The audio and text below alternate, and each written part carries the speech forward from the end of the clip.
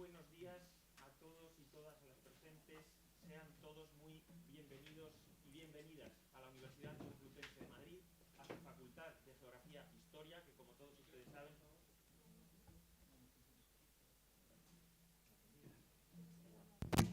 Muchas gracias. Bien, buenos días a todos y todas las presentes. Sean todos y todas muy bienvenidos a la Universidad Complutense de Madrid, cuya Facultad de Geografía e Historia nos acoge esta mañana para esta sesión inaugural del primer Congreso Internacional de Historia de la Policía. Tengo el gusto de darles a todos ustedes la bienvenida y al centro la enhorabuena por la celebración de esta importantísima actividad en representación del excelentísimo señor rector magnífico de la universidad, que en este momento se encuentra en Asia, en un viaje internacional proyectado hace muchos meses en relación con las actividades docentes e investigadoras ordinarias de la universidad. Constituye, por tanto, para la universidad y para mí un verdadero honor proceder a la inauguración de esta extraordinaria actividad académica en uno de sus centros más emblemáticos, la Facultad de Geografía e Historia. Y para ello les presento a todos ustedes en esta sesión inaugural a las personas que me acompañan en esta mesa y a las que sucesivamente iré dando la palabra. En primer lugar, tengo el gusto de presentarles al director general de la Policía, a don Francisco Pardo Piqueras. De la misma manera, les presento a don Agustín López Carcedo, que es el director del Centro Universitario de Formación de la Policía. Y, por supuesto, agradezco, no solo les presento, para quienes no pertenecen a la estructura de la universidad, al profesor Luque Talaván, a Miguel Luque Talaván, decano, al ilustrísimo señor decano de la Facultad de Geografía e Historia, así como a una persona importantísima en su equipo, en todas las actividades de investigación del centro, y asimismo en la organización de este congreso, a la profesora doña María Dolores Herrero Fernández Quesada, vicedecana de Investigación y Doctorado de este centro, a quien...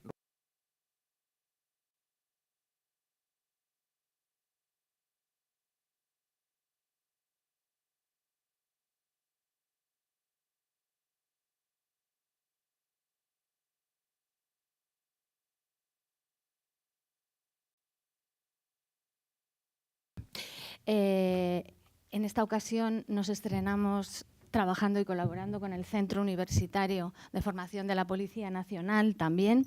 Agradezco al director y a todo su equipo el trabajo que hemos hecho conjuntamente.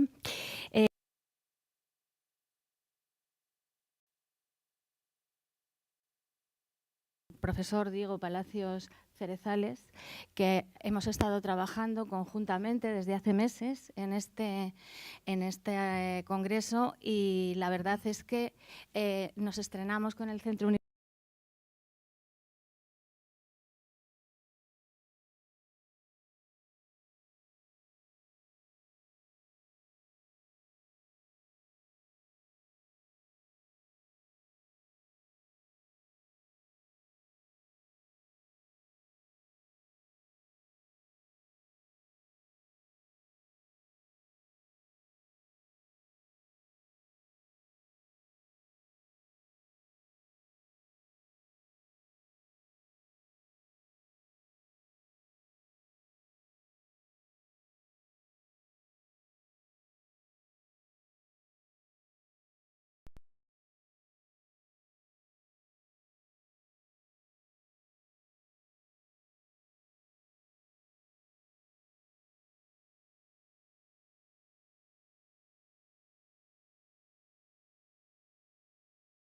Y a comisariar exposiciones en el año 2018.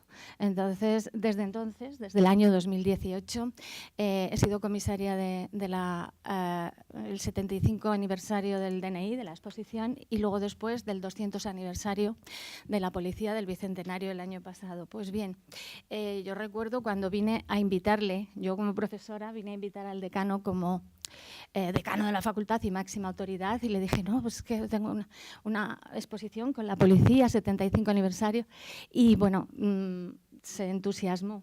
La verdad es que yo decía, qué entusiasmo para ser decano, qué entusiasmo. No, qué entusiasmo, le brillan los ojos. Claro, él luego ya me lo dijo, tenemos en común que somos hijos del cuerpo, ambos dos. Entonces, pues ahí hubo una conexión.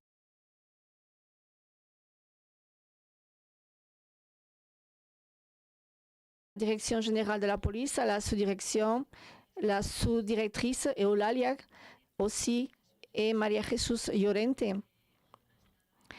qui était présente dans la fondation de la police espagnole et qui nous a soutenus dans tout ce que nous avons fait. Nous sommes une équipe avec, au sans uniforme, nous avons formé une grande équipe. Et donc, avec cette célébration du 75e anniversaire, quand le doyen avait montré cet enthousiasme, il nous a dit « il faut que l'on fasse une session académique dans la faculté ». Et moi, je pensais, et je ne sais pas, c'était la première fois que l'on ferait ça dans la faculté et dans la Complutense avec la police. Nous avons partagé ce salon dans une session académique où se trouvait aussi le directeur de la police. On était tous.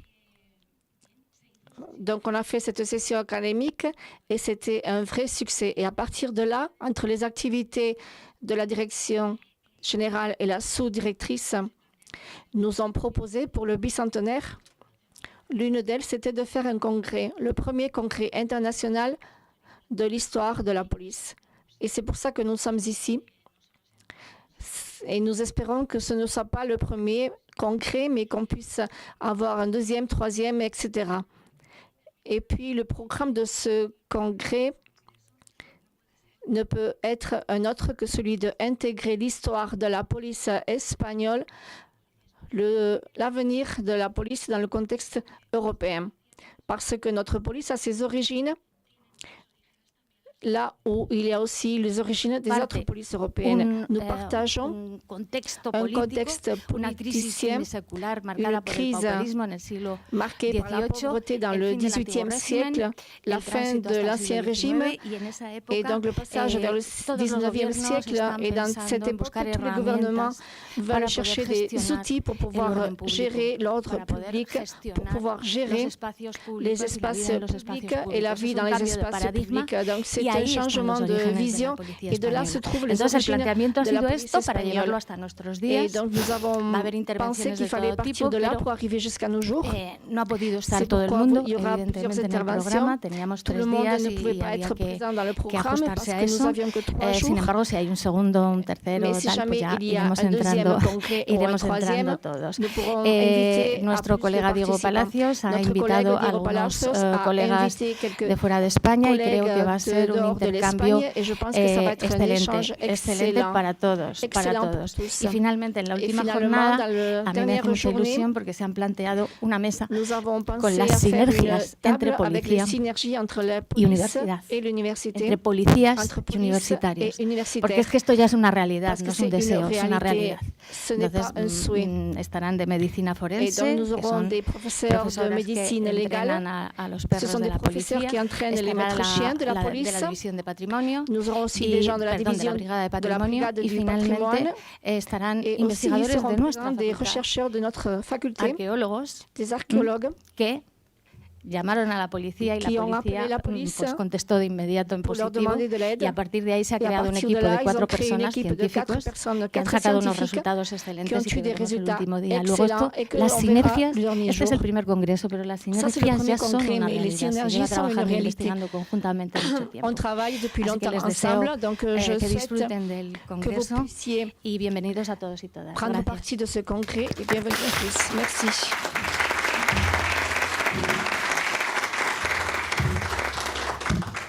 Muchas gracias a la ilustrísima señora doña María Dolores Herrero Fernández Quesada, vicedecana de Investigación y Doctorado de la Facultad de Geografía e Historia de la Universidad Complutense. Siguiendo el protocolo académico, en el que, como saben ustedes, siempre las personas de mayor relevancia hablan en último lugar, voy a dar la palabra al decano que hoy nos acoge, al decano que hace de anfitrión de este importantísimo Congreso Internacional, que es uno de los grandísimos embajadores del Cuerpo Nacional de Policía dentro de la Universidad Complutense de Madrid, al ilustrísimo señor don Miguel Luque Talavana. Bueno, Muchísimas gracias, muy buenos días a todas y a todos y sean bienvenidos a esta Facultad de Geografía e Historia de la Universidad Complutense, su casa. Señor Vicerrector de Planificación, Coordinación y Relaciones Institucionales de la Universidad Complutense de Madrid, José María, señor Director General de la Policía, DAO y miembros de la Directiva de Policía Nacional, miembros del Comité Científico y queridos asistentes y colegas que hoy nos acompañáis. Es para mí un honor y una profunda satisfacción darles la bienvenida a este primer Congreso Internacional sobre Historia de la Policía que hoy se inaugura en esta Facultad de Geografía e Historia. Para comenzar, quiero hacer unos agradecimientos. En primer lugar, un agradecimiento muy especial a la profesora Herrero Fernández Quesada, coordinadora científica de este Congreso, cuya dedicación, rigor y entusiasmo han sido fundamentales para que hoy estemos aquí. Su compromiso con el estudio histórico de las instituciones policiales y su capacidad para tender puentes entre la Universidad y Policía Nacional ha sido una de las inspiraciones y motores de este encuentro. Gracias, Lola, por tu visión y tu generosidad y tu incansable trabajo. También al profesor Diego Palacios, que también hoy nos acompaña como coorganizador también de las jornadas y cuyo proyecto de investigación también ha apoyado esta actividad.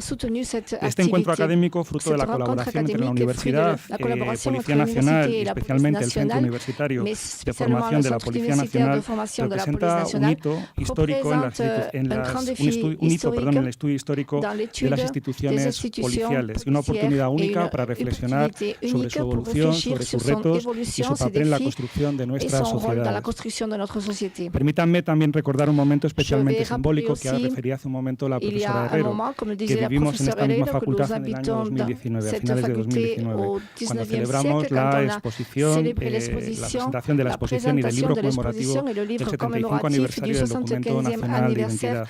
Fue un acto cargado de significado, presidido por el director general y por el señor rector, en el que se puso en valor no solo la evolución técnica y administrativa del DNI, sino también su dimensión histórica y social como reflejo de los cambios vividos por nuestra ciudadanía.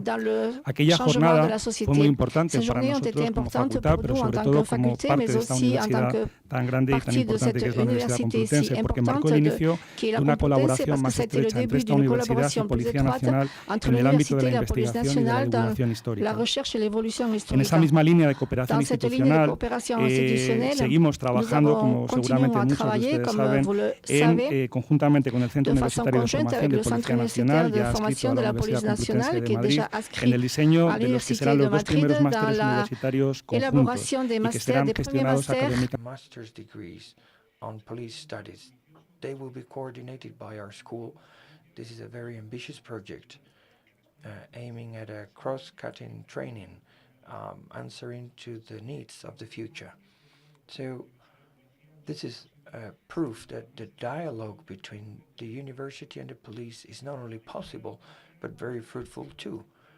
Now, the history of the police has to do with people, with checks and balances, ethical dilemmas. Now, studying this from a historical point of view helps us understand the transformation, social, economic transformation that took place in the 20th and 21st century. Now, this forum is also a a meeting point for human beings, for people who share the same need, which is to show the future through the past, using the past. I would like to thank the National Police Training Center, his director and his former director, and also the Policía Nacional, Policía Española Foundation for their support to this Congress. Their support has been essential to build this space of reflection. Now, I wanted to mention the Transipol project directed by Professor Diego Palacios, which is also a Geography and History School professor. Now, this initiative has been funded by EU funds and other funds, and their work reminds us that the history of the police is also the history of our democracy. Now, the round tables in these sessions, varying from police history to criminology, and future threats will allow us to better understand the subject of the Congress. Also, I wanted to point out the importance of the collaboration between the university and the police, which is, as I said, very important, not only for this project, but for future projects, like the project between the forensic school of the Complutense University and their work with the forensic police, or with other departments of the police and with other university schools that are permanently cooperating. Now, these synergies show us that the university research and the police work have to go together. I also want to thank the organizing committee and everyone who made this Congress possible. And also I would like to thank you all for coming here, because you are helping us to build this critical thinking space. I hope this space is also useful for coming closer together and to keep building together a more educated and committed society. Welcome, and I hope you enjoy these sessions.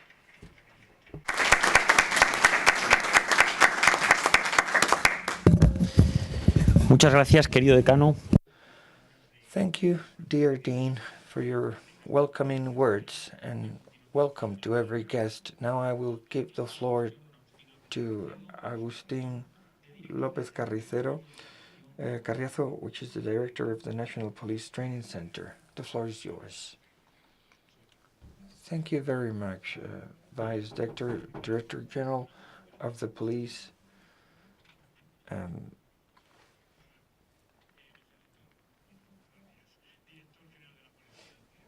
Director General of the Police, Dean of the Geography and History School, Congress Coordinator, Vice Rector, like I mentioned before, dear colleagues and guests, welcome. Good morning to everyone, and welcome to this Congress. I would like first to thank the Vice Rector and the Dean of the Geography and History School for having us in their headquarters to host this first History of the Police International Congress. Now, this Congress is very relevant for the police and for their training center, because, as you know, last year we celebrated the 200th anniversary of the police. We had the support of this university. Now, the Congress coordinator has also supported us very closely. Thank you very much, Lola. Now, this Congress comes as a continuity of the relations between the university and the police over the years. Now, the fruit of these relations, as one of the fruits of these relations, last year we signed the contract to create 2 master's degrees on international cooperation within the police, and the master's degree on directing activities in public and private security. Now, these 2 master's degrees are now waiting for the green light by the university. Finally, I would like to thank those following us on streaming and the people, the guests that are here today. I hope this Congress helps you widen your knowledge of the National Police and National Police history. Thank you very much. Muchas gracias al comisario principal. Thank you very much, Senior Commissioner as the director of the National Police Training Center. Now I would like to give the floor to the director of the police, who represents the whole police force, and he gave us the honor to be here today to point out the importance, the academic and research importance of this Congress. I am talking, of course, about Mr. Francisco Pardo Piqueras, Director General of the Police. Good morning, dear friends. Mr. Vice Rector of Planning, Coordination, and Institutional Relations of the Complutense University, I wanted to say hi to the Dean of the Geography and History School, Miguel Luque Talaban. Thank you for hosting this event on the Spanish National Police, which is a police force that is very unknown in many aspects. Few people, very few people know that within our ranks we have more than 120 PhD, some of them patrolling the streets in a patrol car, because after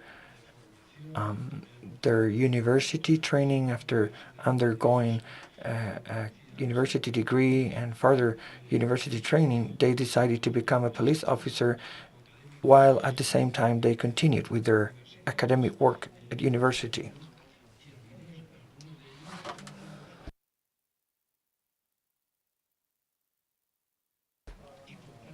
Some of them are working as a police officer while doing research, academic research at the same time.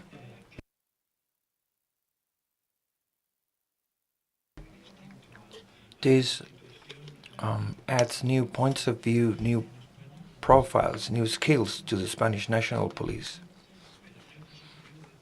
Very recently, the head of the police in Valencia came here to defend his PhD thesis on a very important issue, which is misinformation and the tools of democracy to fight misinformation in our society. Now, I say this because it's important to know, of course, the history of the police, but also to know the reality of what we are now as a police institution. I agree completely with what our dean said, that the history of the police is the history of democracy. I couldn't agree more. As you know, the Spanish National Police celebrated their 200th anniversary last year.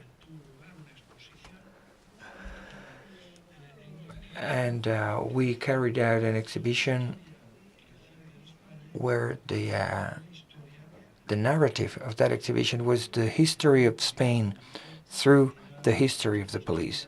So the history of the police was used to explain the history of our country. I wanted to also greet Dolores Herrero and Agustin Alonso, so Congress coordinator and director of the National Police Training Center, because both of them, together with the vice rector and the dean, they have all worked together to make this Congress possible. Now, this reminds me of a public act where I participated a few years ago. I see that they changed your surname, Mr. Vice Rector, and this reminds me when Carlo Westendorf was responsible for international relations, and he was introduced as Carlos Wissendorf or something like that. They changed his surname, but nobody was able to say Carlos Westendorf. So I think you have a difficult surname, sir. That's why they misspelled your surname. on the sign. Anyways, I'm thankful for being here. The protagonists, the main characters in this story are you. I think Seneca said there's no hard wind for the person who doesn't know who he's going. It's very important in life, in general, for any institution, to have a plan, to know where you're headed. And this is even more important in very relevant institutions, such as the police.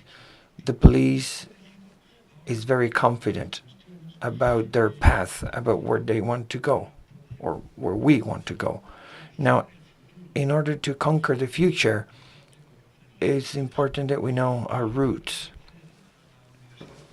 And I want to thank the Complutense University of Madrid and the Dean of the Geography and History School for the very close work that you have offered. And this has led to better knowing our past, our roots, and to be aware of the transformation of the police from the past until what we are now.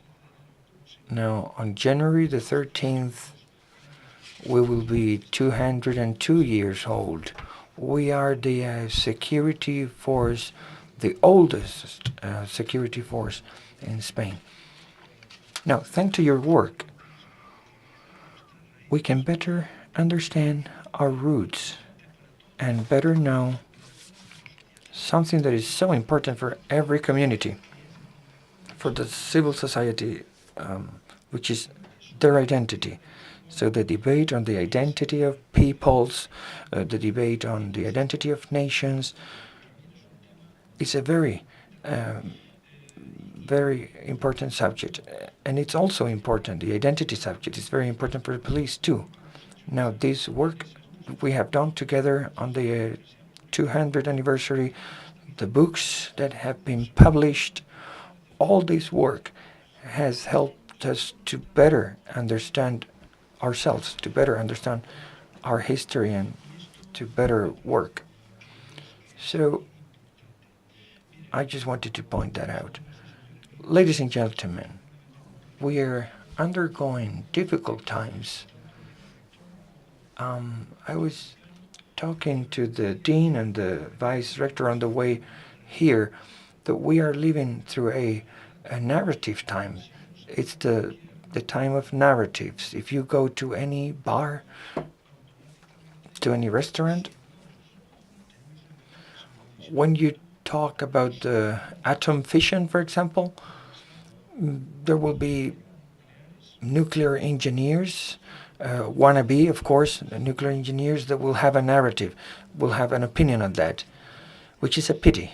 Everyone has an opinion on everything. I think the truth really exists. And I think opinions are, can be there too. But I like to be in this temple, which is a place of research, a place of truth, where we try to find the real truth. It's important to, as a society, to defend the reality of things. In fact, the national police works only with the truth. When we arrest an individual, we have to defend and make our case before the court. We have to provide the evidence. The narrative on its own is not enough. And what we see nowadays is too many narratives on everything, and very few facts, very few truths. Hoy estamos aquí. And now we are here today as experts, as professionals, and we need to keep working so that we can defend the truth and the truth can impose itself in every situation. For us, it has been very important to work on this last year and also this year, to really dive into our background, into our history. As I said, to do something that is actually very simple, and that is to work better in the future, to better serve society in the future. The national police does not speak about its origin just because or for the sake of it. We dive into our origin, into our history, so that we can build our future work upon that base, so that it can help us become better and work better. And this is very important for us. And that is why I would like to congratulate you for organizing this event. Also, congratulations to the Spanish Police Foundation, that together with the Training Center and the Complutense University of Madrid and this school, they're doing an amazing job, a fantastic job. And as I said, we are going through troubled times. And there's a lot of polarization and ideological division. We have a war at the heart of Europe. There is a war in Gaza as well, in the heart of the Mediterranean. These are difficult times. There's a lack of stability at an international level. We are also hyper-connected at the same time, and that's a sign of our times. Before starting the Congress, I was chatting to the dean and the vice rector, and I told them that I read something recently, and that it said that according to the United Nations, in just a few years, there are going to be 27 billion devices connected to the internet in just a few years. There are 8 billion of us, of human beings, and there are going to be more than 27 billion devices connected to the internet. So imagine that. It's a hyper-connected society. And the main challenge for us, for the National Police School and for the training center of the police, is to shape police officers so they become global police officers, so that when they enter the workforce, they have this global vision. We want them to have a strict moral code. We are not a church. We do not want to shape followers, but we do want people to respect their moral code. We want people to work as police officers because they have the will or the desire to serve people, to serve the citizens of our country, because you cannot be a good police officer if you're not a good person. You cannot be a good police officer if you do not truly wish to serve people. That has to be part of your DNA. You need to want to serve the people above anything else, and this is extremely important. And where does this lead us? Well, the National Police as an institution in this hyper-connected world needs to guarantee the security of people in the real world, but also in the digital world. And I would like to assure you that we are doing a tremendous amount of effort so that we can indeed guarantee that safety. We focus on the fight against terrorism, against organized crime, anything related to security, anything related to global migration flows, the fight against cybercrime, protection of vulnerable communities, the fight against hate crime, gender violence. We want to be close to those that suffer the most in our society. If we spoke in economic terms, the product produced by the police as an institution is a highly delicate product. What do I mean by this? Well, we are there to facilitate the coexistence among people, to guarantee security. And security is like the air we breathe, if you allow me. We do not really think of it. We do not realize how important it is until there is no security. So here at a university center, I like to highlight security as a collective good. What does the National Police do together with the other security forces, local police, judges, prosecutors, also together with the Spanish society and with the university? What we're doing here today is an act that will contribute to improving security, to improving our own national police, and therefore it's a collective effort. It's a joint effort. Spain is one of the safest countries in the world, thanks to this collective effort. And we need to be proud of it. Spanish society needs to be proud of that effort because we all take part of it. So I'm very glad to see here today police officers wearing their uniforms, being proud of it.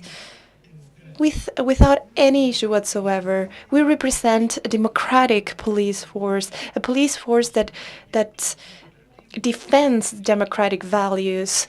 We have the deputy director of the technical support office. We have other high-rank members of the national police. They are here today and they are enjoying this Congress because we feel part of it. We feel at home.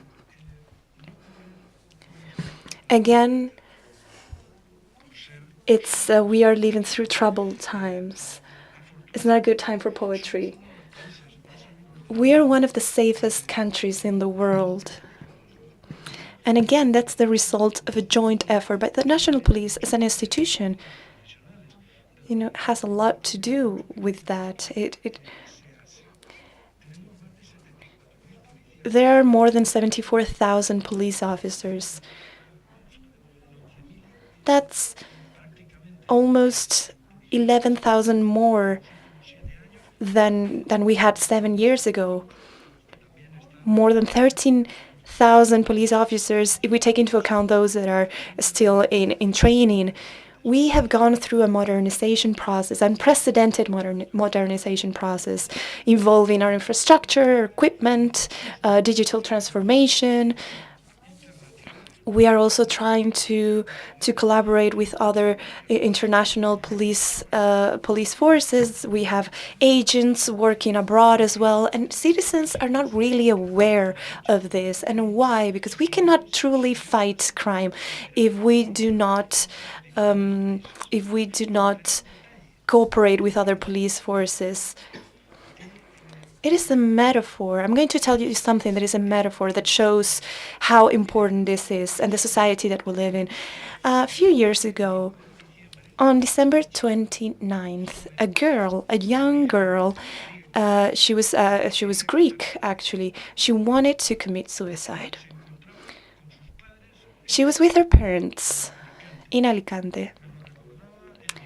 The vice rector reminded me of this because she made reference to this story in a conference, or I made reference to this in a conference that I gave a few years ago. So this was a young girl living with her parents in Alicante in a single family house, and then through social media, she posted, I think it was on TikTok, that she was feeling desperate, she was feeling hopeless, and that she was going to commit suicide.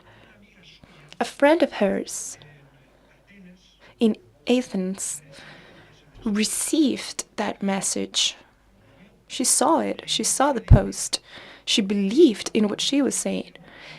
And she called the Interpol office in Greece. That office, on real time. This story happened in 45 minutes, the whole story unveiled in 45 minutes. That office got in touch with the Interpol office in Spain, in Madrid. It got in touch with the International Cooperation Division of the National Police. They had the phone number of this girl. The friend that was in Athens had given it to us. So they got in they actually located this girl through the phone number. And a police car with 2 police officers went to the house, to the address of this girl at 10 p.m. on the 29th of December. They knocked on the door. There was a woman that came out, and the police officer asked her, "Is this where this girl lives? This is her name." She was, yeah, she lives here. What happens? The police officer told her, "We need to see her right now." "Is there something wrong?" the woman asked. "We're here with just watching TV." The police officer insisted, "We need to see her right now." The woman allowed them to get into the house. They went into the room of the girl, and the girl was trying to commit suicide. They provided her with immediate assistance. They contacted the health services. They took her to a hospital, and her life was saved. Why am I telling you this story? Why have I brought this up? This is just one among thousands of stories. The thousands of stories that in which the police participates. And I tell you this because I think it's a metaphor that defines the world in which we live. How is it possible to be so close, so physically close to someone, but so spiritually far from the actual situation that a person is going through? So just imagine if those parents had lost their daughter that night. That would have been a complete tragedy. But it's also a metaphor that lets us know, or that shows us, that international cooperation and technology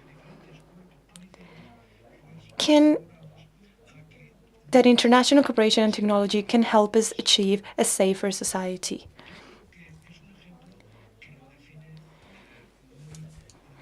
I think this is a beautiful example, something that truly defines our spirit. And we actually have a piece of news from a few days ago. We do not have to go that back in time. A few days ago, the French police, through the international cooperation mechanisms, alerted us that there was potentially a person in Spain that had kidnapped his wife and his 2 children, and he was driving through our country. They were trying to reach another neighboring country. And in just a few hours, we managed to arrest this person, to save the life of his wife. He had been assaulting her. She was a victim of violence as well. He had kidnapped her, and we saved 3 lives, actually. You know, the life of the wife and the 2 children traveling with them. This is something that appeared on the news just a few days ago, and that's why I wanted to bring this other example up.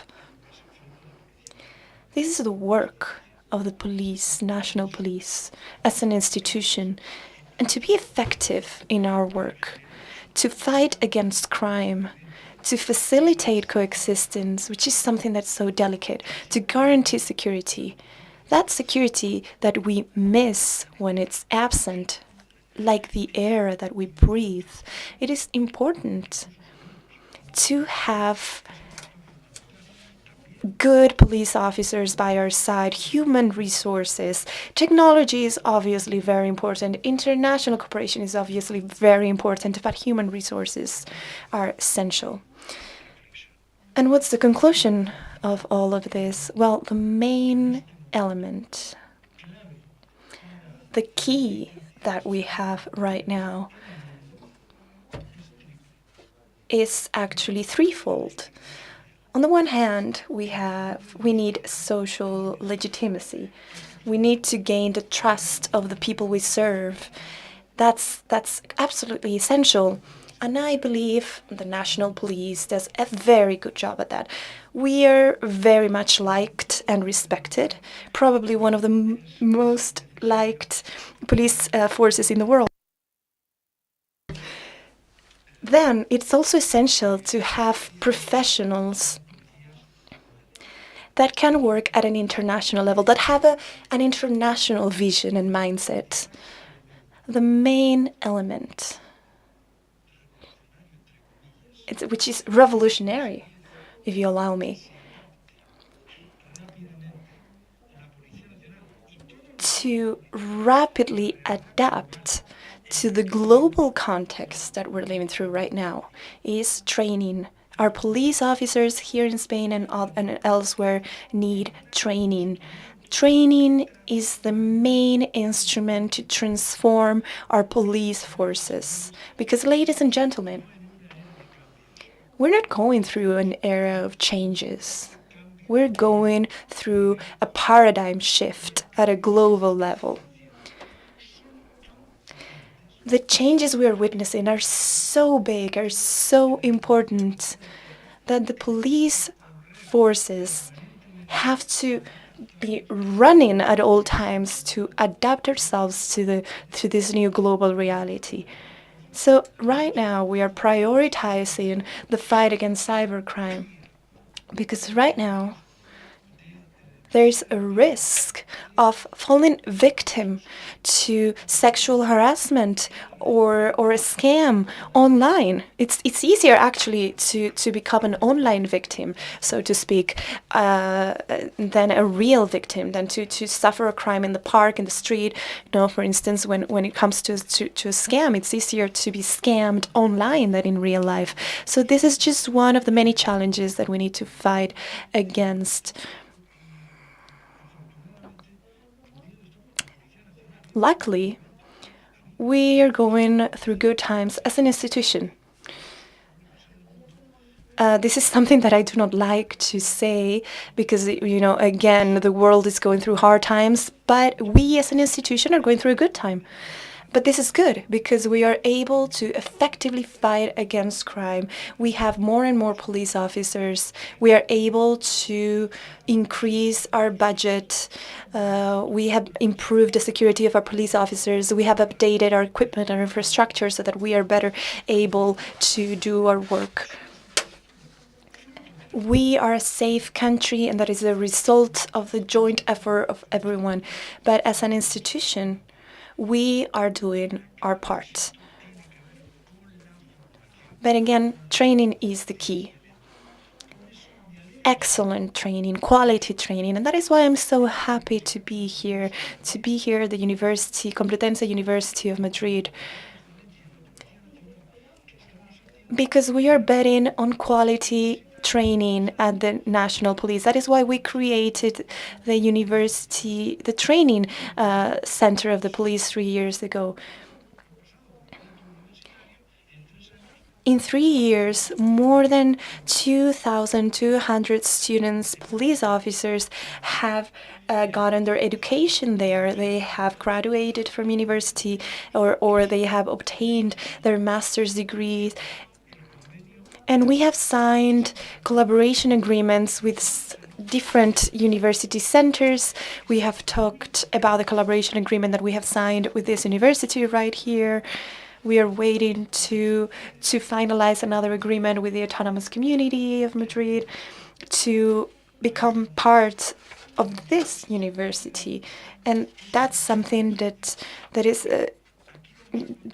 is a source of satisfaction for us to be able to have a permanent training program here, so that we can continue to dive into our origins, to better understand our institution, to gain more knowledge about our institution, and to be better prepared to face the future. We're going to have 2 master's degrees, one related to managing operations in security issues. We want to take advantage of the expertise offered by this university to train our future police leaders, chief inspectors, commissioners, superintendents. That's a goal that we have set for ourselves. And we're also going to have a master's on international police cooperation because police effectiveness is equal to international cooperation. So thank you for the work we have done already, but thank you for the work that we are going to do in the future, because that's going to help us become a better institution. It's going to help us to be more useful for the society that we serve. And I would like to remind you of a quote of a great political leader of the Second World War, an intellectual, a brilliant person. I'm talking, of course, of the British Prime Minister Churchill. During the Second World War, he said that one of the biggest tragedies facing European society and British society at that time is that there were probably too many people that wanted to become important before becoming useful. And I completely agree with Churchill in this regard. We are probably reliving that situation right now. Why? Because we are living through very individualistic times. And we should probably make a bigger effort to defend the collectiveness, to defend the common good, to be useful for a society. And this is the message that I would like to transmit, to convey to all of you. How important it is to defend the common good. The common good is essential, that we need to help our neighbor, that we need to celebrate the success of other people. Sometimes we do not do this enough. How important it is to create spaces where we can listen to each other. Unfortunately, in Spanish society, sometimes we pay too much attention to the few things that separate us, instead of focusing on the many things that bring us together as a society. And I think if we paid more attention to these factors that unite us, we would be better off as a society. As representative of the national police, I want to defend understanding, coexistence. I want to call for all of you to pay attention to what unites us as a society. We're going to be better for it. We're going to be able to progress as a society. We're going to be more united, and we're going to be safer for it as well. So again, I'm very happy to be here today. It's like, it's like being in recess.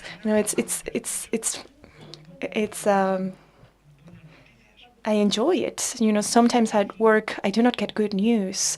They always tell me, hey, there's been a murder, there's been an assault, there's been a robbery.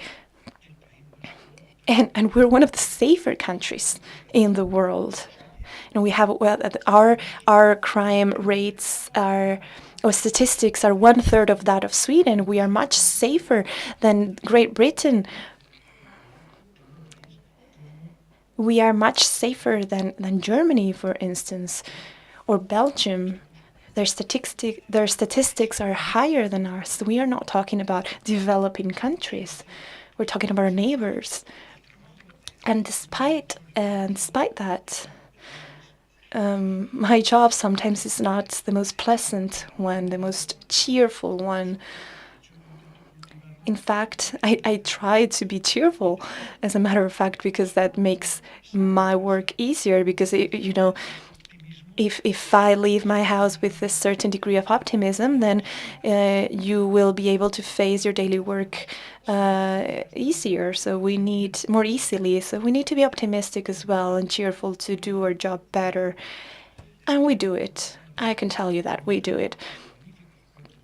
Luckily, Spain has excellent police forces, and the national police is one of them. So again, these are troubled times.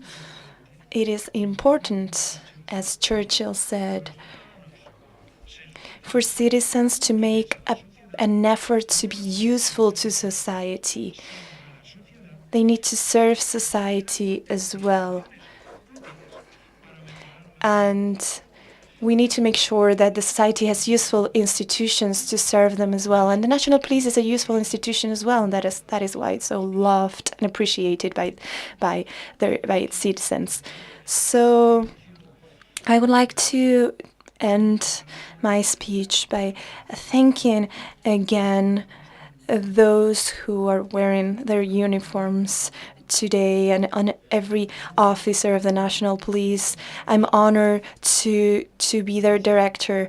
More than 74,000 police officers, more than 74,000 people who decided one day to become police officer. Also those that are in training, because they have an excellent moral code and a set of principles and values that allow the police officers to be what it is, one of the institutions that is more respected by the citizens, an institution that is useful to facilitate coexistence in our society. Very few people know, for instance, another fact that reflects what this institution is.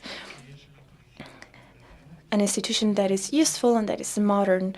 And what do I mean by this? Well, I'm referring to the fact that we are the most followed institution on social media in the world. Right now, we have more than 11 million followers on social media. I'm not just trying to brag. It's not about bragging, really. I humbly believe that a police institution needs to be close to the citizens, needs to be doing their work, needs to be humble. It's not useful to brag, but I think it's important to mention this fact because in a world that is so complex as the one we live in, being able to be in touch with 11 million citizens just by posting something on social media is essential, and it's essential in terms of prevention.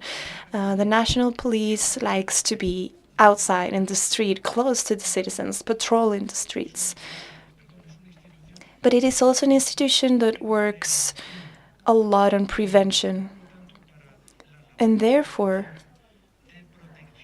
to protect citizens, to protect the most vulnerable communities, social media is essential, particularly to connect with the young people in our society as well. We have more than 2 million followers on TikTok, and that allows us to provide to them security information, also to ask for their collaboration. That helps us do our job more efficiently as well.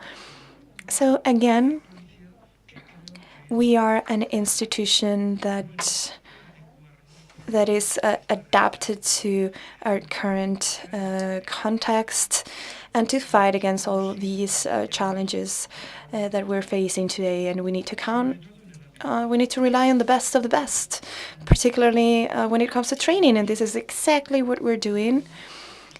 And that is why we're here. That is why we're here with all of you in this International Congress on the history of the police. And that's why I would like to end with the same word that I used at the beginning of my speech. Thank you. Thank you for everything. Thank you for diving into our history to help us know ourselves better, to help us know where we come from, because only those who know where they come from know where they are going. As Seneca said, favorable winds can take you where you want to go. We have a strategic plan that is very clear, but diving into our history is helping us achieve that, helping us do something that is essential for any given institution, and the same way as it happens with any given individual. The history, our roots are completely essential. We need to feel that we belong somewhere. We need to feel our roots, to be identified with our roots. And all of you who are experts in the field know this. I graduated in history, but I'm no expert. You are the experts in history, and you are doing a fantastic job, and we appreciate it. We truly appreciate it. It's very important for our institution because, again, it helps us become better. So congratulations to the police officers for the job that you do, the work that you do, protecting the rights and freedoms of our citizens. And I want to highlight that work as well, and also the fact that the work that they do to defend democracy. We need to defend democracy every day and in every field, in institutions, at schools, at universities, promoting principles and values to each student. And also, as police officers, we need to protect human rights. We need to guarantee the exercise and the enjoyment of human rights as part of our job as well, because by protecting human rights, we protect our democracy as well. And unfortunately, some people are attacking it right now, also elsewhere in the world. So it's important to protect democracy. And that's it. Thank you again to our police officers for their work. Thank you to the researchers, professors, experts for the help that you give us by diving into our history. And thank you to this temple of knowledge that is the university, the Complutense University of Madrid, and specifically this school. I am hopeful. I trust the future. I am confident about the future of Spain, of Spanish society, because I know that we have strong institutions that are useful for our society, that are essential for our society to progress. There are two of us right now here, so thank you for your work again, and just keep helping us. We need you. Thank you. Thank you very much.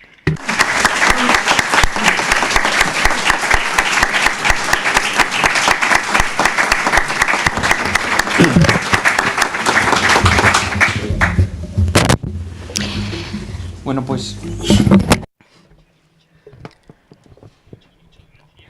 thank you so much to the Director General of the National Police, Mr. Francisco Pardo Piqueras.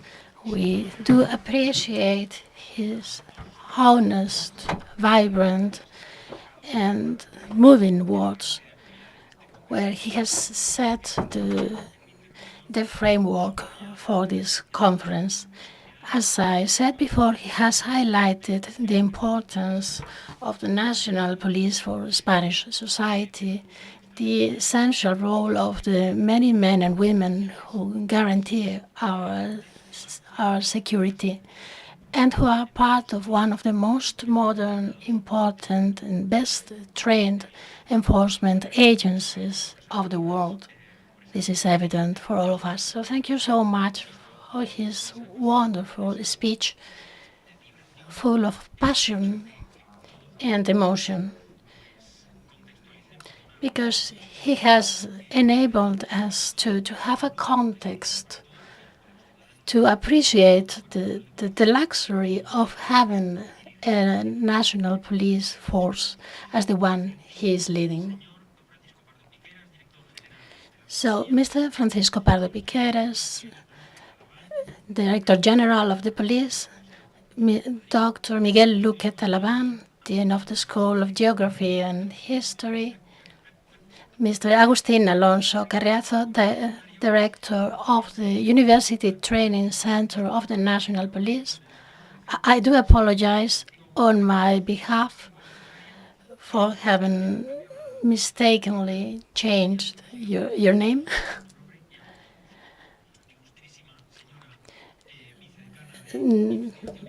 Dr. Maria Dolores Herrero, Deputy Dean of the school,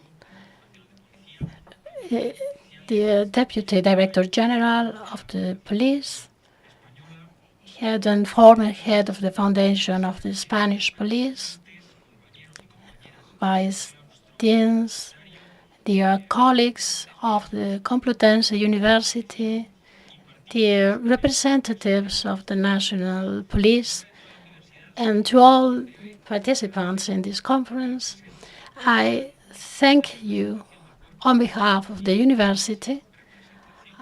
We are honored of hosting here the National Police and its highest representatives. We are honored to have them here at our university. And we thank them for many reasons. The Complutense University of Madrid feels very honored and very happy of having a partner institution as the National Police, such a loved and appreciated institution. This is an institution which is a public service. Here we exercise every day one of our fundamental rights, which is the right to education. This is a right that begins on day one and is exercised throughout our life. And this right is a luxury. I would like to mention here our University for Seniors, which is the most important one in the Spanish education system. So this institution is fully aware of the importance of fundamental rights. We have been entrusted with the protection of this fundamental right. We have to ensure the access of all citizens to this fundamental right to education. And of course, this requires a total complicity with the National Police, because the National Police is the institution of the state that ensures that all citizens can exercise their fundamental rights daily. So all collaboration with the National Police is, for us, for the Complutense University, is a reason to be thankful. It's a reason to be honored for our university, which is a very old institution with a history of more than 500 years. And this synergy with the National Police, the synergy that was mentioned by Ms. Herrero, is something that creates value for Spanish citizens. As the National Police, the university is an institution dedicated to public service. And I would like to mention here again our Director General, which has had important responsibilities in different institutions of the state, both at the national and at the regional level. He also was the Secretary of State for the Defense, so he has a very deep knowledge of the defense of our state, and he has been leading for 7 years the National Police. I think that the National Police is very well led, and he has explained very well the value created by the National Police for all citizens. So really we have to highlight the value created by the National Police, and we need the university community and all the citizens in Madrid should be made aware of the importance of having the National Police with us. I would also like to thank the Dean of the School of Geography and History. And he will be a symbol of the many things we have to thank to the university. Dear Miguel, you are not going to be the dean for much longer for legal reasons. I think you are going to be the dean for 1 month and a half. So we are right now in the last weeks of your role as a dean. You have been an extraordinary dean. You have been able to bring together an excellent teaching and excellent research. We are talking about a team of an extraordinary quality, both in research and education. And of course, this happens in the whole Complutense University, but this school is special. And Miguel has also had an essential role in the transmission of knowledge to the whole society.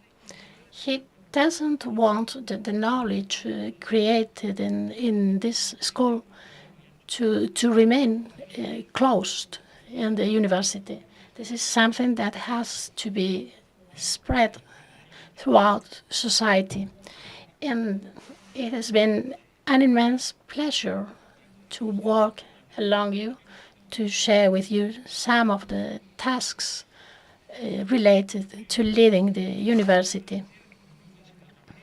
Of course, I would also like to thank the coordinator of this conference, Professor Herrero. She's been a great example for all of us, and she's also been an example of everything related to the national police as a child of the police, we could say.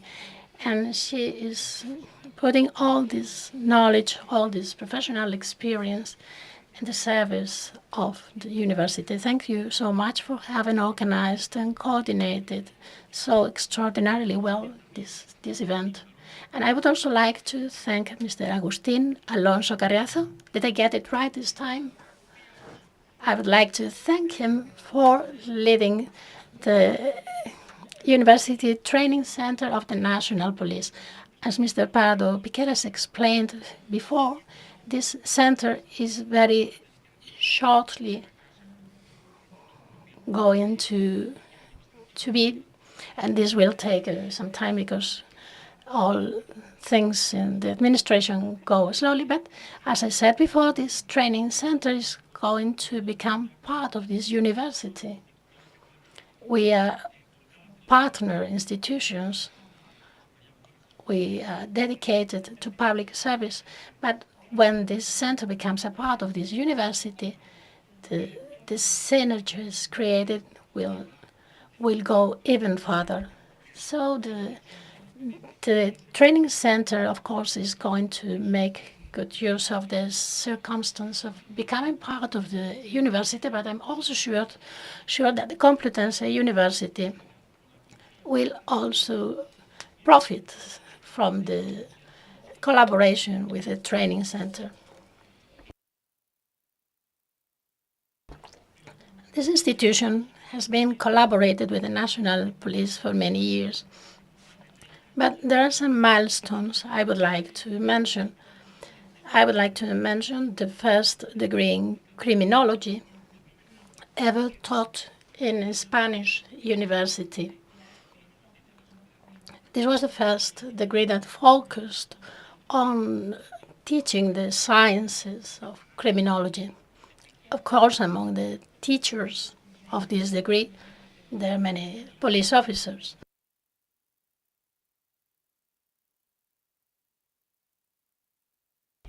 And this set of teachers has created a close working relationship between both institutions. I would also like to highlight the extraordinary opportunity this has created for the Complutense University. This has allowed us to become speakers for police culture. And I would like to mention the summer courses we have been teaching for many years.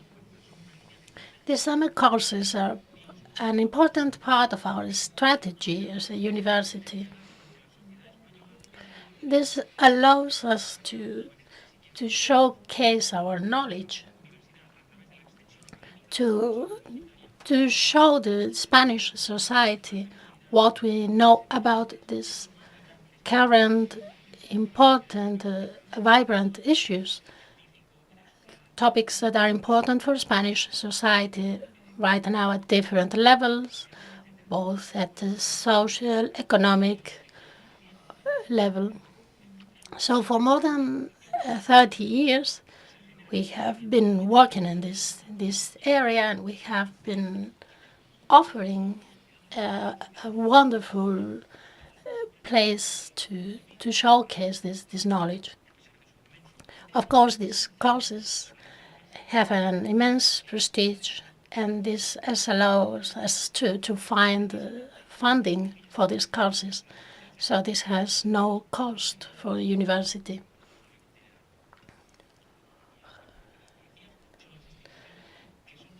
Among the partner institutions that have been taking part in the summer courses, we have to mention the National Police. And these summer courses have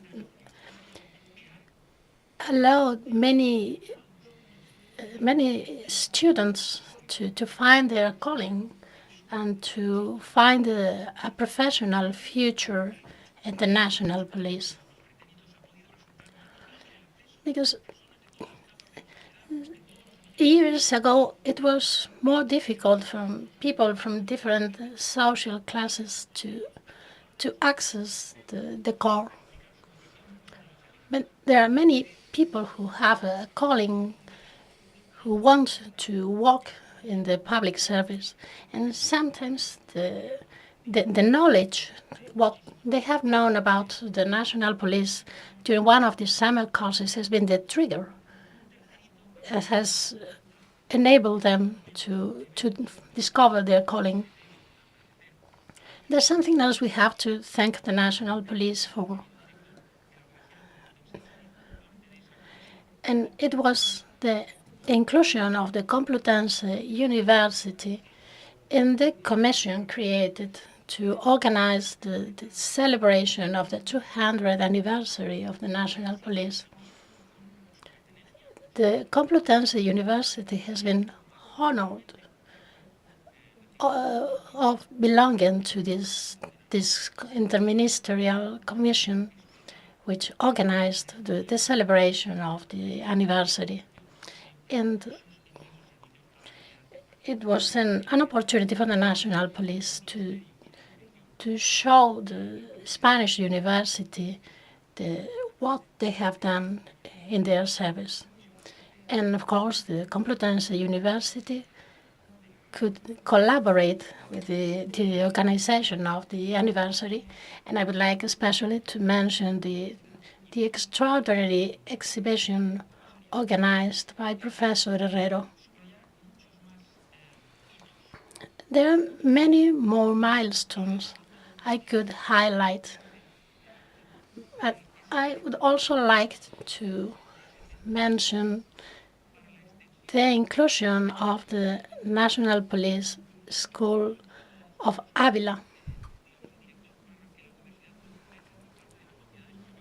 This national school has a very important role in the training of the National Police, and it has been an essential element in the transformation of the National Police during the last years. All the 26 schools of the Complutense University and all our research centers are at the service of the National Police in anything that the National Police could require for the training of their officers. And of course, this is wonderful, but there is something more. There is research, as the Director General mentioned before. The national police is essential as in scientific research. There are thousands of police officers who are doctors who have a PhD. And the Director General mentioned something which is very important for us. We focus on teaching. We focus on the conveyance of knowledge. We focus on research. We heard an extraordinary thesis in the School of Law. This thesis has already got a lot of citations, both at the national and international level. And one professor in this school said with a certain surprise, was this thesis written by a police officer? It could have been written by someone who had spent 25 years in research. Well, yes, it was, and this is an example of the level of the police officers that are part of the national police. And there's something important here about research in the School of Geography and History. And this is just the first edition of this international conference. You have already seen that the goal of this conference is very wide. The School of Geography and History has been very open and generous with other centers of this university, and this has enabled experts from different schools of the university to come here and to share with us their knowledge. And I'm sure that all editions of this conference will have an international impact in the world of research. I would also like to mention Commissioner Nogueroles. I have a very close working relationship with him because we have to manage our shared interests. And we have mentioned here our next milestone, which is the creation of an extraordinary chair in the history of the police. Not because we want to focus on the past, but because knowing the origins of an institution is what enables us to look to the future. We are talking about a very rich history, a history full of milestones and successes. In the future, there could be difficult moments when we can fail, we can face challenges, but looking back to the past will give us strength to go on, because we can be aware of what the national police has already done for all of us. We are opening an international conference. The national police can also be an object for research. It's an institution with more than 200 years of history. It is a very relevant institution in the history of Spain. But if we also look at the national police from the point of view of political science, the national police is a cornerstone of the state. From the point of view of law, the national police is essential to guarantee the rights of the citizens. From an economic point of view, the national police creates a great aggregated value because it provides us with the security we need to work on.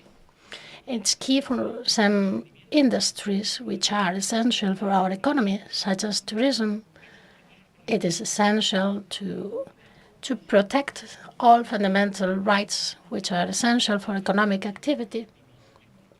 So the national police is also key from an economic point of view. So both political scientists, historians, economists can focus on the national police. But as the Director General highlighted before, the national police has also a place in the heart of all citizens.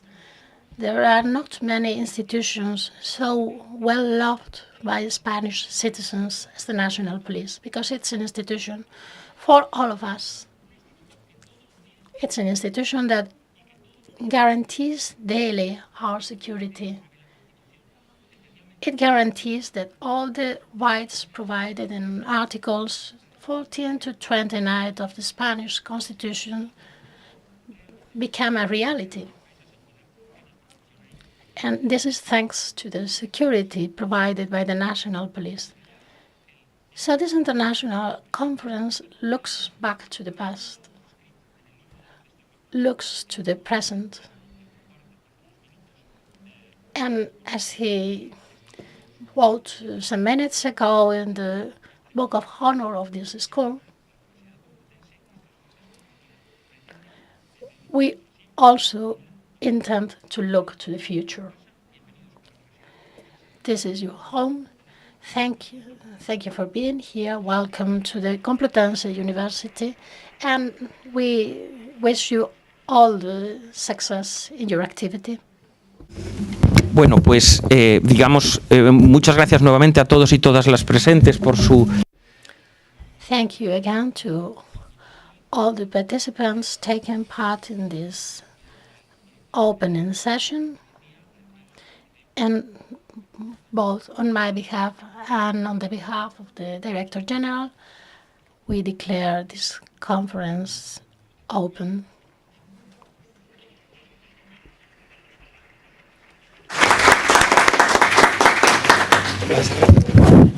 Sí, para los asistentes, por favor. For all participants, we have a 5-minute break before the first panel. Estamos a tus órdenes. A las 11:30 tengo que estar en periodismo para el Congreso de la organización. Ah, sí, claro. Tengo que dar una conferencia. Es que aquí el pluriempleo. Nos ponemos delante lo que... Me has dicho que fuera. Sí. Aquí. Venga. Fenomenal. Hola, perdona. Hola. Oye, discúlpame.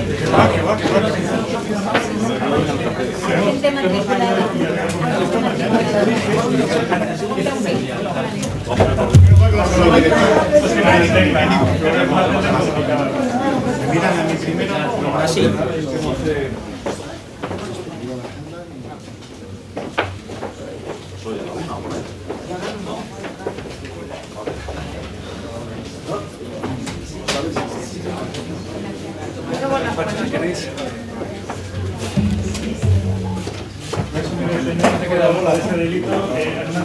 Bueno, Miguel, esto es increíble.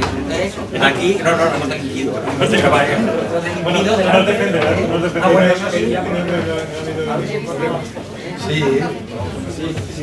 Diego, no, faltaba más. Es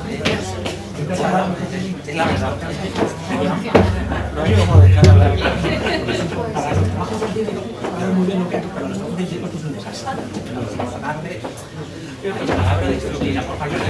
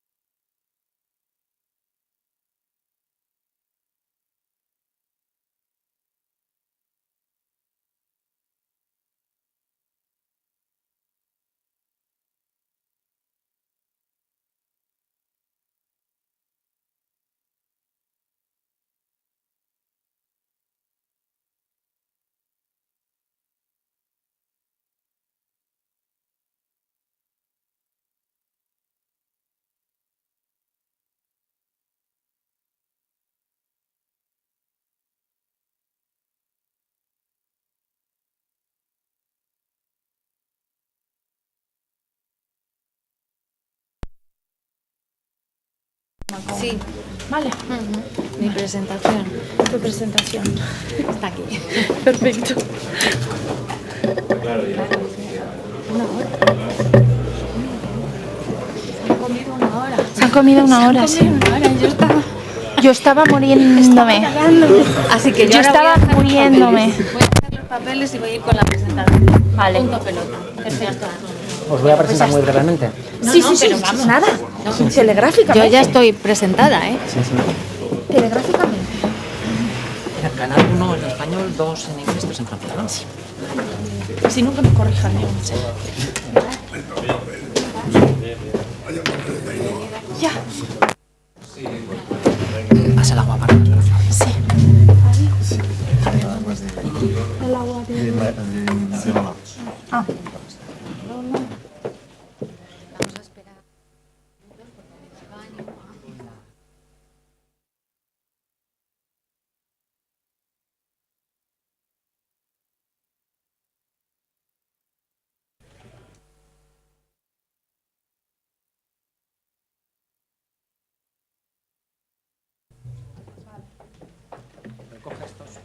Está usado.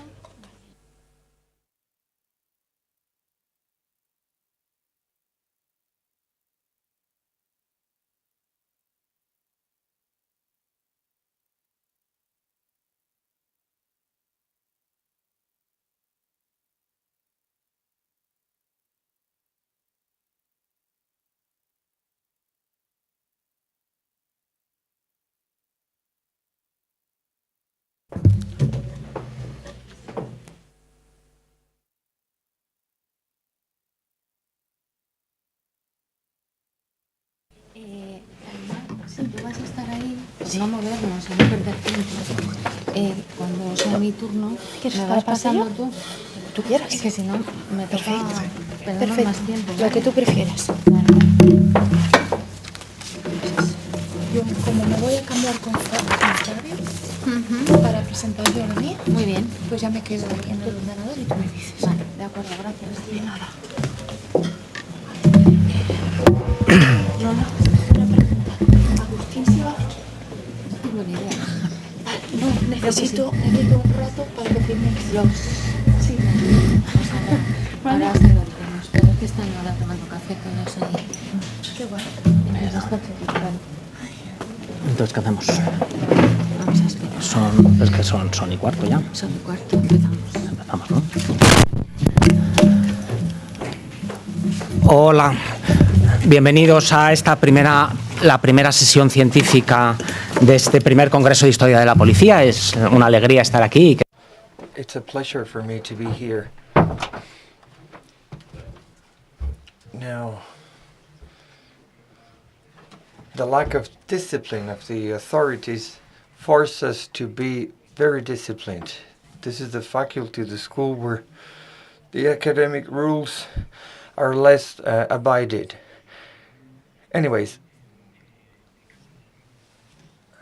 you know how it works. Now, this first session is dedicated to the European police forces in the 18th and 19th century. Projects, ideas, and institutions. The first speaker will be Dr. Dawa, who is curator of the 18th century exhibits in the Museum of Geneva. He wrote a thesis on the ancient regime in Portugal. Then Madame Chinchilla Galarzo, who is assistant professor at the Distance National University, who has been working in this project with Lola on the 200th anniversary of the Spanish National Police. Together they have made progress in their research. Not only have they organized this event, but also they have advanced their research, and they will present the findings soon. Without any further ado, I now give the floor to Mr. Flavio Bordadagua. He will speak in French, and you can choose channel 1 for Spanish, channel 2 for English, and channel 3 for French. Both here with the receivers and at home, you can choose the language, you can choose the channel. Thank you, Diego. Puisque mon espagnol est compréhensible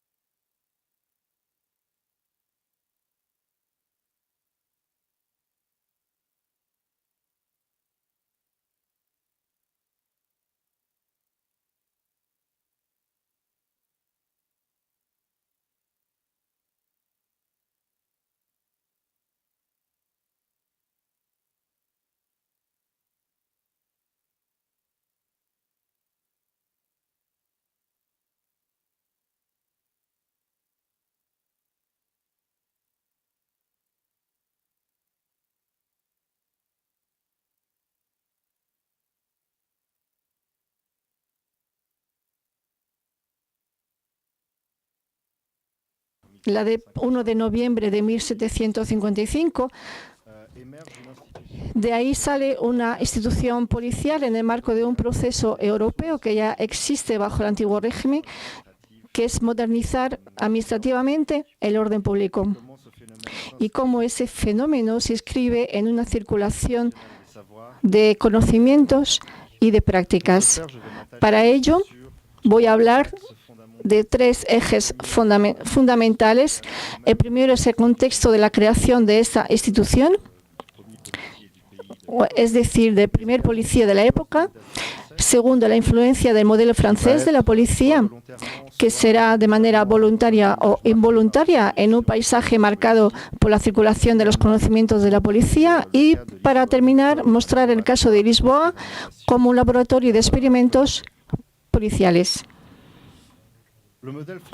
El modelo francés, sobre todo la lugartenencia general de policía, que fue creada en 1900, que lo que es 1700, como lo ven en la pantalla,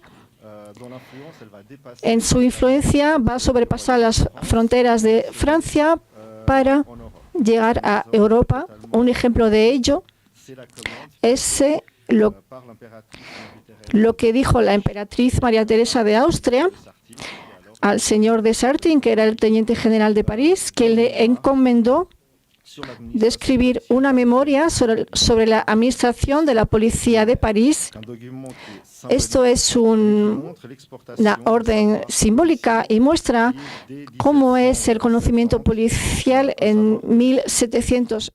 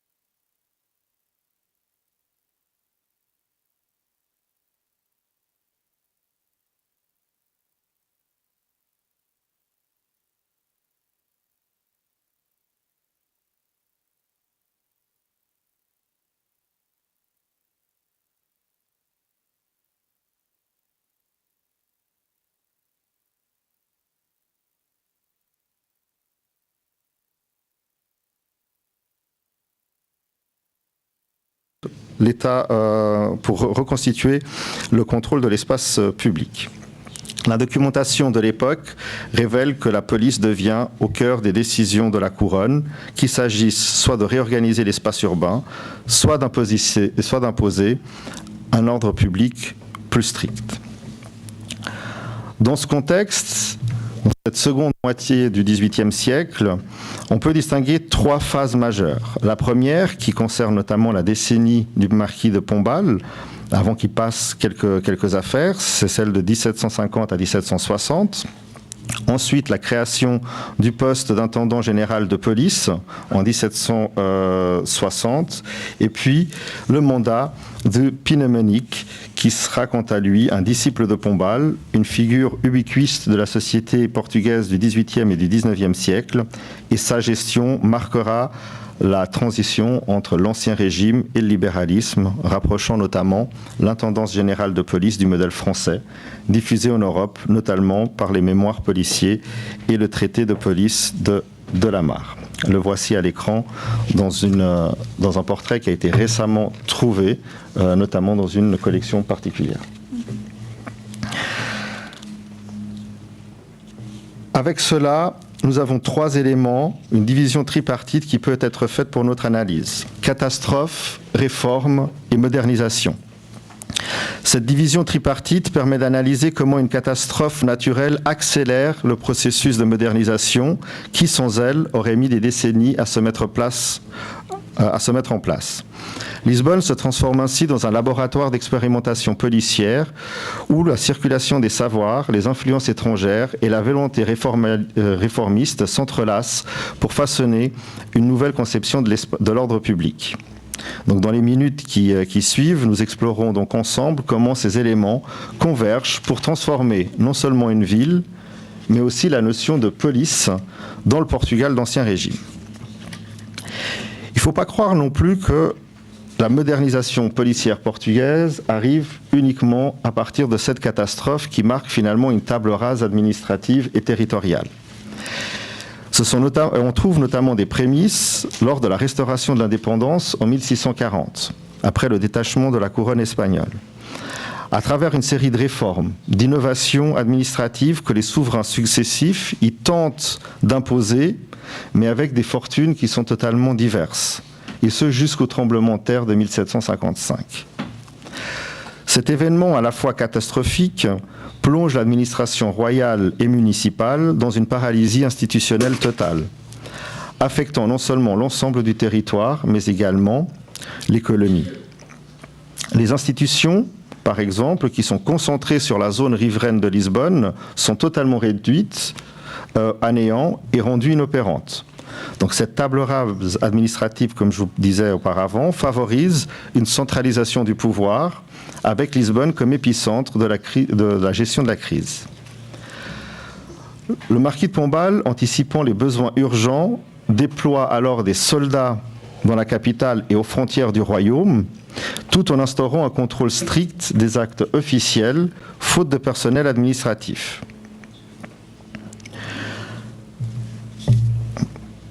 On va passer là. Les conséquences de ce tremblement de terre vont être 3. La destruction physique des infrastructures administratives et judiciaires, l'effondrement du système d'information et une crise financière aiguë pour le pays. Face à cette situation, Pombal envisage de centraliser les institutions en un seul lieu. Mais il n'y arrive pas et l'urgence fait qu'il doit construire et co-construire avec ce qui existe déjà. Cette dispersion géographique aggrave les dysfonctionnements. Il y a une multiplication des déplacements au sein de la ville, que ce soit des fonctionnaires, mais également de la population, une perte de documents, une recrudescence de la petite criminalité, sans oublier que les vols deviennent ainsi aussi monnaie courante et ils sont perpétrés notamment par des domestiques ou par des membres des classes plus populaires qui sont soit poussés par la nécessité ou tout simplement par l'opportunité qui se présente à ce moment-là. Pour établir l'ordre et piloter la reconstruction, Pombal y propose au roi la création de 2 institutions clés. L'Erário Régio, donc le trésor royal, pour stabiliser les finances de l'État, et la création d'un poste d'intendant général de police de la cour et du royaume. Et ces deux institutions sont considérées par les historiens, notamment d'Ancien Régime, comme des réformes les plus ambitieuses du marquis de Pombal en matière notamment de justice et financière. Ce qui est assez intéressant sur le poste d'intendant général de police, c'est que très rapidement dans le langage urbain, ce n'est plus un intendant général de police, mais il s'agit directement de l'intendance générale de police. Donc dans le langage populaire et administratif, le poste d'intendant de police devient automatiquement une institution d'intendência geral da polícia da Corte e do Reino. Cette intendance, et c'est dans ce sens-là, pour des questions de compréhension, que je vais dire l'intendance générale de police, mais la plupart du temps, il faut entendre l'intendant, elle vise à élaborer un code pénal moderne, rompre avec l'esprit des anciennes ordonnances, rationaliser la législation portugaise, tout en réduisant le recours au droit romain et au droit canonique. Elle dote le Portugal ainsi d'une police d'État moderne, à la fois répressive, la lutte contre la criminalité et le banditisme, mais aussi politique, puisque tous les pouvoirs sont étendus pour neutraliser toute opposition au gouvernement. Pombal rompt avec les privilèges héréditaires et nomme des hommes de confiance, que cela soit des juristes, des économistes et des administrateurs compétents aux postes clés même, avec pour mission de développer l'économie, de civiliser les mœurs et de garantir la sécurité publique. Son approche s'inspire donc à la fois de la conception germanique de la police, où celle-ci incarne l'autorité princière chargée de promouvoir l'exécution des lois et le bien commun de la population, la félicité des peuples, mais également une inspiration des savoirs et des pratiques policières françaises qui sont, elles, beaucoup plus opérationnelles et adaptées aux défis urbains. Ainsi, après la catastrophe de 1755, en détruisant les structures traditionnelles, cette accélération de refondation d'un État moderne, où la police devient un instrument central de contrôle social et de modernisation administrative. Les théories caméralistes, chères au marquis de Pombal, notamment quand il est à Vienne, s'inscrivent dans une volonté donc d'intervention législative et judiciaire accrue, où la Polizei ou la Polizeiwissenschaft deviennent un levier essentiel de modernisation étatique.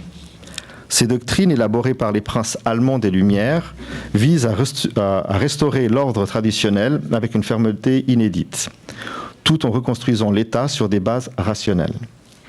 Pour Pombal et son entourage, ces théories offrent un cadre intellectuel pour restructurer les institutions portugaises et rétablir la cohésion territoriale.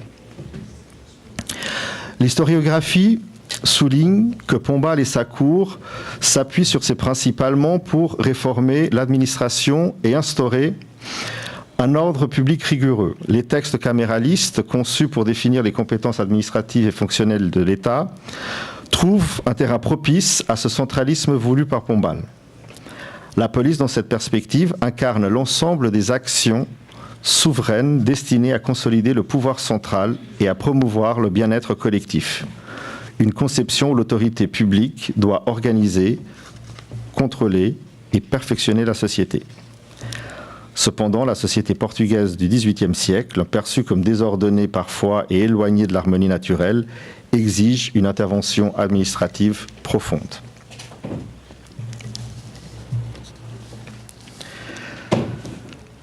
Le poste d'intendant général de police de la Cour et du Royaume est donc institué le 25 juin 1760 par un édit royal, o Alvará com força de lei, et incarne une synthèse des influences européennes et une réponse structurée aux défis posés par la reconstruction post-catastrophe. Ce texte fondateur, divisé en 21 paragraphes, définit avec précision les missions de la nouvelle institution, dont l'objectif premier est d'assurer la sécurité publique, au paragraphe 3.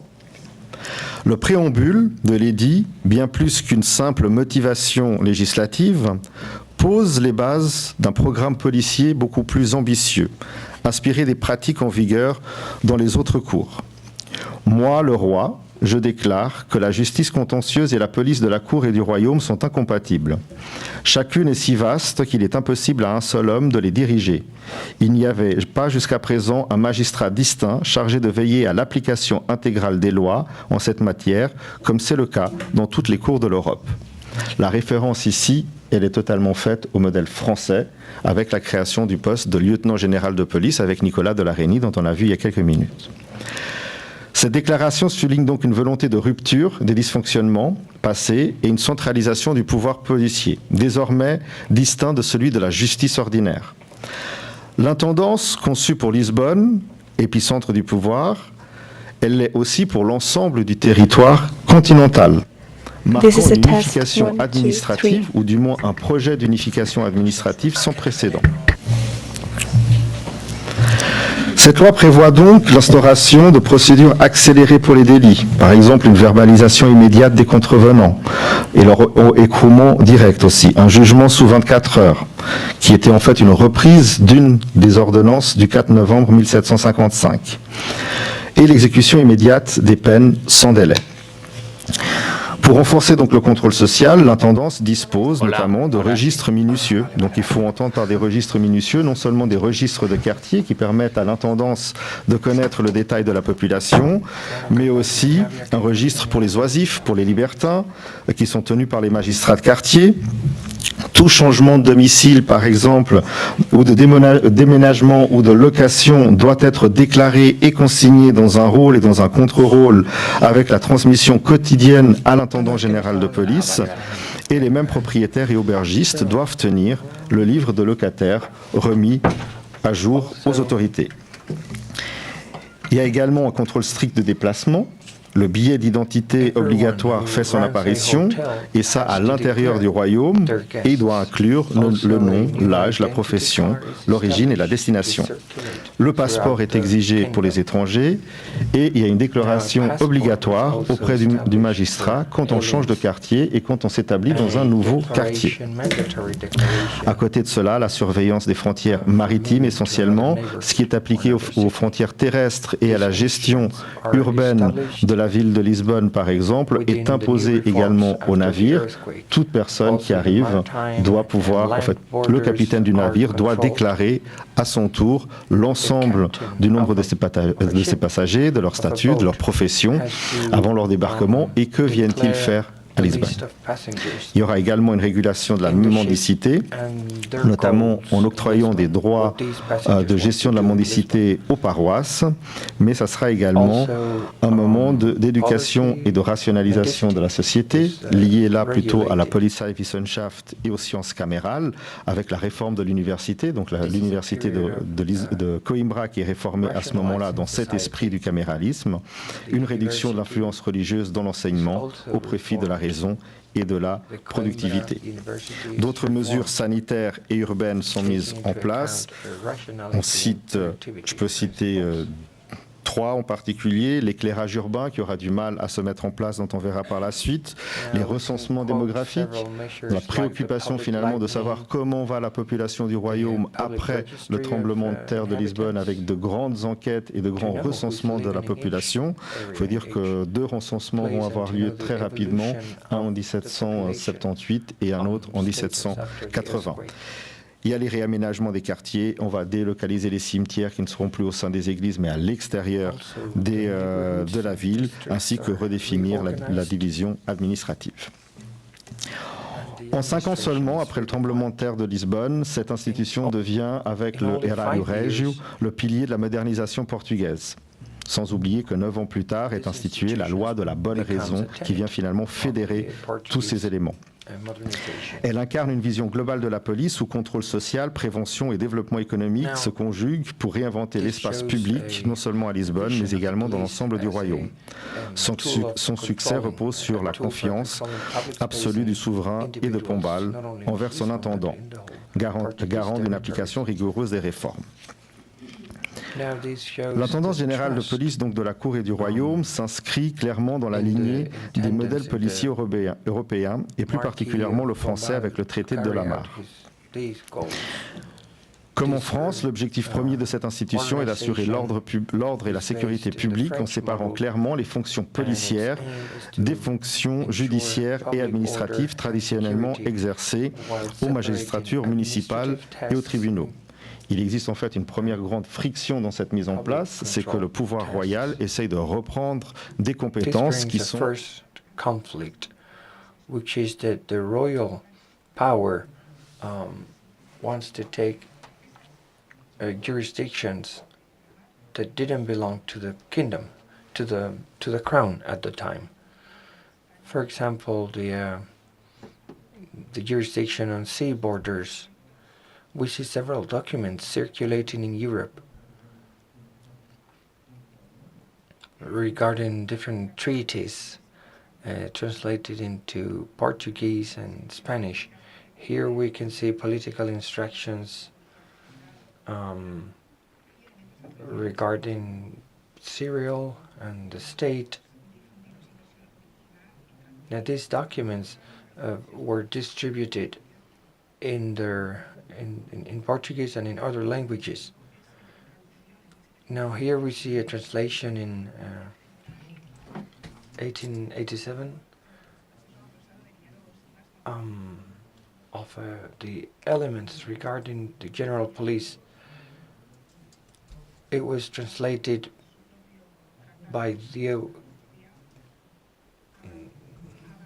a Portuguese translator, and the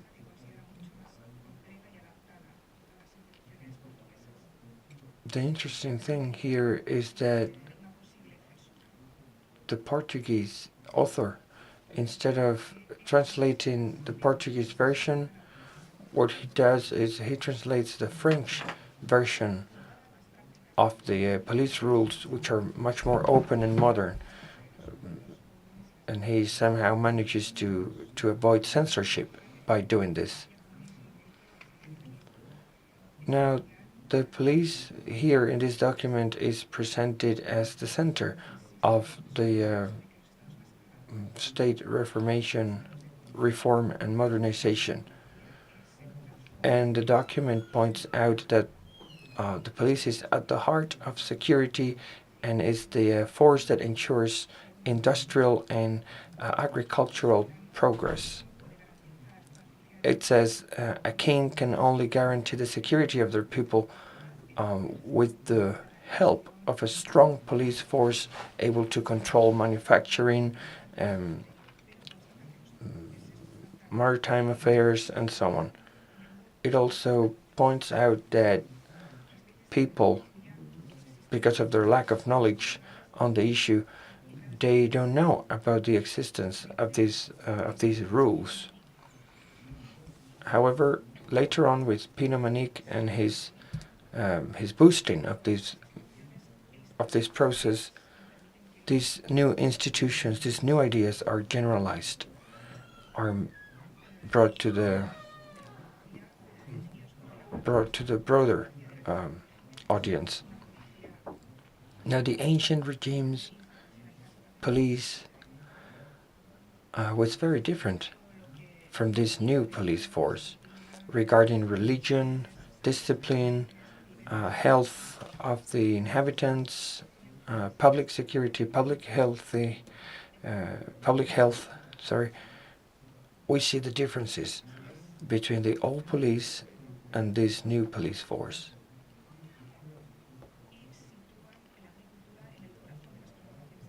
And we see that at that moment, agriculture, farming is at the center of the Portuguese concerns. Agriculture, farming is what brings a prosperity to the households. In the 18th century, just to give you an example, a machine for making bread dough is created, and this event is reflected in these rules. There are also new initiatives to improve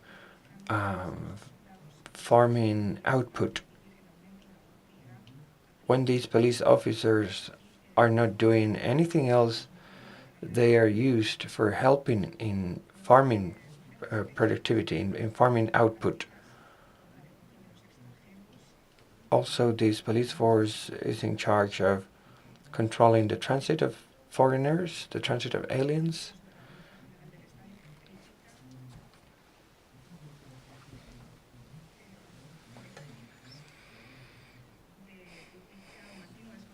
Also, there's a criticism of aliens in these rules. Now, religious parties are also addressed in these rules.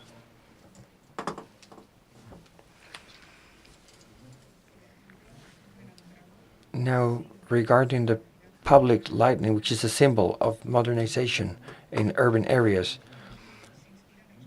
these initiatives inspired by the French model. This public lighting is finally carried out in 1790. New taxes are created too. This leads to public unrest, of course. Sometimes the crown doesn't want to actually collect the taxes to avoid public unrest. So all these initiatives, all these rules are used to create a more modern state, more centralized state. Finally, the general police intendants created after the 1755 earthquake represents the modernization of the country, a great switch, and it's inspired by the French model.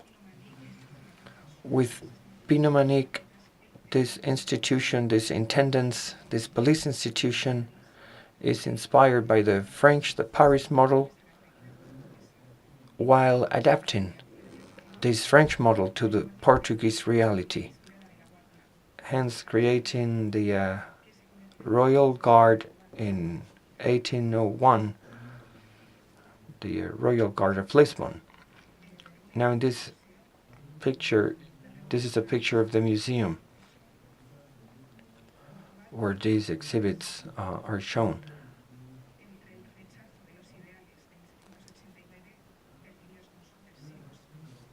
Now,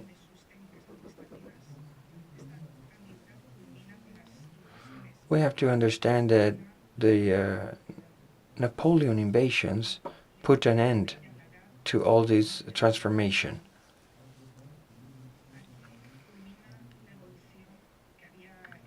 Now, this alliance between England and Portugal becomes a reality when when Napoleon comes to Portugal. Now, the Portuguese police is reformed based on the French model. However, the Portuguese army, is based on the English model. So each state, at this point in Europe, each state adapts this European concept, this European model of modern police to their reality.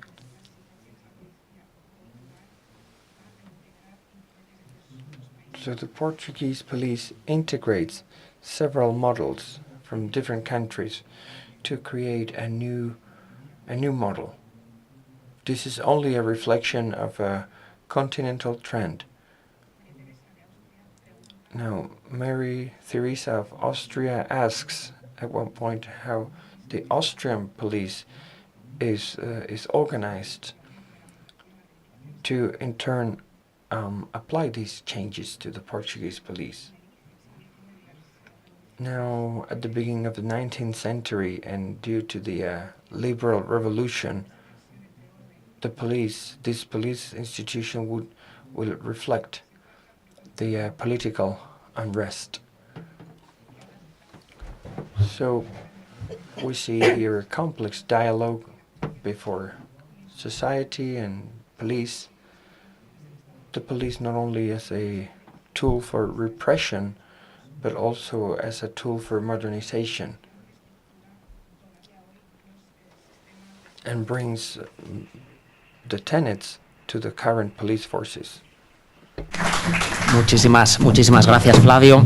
Creo que quedan muchos elementos comparativos en el aire que espero que puedan ser retomados por los compañeros de la mesa.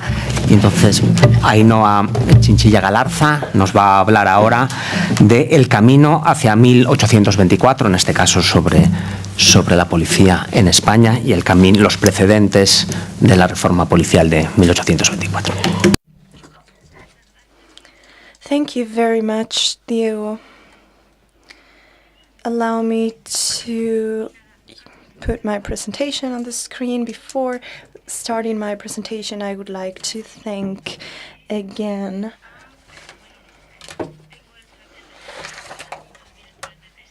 my two thesis directors.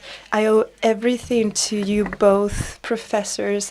It is an honor to share this table with you all, and I'm very happy to continue my work with you, Professor. Our collaboration didn't start in 2020, but in 2019, when she suggested that I work in something as important as commemorating the 75th anniversary of the personal identity card, and we continue working towards the 200th anniversary of the police for the exhibited that was held last year. Thank you, Diego, again. It's been a pleasure to share the organization of this Congress with you. And well, I'm going to be talking to you about the origins of the Spanish police, the way to 1848. I'm going to be focusing on Carlos III, Carlos IV, and then we will be discussing another period as well, and how during those years there was a plan to create a police force that could be useful to society. There we will be discussing a series of initiatives, laws, plans approved by the monarchs during this period. All of these actually set the foundation for our current police. The police was created by the royal decree approved in 1824, but that doesn't mean that the police force was actually created overnight. There was a long process of prior work that dates back to the kingdom of Carlos III, Carlos IV, and Ferdinand VII. And that allows us to state that the police, the national police, was born indeed 200 years ago. We're going to begin with this monarch, Carlos III. He wanted to make sure that safety was guaranteed in the cities of his country. And, there was a lot of unrest at this time in the cities, and that demanded a fast response by the monarch to restore public order. Spanish monarchy started this process in 1766. In the spring of 1766, there was a series of revolts, and we can see here on the screen the representation of this unrest. There was an order to cut the capes and the hats, and that was what triggered these revolts. But the true reasons was poverty linked to the price of the bread and other circumstances. So these are revolts that took place in Madrid in the spring of 1766. And they rapidly spread to other cities in Spain. And this was actually a challenge for the power of the monarch, Carlos III. He was forced to come out to the balcony of the royal palace to abolish a series of measures contrary to the desires of the people of Madrid. And finally, it was the army that put an end to the revolts. And from that moment on, the king is going to become very concerned about public order and about how to come about this goal. And the lessons learned at that time led the monarch to design new civil tools to address the problems of public security in the capital of the kingdom without restoring to the army. The first measure from this derived from this revolt in 1766 was the royal decree of the monarchy that abolished all privileges in cases of revolt or public disorder, and this was approved in 1766. This was followed by a longer process in time in which lessons were learned, and everything that happened that spring was analyzed to provide Madrid with higher security. So Carlos III wanted to avoid public disorder, and so he prioritized the competences related to identifying individuals, residents, and people in Madrid. So in 1768, Madrid was divided in 8 quarters,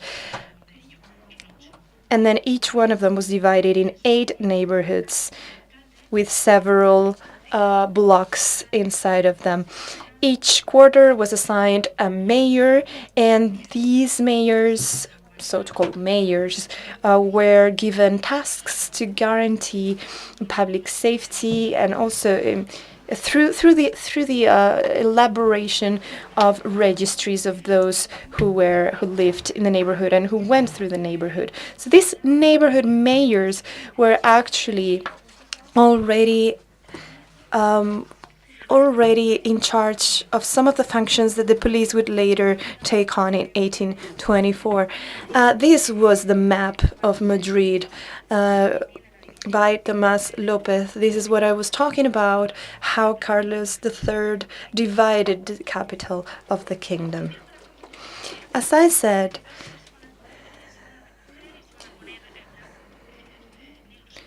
these tasks are going to be written and enshrined in an instruction in this order that you see here on screen. And this order described the tasks that the neighborhood mayors had to deal with.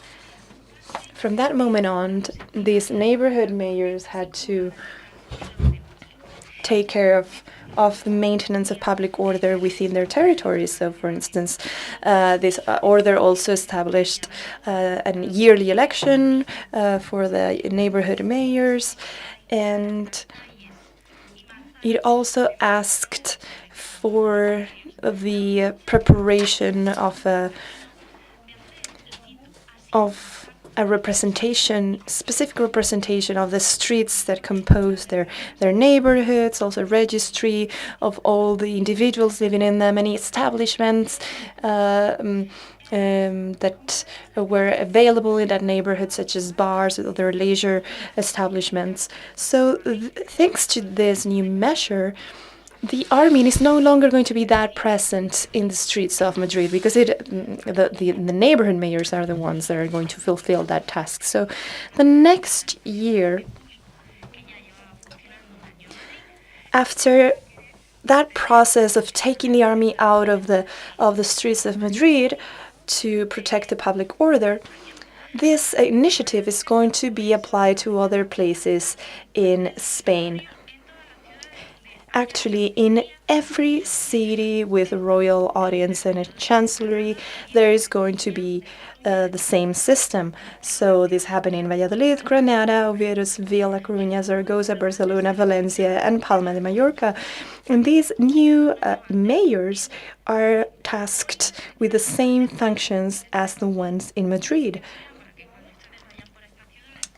And you can pay attention to this when you're walking around the streets of these cities. The older houses have things like this. In that royal decree, it was established that all the houses, including churches and other religious places, shall bear this type of sign, of plaque. All of them have to be distinguished and divided by blocks, as was done in Madrid. So this is not a coincidence. This is not something that you will find only in Madrid, but you can actually appreciate this in other cities of Spain as well. And this has to do with this royal decree. So this process to control the public order carried out by Carlos III and his government team after the revolt of 1766 highlighted the need to guarantee the control of the population. And that in 1782 will lead to the institutionalization of the general superintendency of the police in Madrid. This might be the key moment for the development of the police as we know it.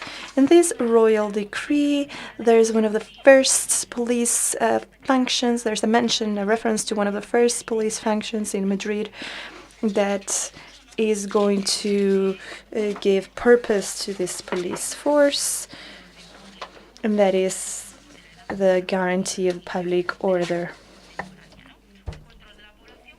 So the control of the population, that made it necessary to make a registry of the people living in the quarter and also the people passing through those neighborhoods or that would go to the public establishment. So this royal decree is very important, the one approved in 1782, because it's the first guideline of a police force in Spain. And the management of public order is highlighted, and it is assigned to the police. This is a process. This is a slow process. First, public order was demilitarized, and then we get to this point, and our colleague Flavio Borda, he has spoken about this as well. This process was similar to the process experienced by other European countries, such as Spain and Portugal. So this order was applied in Madrid, being the capital, and the first general superintendent of police, so the police is going to be appointed Bernardo Cantero de la Cueva. And it's going to last for a decade, because it will be abolished by Carlos IV in 1792. And as Professor Herrero pointed out in her magnificent introductory study on the 200th anniversary of the police, this has a lot to do with internal politics of the Spanish government, because it was the Count of Aranda who helped the superintendency of Madrid, and now the Count of Floridablanca is going to abolish it. So it has to do with internal politics. But even though the general superintendency was abolished, that does not mean that the structure that had already been established by the order of 1782 ceased to exist in Madrid. Quite the contrary. Carlos IV actually said that it was his will to preserve the regulations of 1782, so to preserve that structure with a division and 8 sections, and so on and so forth. However, the only change was that the president of the Council of State is going to become the head of the police. So it is important to say that Carlos IV, and also as time went by and as his kingdom developed and evolved, particularly in the final years of his government in 1804, 1805. There were important crises, famine, epidemics, other internal political crises. All of that made Carlos IV to re-establish the police structure that had been created by his father through another royal decree in December of 1807. In this picture, you can see one that was republished in 1808, and said that because it is essential, to reestablish the General Superintendency of Madrid, the one that was created by my honorable father, and he appointed a new superintendent, Ignacio Martínez de Villela. And that takes us to 1808. I'm not going to be talking a lot about this period of time in Spanish history. I will refer to you to the person that has studied this period more in depth, our colleague Martín Turrado. That's the period of the Spanish independence. The Napoleonic police at this time is not. It does not reflect the structure of the Spanish police that we have explained here before. And we could say that this Napoleonic police was truly not the same as the Spanish one. So I'm going to skip this part of Spanish history, and I'm going to go straight to Ferdinand VII, Fernando VII, after the end of this crisis. So this monarch is actually going to be concerned about the restoring of the police structures that were created by his father and grandfather. But we will have to wait until 1824 for the creation of an actual stable police, because there are going to be a series of obstacles. The opposition of powerful sectors such as the army, who did not want to give up their competencies in terms of public order. The church is also going to oppose the creation of a police force. And so it's going to take a decade for it to be fully formed. But that project is going to continue. It's going to evolve throughout this time from 1814 to 1820. Because Fernando VII, he actually had some experience in France. He had witnessed how the French police had evolved. He shared that concern about public order, and so he's going to work on the police project. Spain was unstable because of the war, and so the creation of a police force was deemed essential, even if its use would be conditioned by this authoritarian power, or the authoritarian power of the monarch. And this leads us to a discussion of different documents that are going to be published and approved in this period of time. The first one is the Royal Decree of 1814. After returning to the throne, to power,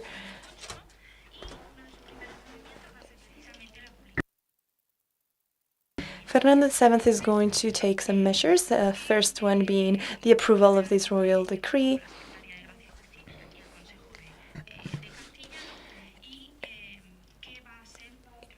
Who was also elaborated by the Council of Castilla.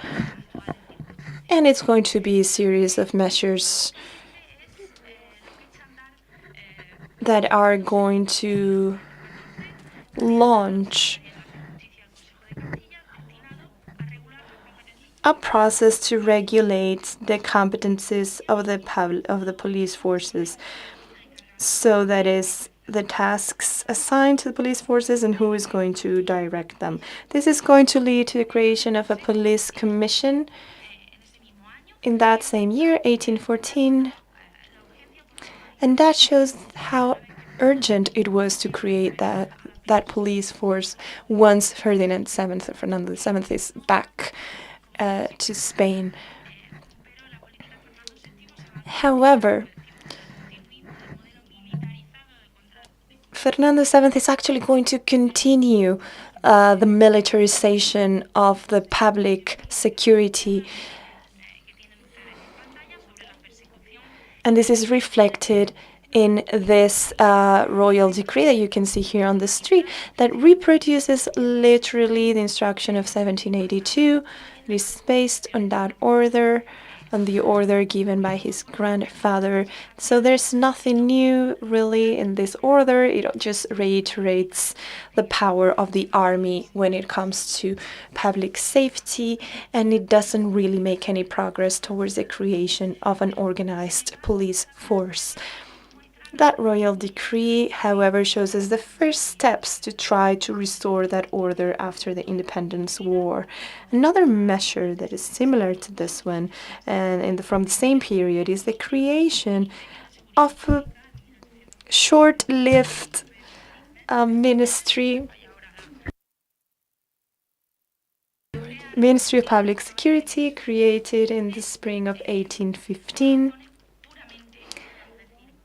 For purely political reasons, because its main goal was to prevent the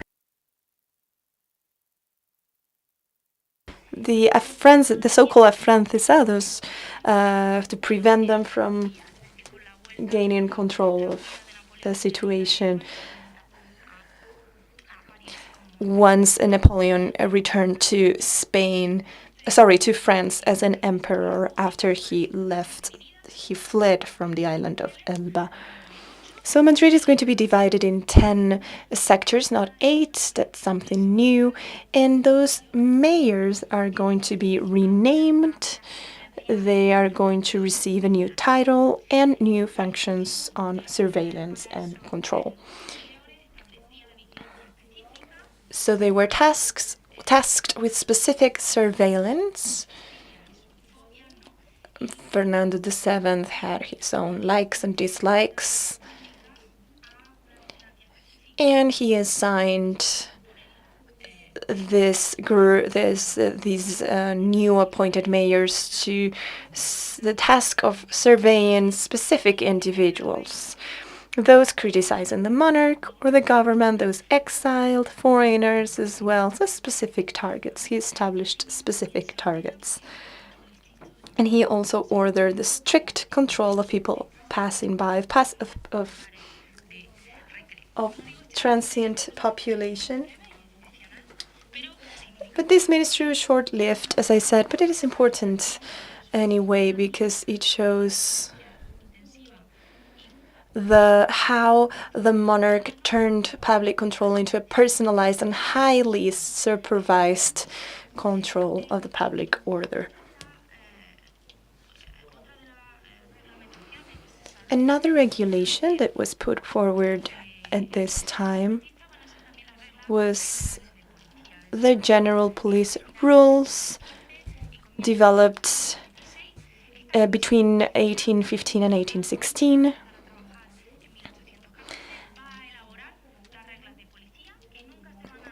These regulations are never going to be published. There are some documents regarding this in the National Archive, but it's going to be the first attempt to standardize the regulations in public order. And these regulations actually made a difference between security in the rural areas and security in the cities, such as Madrid. And the main purpose...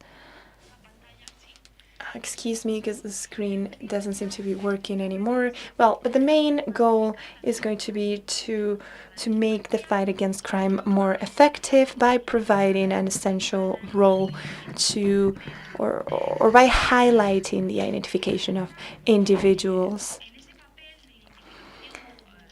And in this task, the identification of individuals, something that is very important is the existence of passports. It's a practical measure. Passports are regulated. These are passports that are mandatory to go further than 8 leagues from one's residence. So you would need a passport to go further than that. Only military personnel was exempted from that requirement. The second most important rule was weapon control or control. This was particularly important given the independence, the War of Independence, because the ownership of weapons by private citizens was posed an important risk. And that passport is going to provide information as well regarding the number of weapons owned by a certain individual or a certain citizen in order to regulate the ownership and transport of weapons. And there are two essential documents as well. The Royal Decree of July 10th, 1817. You can see it on the screen. And this is a turning point, actually, in the process of institutionalizing the police, because in this text, the monarch explicitly acknowledges that the previous regulations were not effective and that it is urgent in 1817 to restore public order. And this is the first time in which it is mentioned that information is essential when it comes to guaranteeing public order. The Royal Decree suggested, for instance, the suppression of cases against criminals. This actually showed the need of a more efficient police force and a hardening of the security measures. And this is again in 1817, and it will be important for the process that will start in 1824. There was a document that was never published. We have the handwritten copy of it, and this is in 1817. It was one of the first police regulations that we have on record. This was written a little bit after the Royal Decree of 1817, and it just goes to show how the monarch was still concerned about public safety. It says, for instance, that one of the most important things is the security of the kingdom. But there was something missing in this decree, and that's why we cannot consider it a foundational text, but just a precedent. Because in Article 11, it says that the authorities that mayors and other authorities will exercise the police services. So the classic authorities were still in charge of police functions. There are no new authorities that are appointed or established. And so we continue with our business as usual at that time. Although this regulation did not create an autonomous police, this will be essential for the later process that is going to start in 1824. José Manuel de Arjona is going to participate in this process, and in 1823 he will be appointed the first superintendent of the police of the kingdom. So the regulations of 1817 can be considered the inspiration of the police system that is going to be consolidated from 1824 under the management of Arjona. And just to end this presentation, as a conclusion, the royal decree that founded the police in 1824, we celebrated its 200th anniversary last year. Well, my intention was for you to understand that this was not something that happened overnight. It was actually the culmination of a long historic process that went through 3 different kings at different times, different teams and authorities. There was a lot of work to create an institution that could guarantee public safety and public order. Throughout this process, different things were added that ended up with the creation of the police forces that would work throughout the Spanish territory as a whole. This is very important because all of these decrees were experimental documents, so to speak, that would add something to the process that would eventually create the general superintendency of the police. So we need to acknowledge the path that was the path that led to the creation of the police. Thank you very much.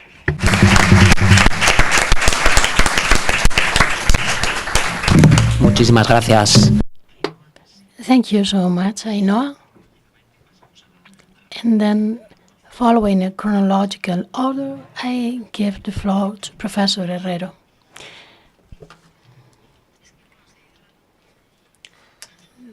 Thank you so much.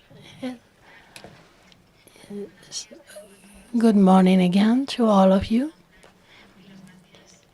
I think I thanked everyone during the opening speeches, and now I will go to think again what Professor Chinchilla mentioned before. We are members of the Complutense community. We have here Professor Cepeda. We are very thankful for his presence. And I had prepared a speech, but we are running on a tight schedule, so I will focus on the slides of my presentation as a basis to explain what I want to explain.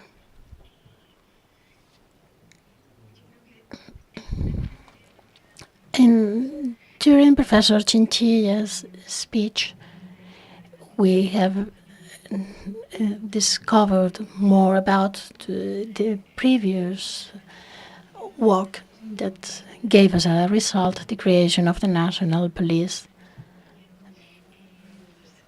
And as Professor Borda explained, this process has many common points with what was happening in other countries. I will deal with the general police of the kingdom, the origin of the national police, whose 200th anniversary we celebrated last year. And first of all, I would like to go back to something which has been very important for me during all these years of research. This is an essential result. Something that seems logic, but you have to think about it. I will go back to the work towards the creation of the National Police during the 3 years between 1820 and 1823, what we call the constitutional period.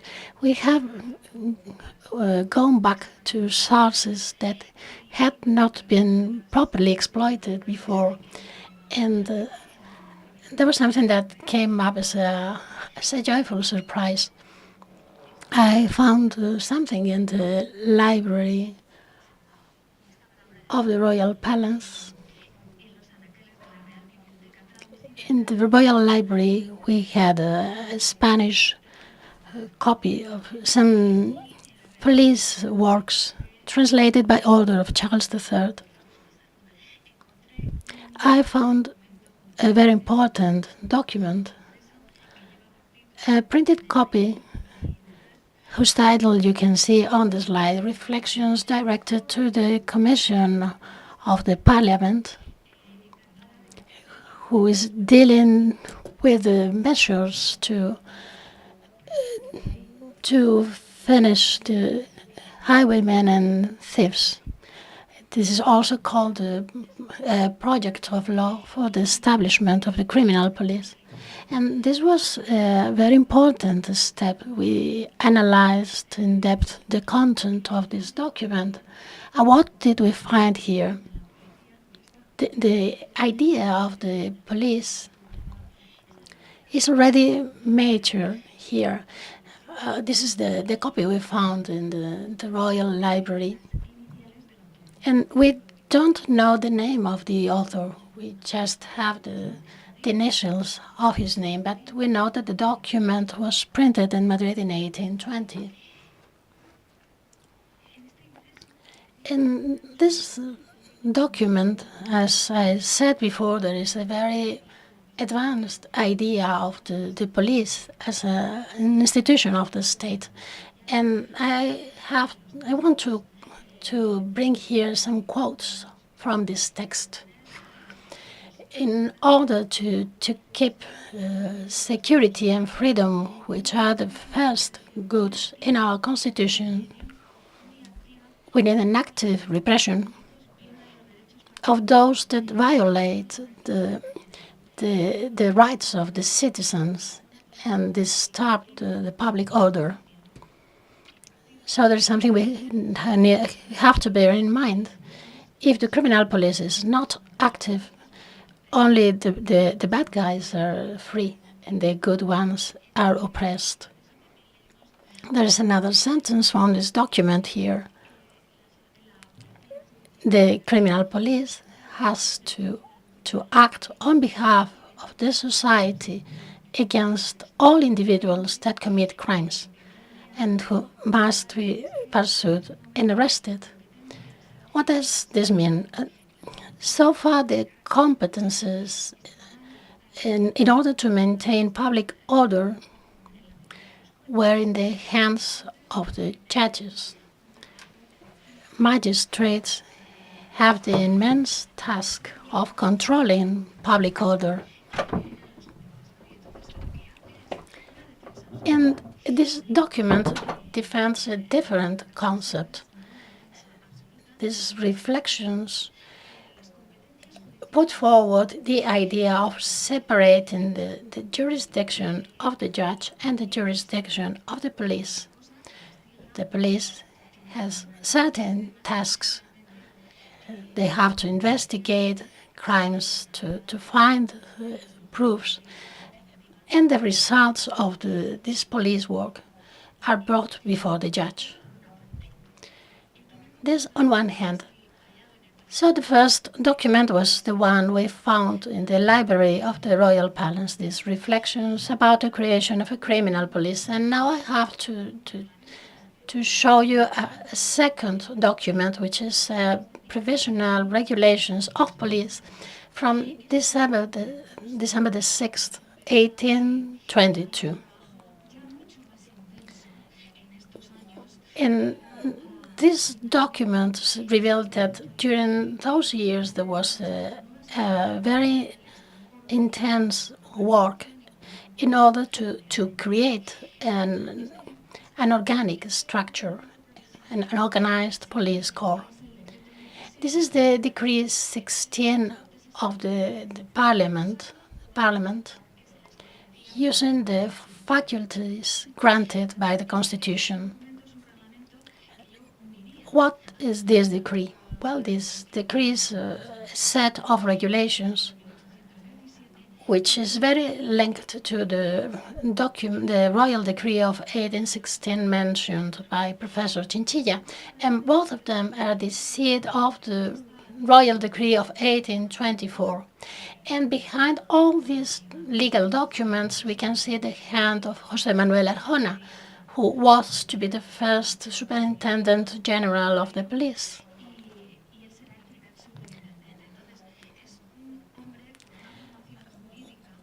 José Manuel Arjona had training in law, so his choice as superintendent was founded in his previous experience.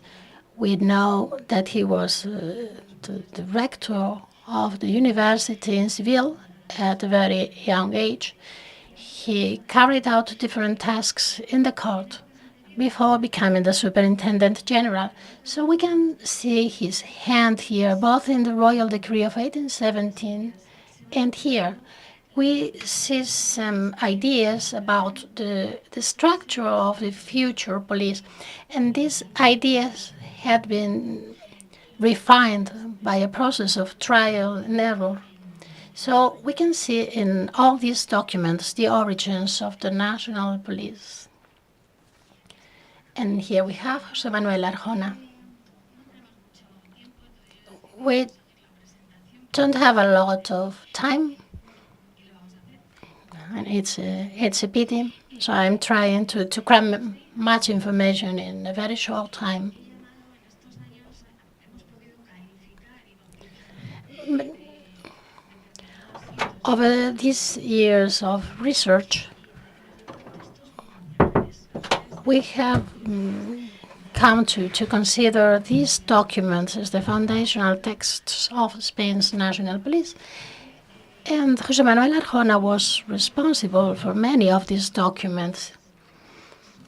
In November 1823, he was designed as Superintendent General of the Police of the Kingdom, but he had taken part in all the previous work.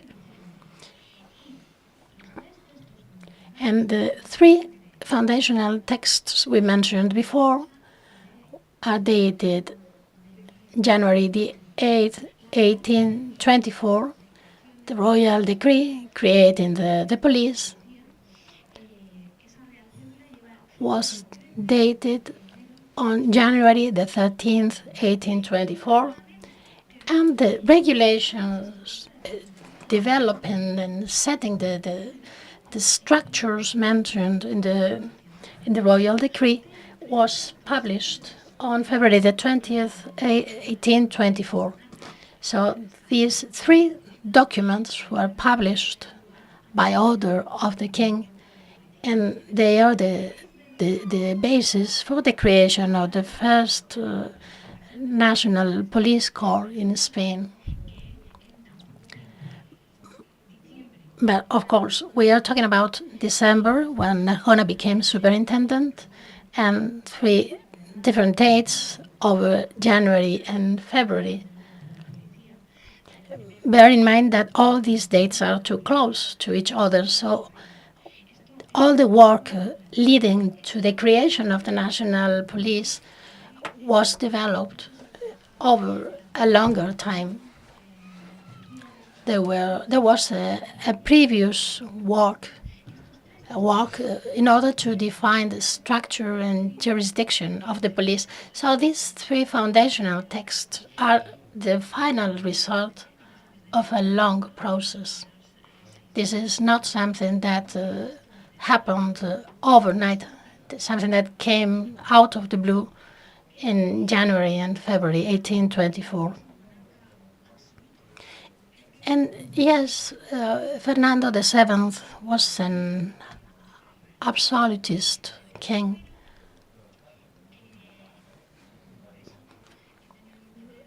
But I have wanted to delve deeper in the documents published between 1820 and 1823, this liberal period, because the king was an absolutist monarch, but the basis for the creation of the national police was established during this liberal period, and it was in part carried out by the parliament.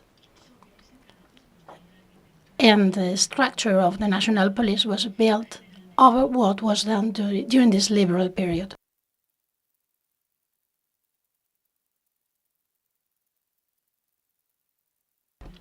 Now, let's go back to the Royal Decree and the regulations. What was new here, and why?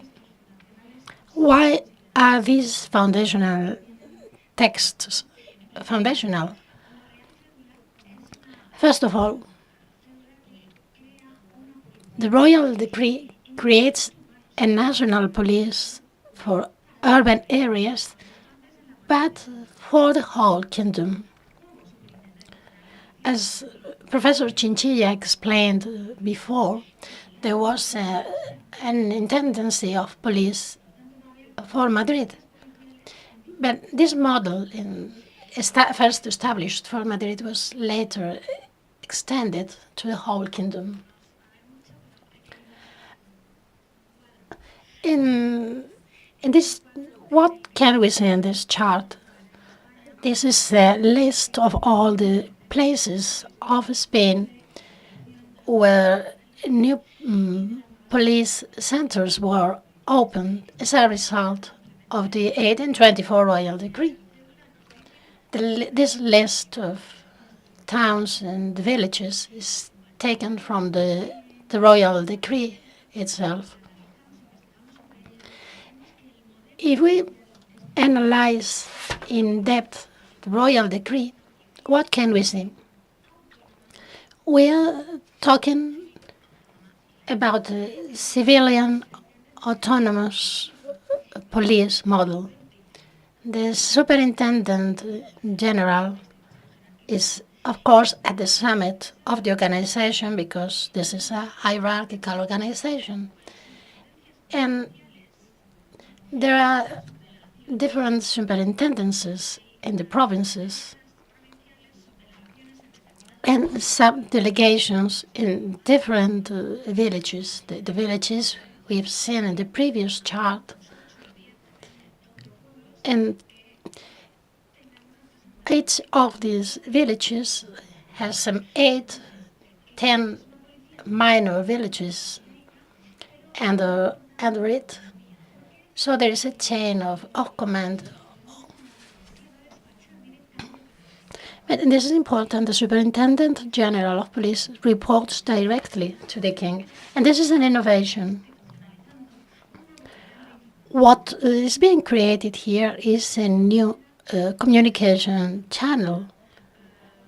What we had first was a direct communication between the army and the king, or the church and the king. But now we have a different institution reporting directly to the king. And of course, this raised concerns among other institutions. But this channel has been institutionalized and has remained open since 1824. The royal decree also sets out a series of tasks assigned to the new police. I will mention just some of them. Some of these tasks are assigned exclusively to the national police, whereas some other tasks are shared with other institutions. Some of these exclusive tasks are the following. One of them is keeping accurate records of the individuals. For example, during the celebration of the anniversary, we found a complete record of neighbors of Santander in the 19th century.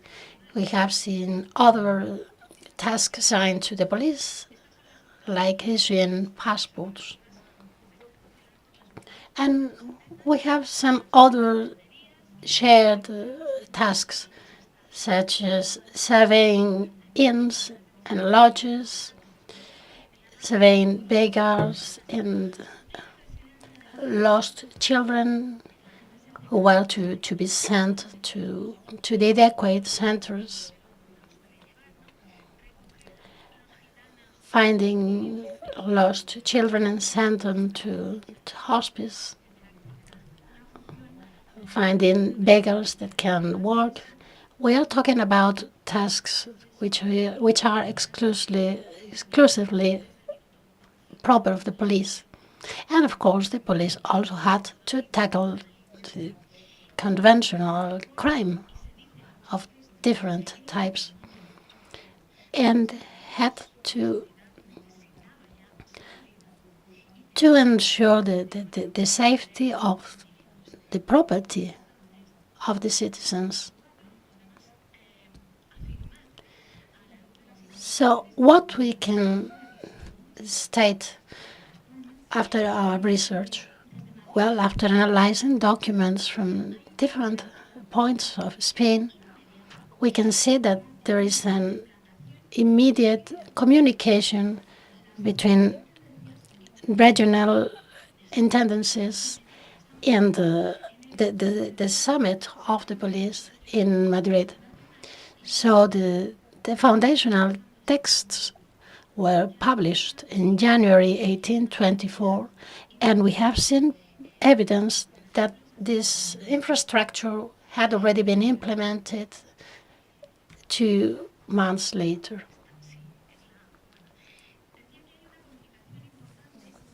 As I said before, there are many documentary examples of the communication between the regional delegations and the center of the institution. We can see an example here. This is the seal of the police delegation in the province of La Mancha. And this seal appeared in all documents issued by this regional delegation.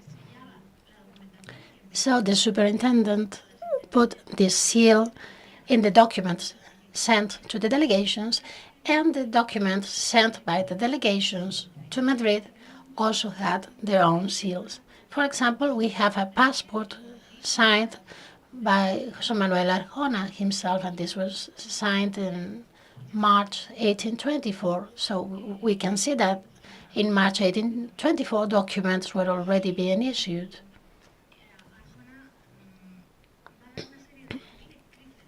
And Arjona is going to establish a set of guidelines for the issuance of documents.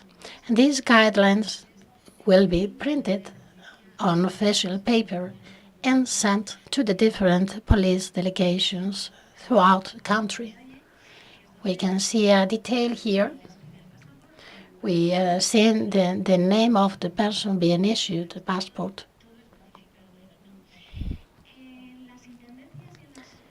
What else was being done in the regional delegations? Well, some documents were drafted there. Documents linked to the tasks assigned to the police. For example, lists of passports, lists of permits to carry a weapon, or permits for street vending, lists of the police reports issued. We have worked on some of these documents in the Royal Archive in Alcázar de San Juan, and also in the Historic Archive at Antequera in Malaga. And it has been a wonderful experience. These documents come from April to October 1824 from the regional delegation in La Mancha.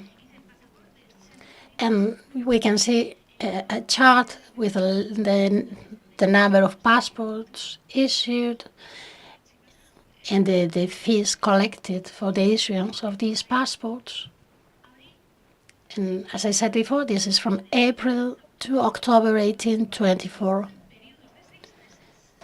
So these charts were drafted every 6 months. We have the list of passports issued, the fees collected, and so on. And this is one of the most important documents of the National Police since it was created. This is the financial report. So we can see that in La Mancha, we had a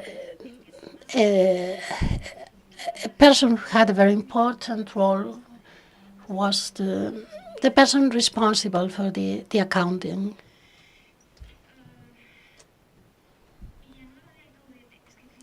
We can see here Villanueva del Caudete. This was the place where this document was drafted. We have the same information, number of passports, 32, the fees. This document comes from Alcázar de San Juan. And we have many documents of this first period of the National Police in the archive in Alcázar de San Juan. We can see here a summary of all the documents issued by the police in Alcázar de San Juan. What does this mean? It means that one of the tasks that had been carried out by the National Police for more than 200 years is the issuance of identity documents, be it passports or security cards. And this task has been carried out by Spanish National Police for more than 200 years without any interruption. So the management and issuance of identity documents has been part of the competences of the National Police from the very beginning. There's some other innovation in the Royal Decree. The Royal Decree included a series of forms to be used by all regional delegations, and these were forms to be filled with all the financial data of each delegation. I'm sorry I don't have a lot of time here to explain the different types of documents we have seen during our research, but there's a repeated pattern in all regional delegations since 1824. This is the police delegation of the province of Malaga. They had a different seal. The foundational texts were printed in the royal press, but each provincial delegation had its own seal. We have a different passport here. And I mentioned real-time communication. There was a real-time communication sent by the Superintendent General to all the employees, to all the staff. And this communication was sent on September 18, 24, and it was received in Malaga. And it was forwarded from Malaga to different subdelegations, such as the one at Antequera. And what is the goal of this communication? Well, it tries to harmonize the way of working in all different delegations. And it mentions that other institutions are hindering the work of the police officers because the police was a new institution and there were other institutions that were trying to hinder the work of the new organization. We also have a chart of the financial data of the police delegation in Antequera in Malaga. And these are the statistics about the population of Alcázar de San Juan. Well, it's difficult to see, but this document was in the exhibition of last year, and this is really valuable. It's surprising the degree of detail of these documents for something that was written in 1824. I would also like to mention here the police work. There is a professionalization of the police work. There is a superintendent general. We have a police model, which is a civilian, autonomous, non-religious police force. And we could think that they didn't have time enough to arrest the bad ones, but they did. We have found some documentary evidence of the arrests carried out. I'm going back to documents from the National Archive and to different regional archives. Some of the letters from and to Superintendent Arjona still exist. So we have documentary evidence of all the communication between the different levels of the police organization. We have information about thefts in churches, thefts, robberies to individuals, riots, foreign nationals that were considered suspicious, informants, And the new police had to tackle all types of crimes, robberies, fugitives, searching for missing people. I think I've got still 1 minute to highlight this.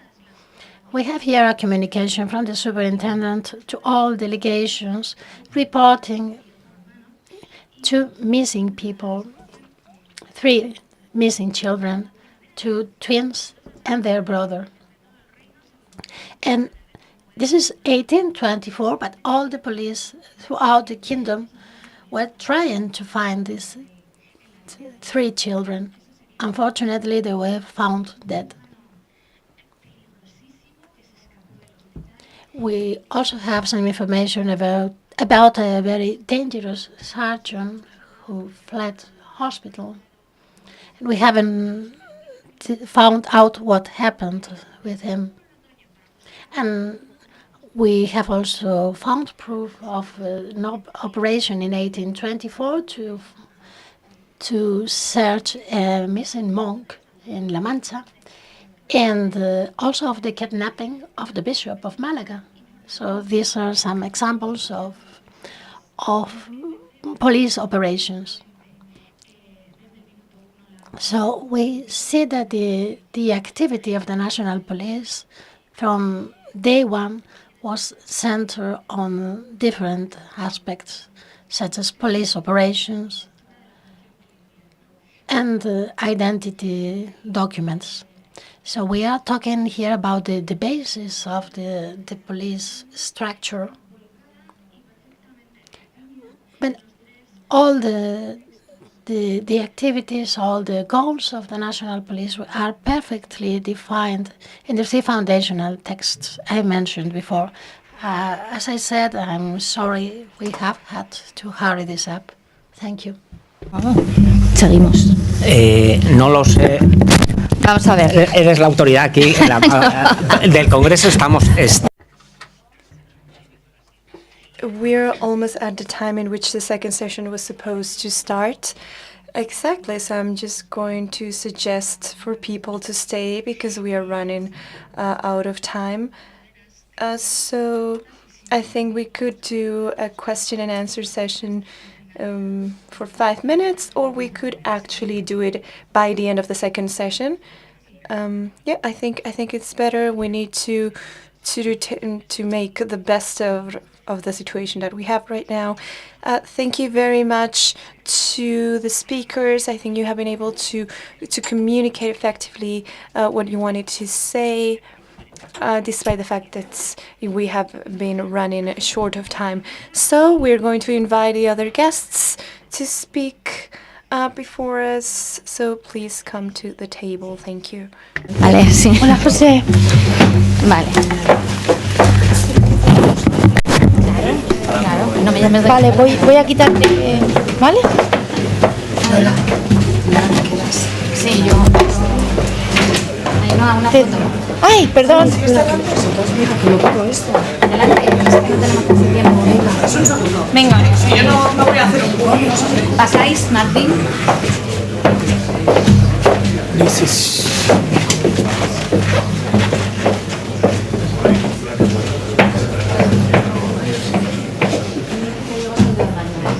No pasa nada.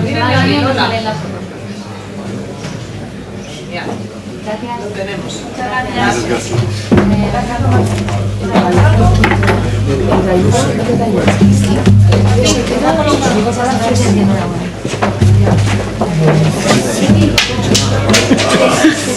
No necesito tu pen. Lo necesito. Sí. Ah, vale, gracias. Tuyo. Sí, vale. Un salto. Gracias. Los currículos aquí. Aquí, pasas aquí. Mira, yo estoy ahí en medio. Y ahora viene José, que se va a poner. Yo cargo las presentaciones. Vale. Y me bajo. De nada. ¿Esta carpeta? De José. No, José. Sí. La de José. Era la de José. Te la pongo aquí. Sí, sí. Bien. Vale, la de Martín está. Sí. Yo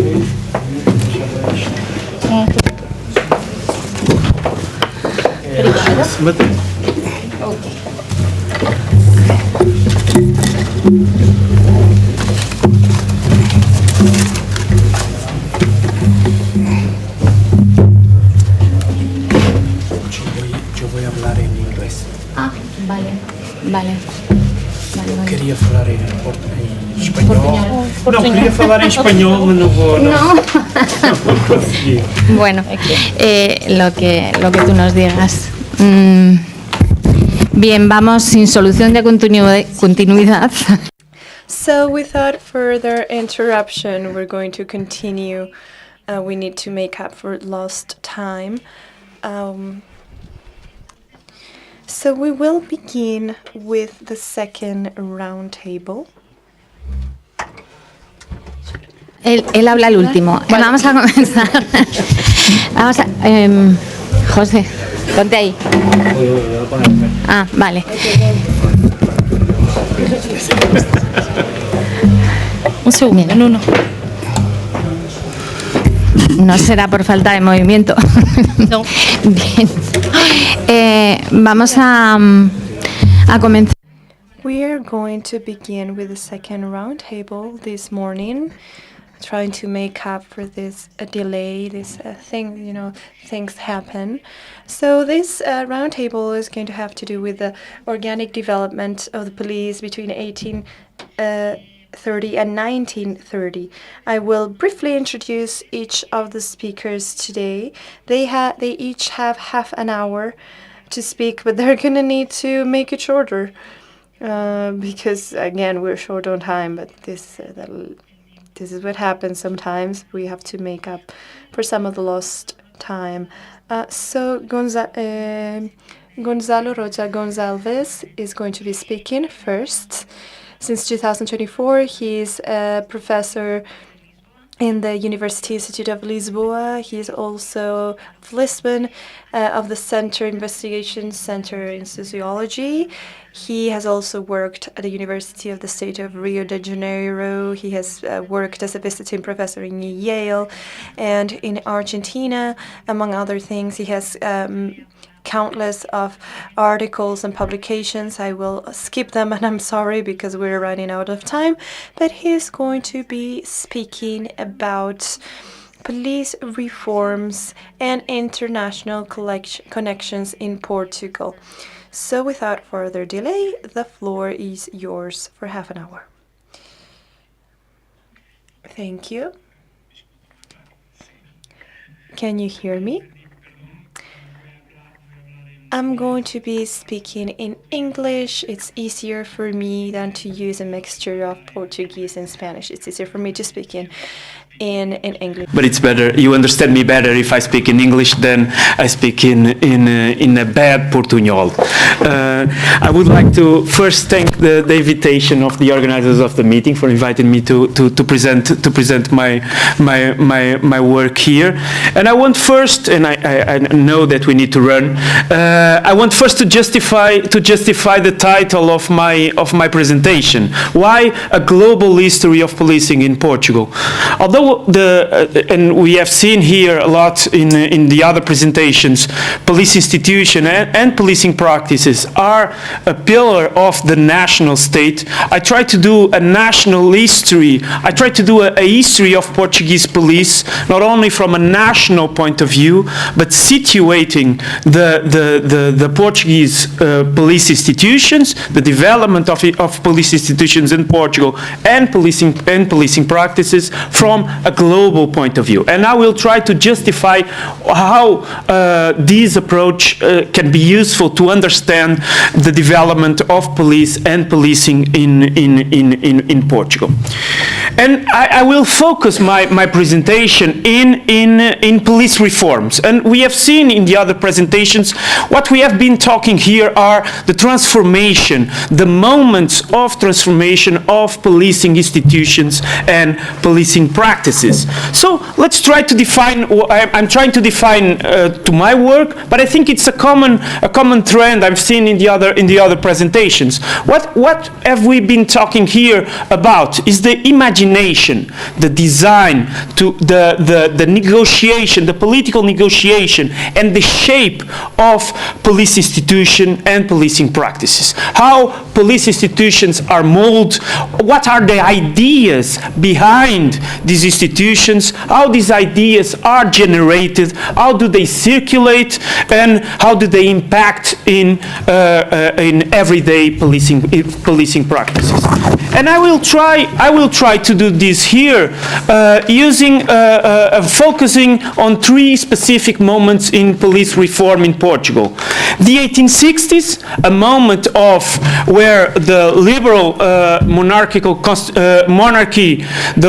monarchy had established itself, had consolidated its institutions, and was trying to do political reforms not only in the police more broadly, but I will focus obviously on the police. And I will also focus on the 1890s, a moment where the industrialization, the transformation of the country, the political upheaval also impacted police institutions, policing practices, and pressured for changes in the Portuguese police system. And a third moment I will do here is to focus on the 1930s, a moment you are already guessing, the moment of the establishment of the dictatorship, not only the military dictatorship, but then the new state, and this moment of a new political regime, how this regime imagine and transform police institutions. So I will focus in these three moments, but my methodology here is to use three individuals, so I will use the biographical approach to try to understand these reforms from a global perspective. These three individuals, these three police reformers I will be focusing here is Martins Ferrão, the Ministry of Interior that headed the reform of the police system in the 1860s, Cristóvão Pedro Moraes Sarmento, a police commissioner in Lisbon from 1867 until he died in 1906, and finally Agostinho Lourenço, a military man and a police commander in the late 1920s and early 1930s. I use these three individuals. I will try to argue that they are significant, they are important in the reforms, but I'm not arguing that they are the only ones. I use them as examples of things, of circulation of police ideas that were circulating in different manners. I will try to argument this here, but I'm using these three individuals as examples of other individuals that also existed. So they are not the only, they are my example, they are my approach, my way of explain to you how we need to understand police reform, also because also inserted in transnational circulation of police ideas and insertion in international police networks. This is what I'm going to try to do here. So the first moment I'm going to examine here is the 1867 police reform. This was a comprehensive reform of police institutions undertaken by Martins Ferrão. Very briefly, this reform encompassed the creation of civilian police forces in Lisbon, Porto, and then other provincial capitals in Portugal. These were civilian police forces, as the name says, controlled by the government, made up of uniformed men, with the function of patrolling the streets 24 hours a day, with the main intention of preventing crime. Other proposition that fell through, as Diego Palacios studied so intensely, another proposition institution that fell through in 1868 was the creation of a national rural police controlled by the military and emulating institutions that, like the Guardia Civil, Carabinieri in Italy, or the Gendarmerie in France. And a third point of this reform was the creation of countryside guards controlled by the municipalities, also in charge of policing the countryside. It's relatively easy to see where the models, the transnational models, came from that gave ideas to police reforms in Portugal. The civilian police forces were molded on the image of the metropolitan police, the national rural police, as I was saying, on the French gendarmerie, as Flávio Borda d'Água also said.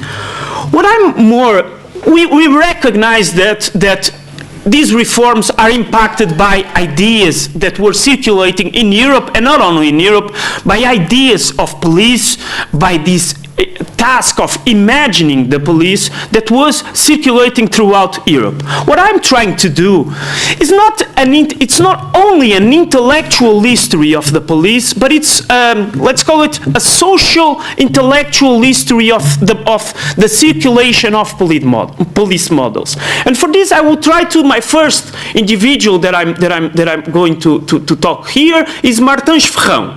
Martins Ferrão was born in 1824. He did not, as other Portuguese politicians that I could be speaking here also, he did not experience political exile. Political exile was a moment where politicians in Europe received ideas by the experience of living abroad, received the ideas of foreign police models. Martins Ferrão did not have to go to abroad to run from political persecution. He was born in 1840. He was born in 1824. In 1848, he entered the Coimbra University. He got a doctorate in 1854. He was a professor in the University of Coimbra from the late 1850s, and in the 1860s he became a prominent politician. He became first Ministry of Justice, then Ministry of Interior in the moment of when this reform that I'm talking about happened, and then he would later become Attorney General of the Crown. I will not speak about his later career, because this already helped me to try to achieve my point. My point is, what based his reforms in 1867 was a study, not only to pick some models, but a systematic study of police institutions in Europe at that time, based on the channels of circulation of information that he got from being a member of the university. In 1868, when he tried to justify the National Rural Guard that fell through just months before, he argued that all Europe was speaking about this type of institutions. And he argued, why did he propose this type of institution? I put in bold the part in the sentence where he says, I studied all these organizations. I studied all their regulations. He collected information from all from all over Europe, from Belgium to Russia to Britain to Italy to Spain to all this. He collected this information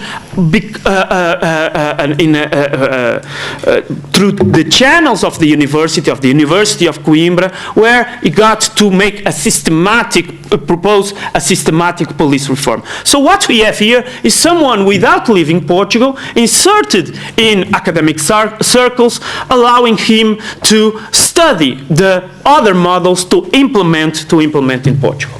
I know that I need to run. I will pass now to the end of the 19th century. In 1893, there was a deep police reform in Portugal that became known as João Franco. João Franco was the minister of the interior of the time, where the Polícia Civil of Lisbon, the civil police of Lisbon, was divided in three specific divisions. The most important part of this, I argue, the most important part of this reform was, in one point, to not militarize public safety police, so the men in blue, uniformed in blue, patrolling the streets in an everyday life basis. They were not militarized, but there was a military discipline that was implemented in the public safety police division. So this is an important element. The other element is the specialization and the professionalization of criminal investigation, and already the beginning of more political surveillance in this moment, where the appliance of new scientific criminal investigation methods already impacted the police in Lisbon. To study this, I use a figure that it's, so Martins Ferrão, the other two figures that I'm studying here, Martins Ferrão and Agostinho Lourenço, are well-known Portuguese figures, and if you open an history of Portugal in both periods, you will see Martins Ferrão and Agostinho Lourenço mentioned. Cristóvão Pedro Moraes Sarmento is not a well-known figure. You will probably if you Google his name, probably my name will appear attached to him.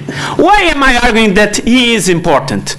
So Cristóvão Pedro Moraes Sarmento was police commissioner in Lisbon from 1867 to 1876, and from 1876 until 1893. So until the reform of 1893, he was the general commissioner of police in Lisbon, and from 1893 to 1906, he was the director of the administrative police. Cristóvão Moraes Sarmento was born in London.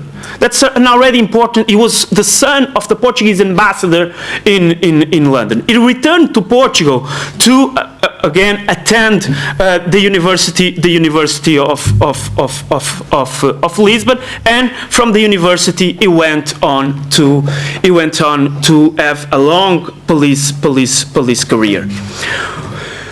Moraes Sarmento is not a well-known figure in Portuguese history, but why am I arguing that he is an important figure? The 1893 reform, João Franco, the Ministry of Interior, recognized that the 1893 reform was inspired by the ideas of Moraes Sarmento.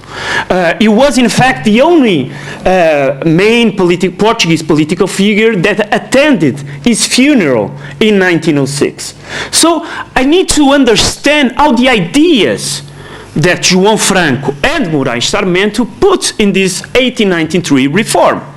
And one of the things that I studied, so Moraes Sarmento did not write any books. I cannot put here the images of his books, but he wrote a lot. He wrote often. I have a lot of documentation that he wrote. This is a quotation from the exchange of letters between him and the Ministry of Interior in 1882. He was arguing with the Ministry of Interior that it needed more men to the police in Lisbon. And his argument was not only, he was not arguing with saying that crime in Lisbon is high. He was not argumenting with national, local arguments. It was arguing with the measures that the Metropolitan Police was implementing in London at the same time. It was arguing that it needed to put men in strategic places, strategic streets in Lisbon, in order for people to have a state service that they could go to in search for help. It was saying that the British government had done that, and that caused a lot of good results. So his argument was with what was happening in his case in London. But what interests me is why and how was Cristóvão Moraes Sarmento getting this information?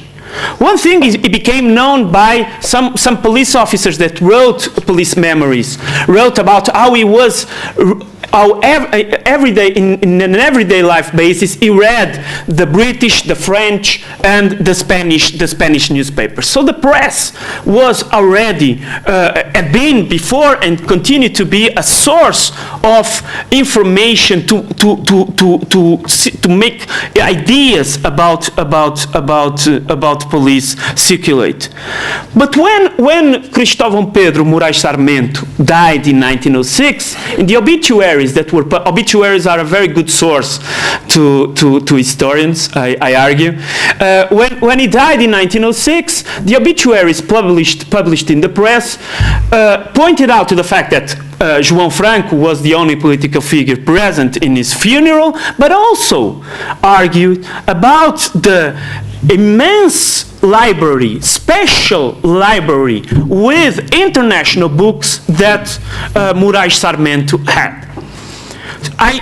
Unfortunately, I do not have access to his library. His library was lost after he died. But I can, because I traced in Portuguese libraries some of the books that he was collecting. Books like the by a French author called Yves Guyot about the police in France, or Tavistock Ellis about the criminal and its relation with police institutions and other surveillance state institutions. My argument here, my argument is that Moraes Sarmento took a lot from these books. Moraes Sarmento never left Lisbon, another place. He never traveled abroad, besides coming from London to Portugal. He never traveled abroad, but he was able to buy these books, to form this library, and with the knowledge that he gathered, he influenced political reform of the police in Portugal. So I have already two figures, Martins Ferrão and Moraes Sarmento, that are important, but in different ways. Moraes Sarmento is a politician on a national sphere. Martins Ferrão is a politician in the national sphere. Moraes Sarmento was someone that was thinking about the police from within the police institutions. The professionalization of the police also led to a number of policemen started to writing about their own profession, what they were already understanding about their own profession. We were talking about here in the opening session about how we still consider a significant thing to have a policeman doing a doctorate thesis. Yes, nowadays it is, but from the late 19th century, we already have police officers writing about their own professions, and Moraes Sarmento was writing about his profession. He was not publishing books, but he was writing about what police should be, what policing practices should do. So I move to my third. How long do I have? 10 minutos. 10 minutes? Perfect. So I moved to my third individual that I want to study. But before I reach Agostinho Lourenço, I want to talk a little bit about the reform of the police under the military, and then the new state dictatorship in the 1930s. So in the 1930s, we see now a complete militarization of the urban policing. So Polícia de Segurança Pública, the hair of Polícia Civil was completely militarized. We see also an autonomization and an internationalization of the political surveillance under the Polícia de Vigilância e Defesa do Estado, PVDE. This is the police force that Agostinho Lourenço headed, and I will speak a little bit more about it. We also see that the criminal investigation moved from the control of the Ministry of Interior to the Ministry of Justice. So the criminal investigation was put under the control of jurists, so of people of law. I don't have time here to discuss this as much as I wanted, but we see also an autonomization of the criminal investigation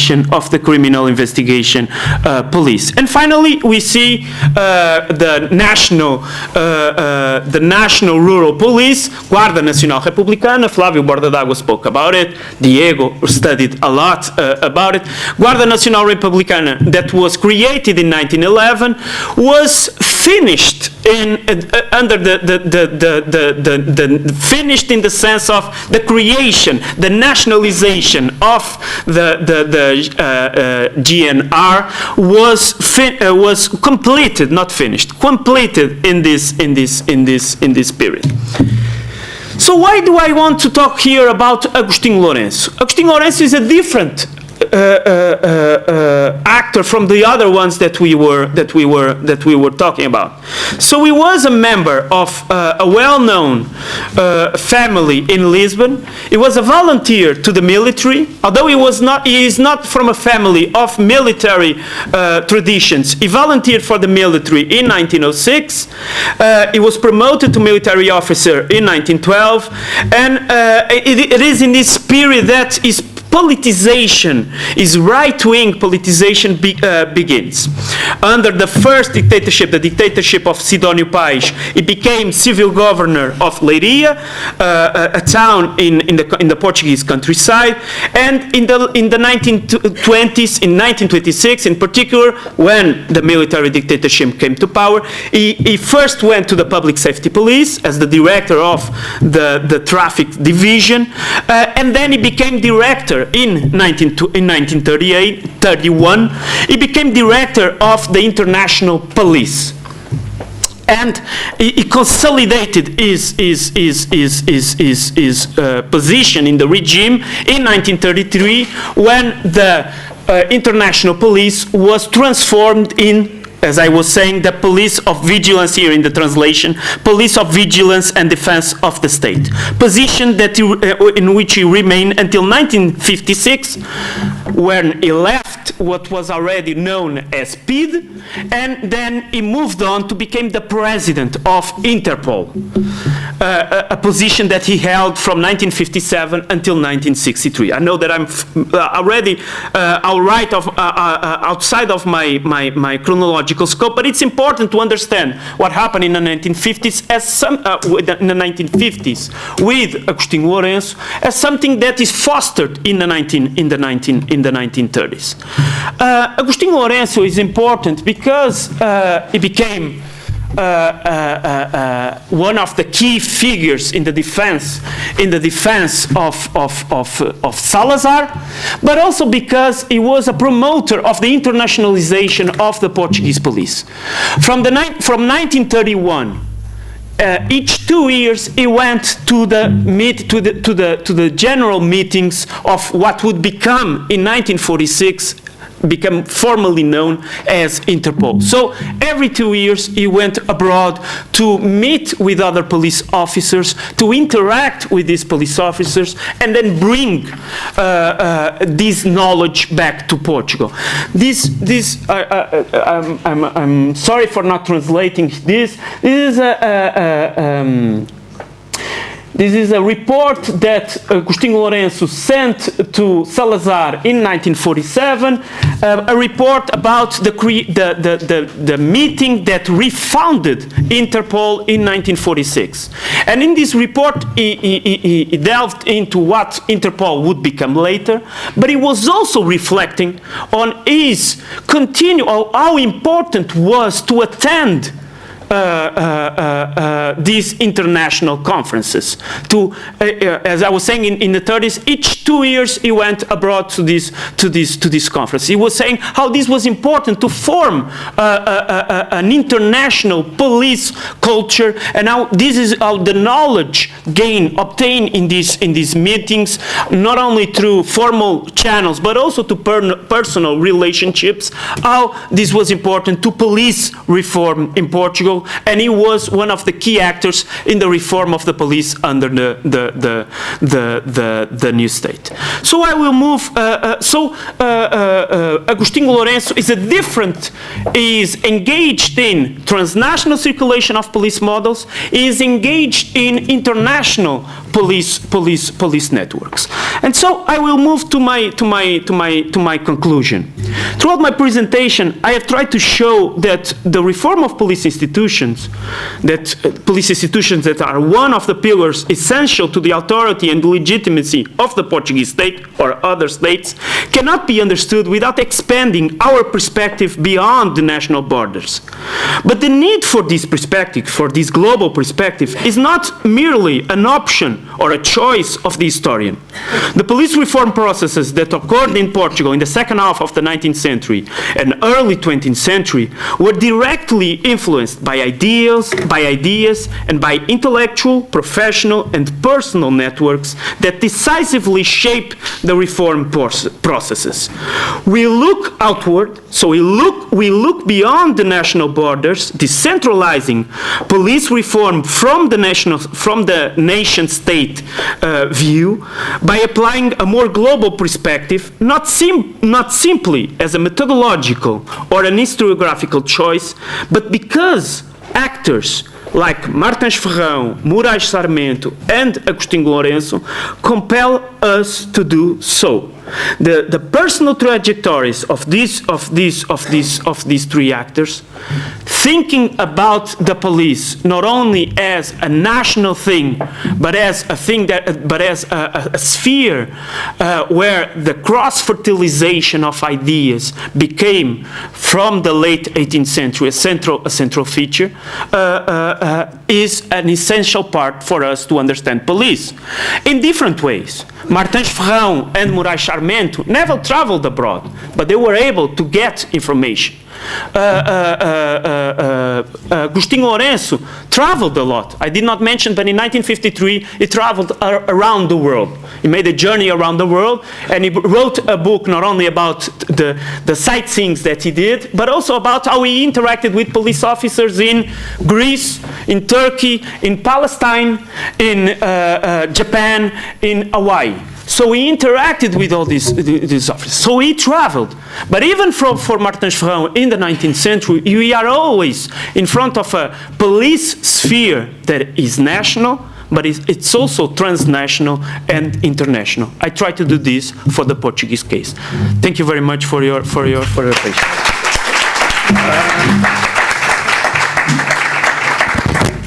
Muchas gracias a Gonzalo, sobre todo por haberse ajustado a tiempo. Thank you very much, Gonzalo. You respected the timetable. Now we move on to the next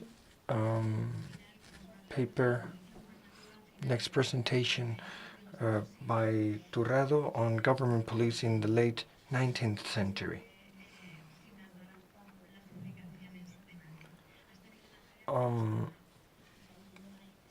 You had an incident with the water, don't worry. I cannot go over all the books that he has published, all the publications. He holds a master's degree on documentation, and since 1981 has been working and researching on the history of the police. So he has numerous publications, numerous collaborations in different journals, scientific journals. I don't have the time to mention them all. Me personally, I had the honor to work with him in the preparation works for the 200th anniversary of the Spanish National Police, to work on the book that we published at the Police Academy. It's a pleasure to be with you here. Yes, we keep doing a lot of gigs together. Now, the only thing that I can say, I cannot sum up his resume. I don't have the time for that. But he's one of the first police historians.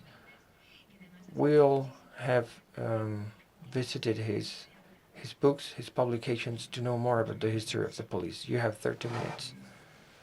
So, thank you very much for the invitation to this first Congress on Police History, which is like the result of my career and an acknowledgement of my work, my life work. I've dedicated thousands of hours alone in my desk to this subject. Unfortunately, I didn't have enough, and I keep working on it. Now, I just wanted to address the government police in the late 19th century. Lola went over this fact that the superintendent of the police was in direct connection with the king. Not only was he in direct connection with the king, but according to José Zorrilla, his father, who was intendant of Madrid, was also in direct contact with the king. This indicates that the police was an autonomous body regarding the civil administration. When did it become part of the administration and became the government police? That's the question. This happened with a royal decree of 1935, 4th of October, when the institution that was there at the time was removed, and the new government police was created. We still have this model in place because the police depends on the government delegates throughout the territory, even nowadays. So this is the precedent. This is the first time in history with this, when this happened. Now, in official documents, we don't usually find this name. There is a decree that talks about the First Republic and how the police was organized, a government and criminal police at that time. And I think one of the last times that we used government, the word government applied to the police, is in 1975 in the police regulation organizing the police. And the name of this document is Rules for Governing the Government Police. After 1975, the police name changes to National Police, which is its current name. So, in the late 19th century, many things happened. This is a period where many things happened. But it's important to know where the beginning of the police organization is. A police entity that is later on consolidated Now, the beginning of this entity, this police entity, starts in 1878. Now, of course, the transformation of this police entity undergoes many changes.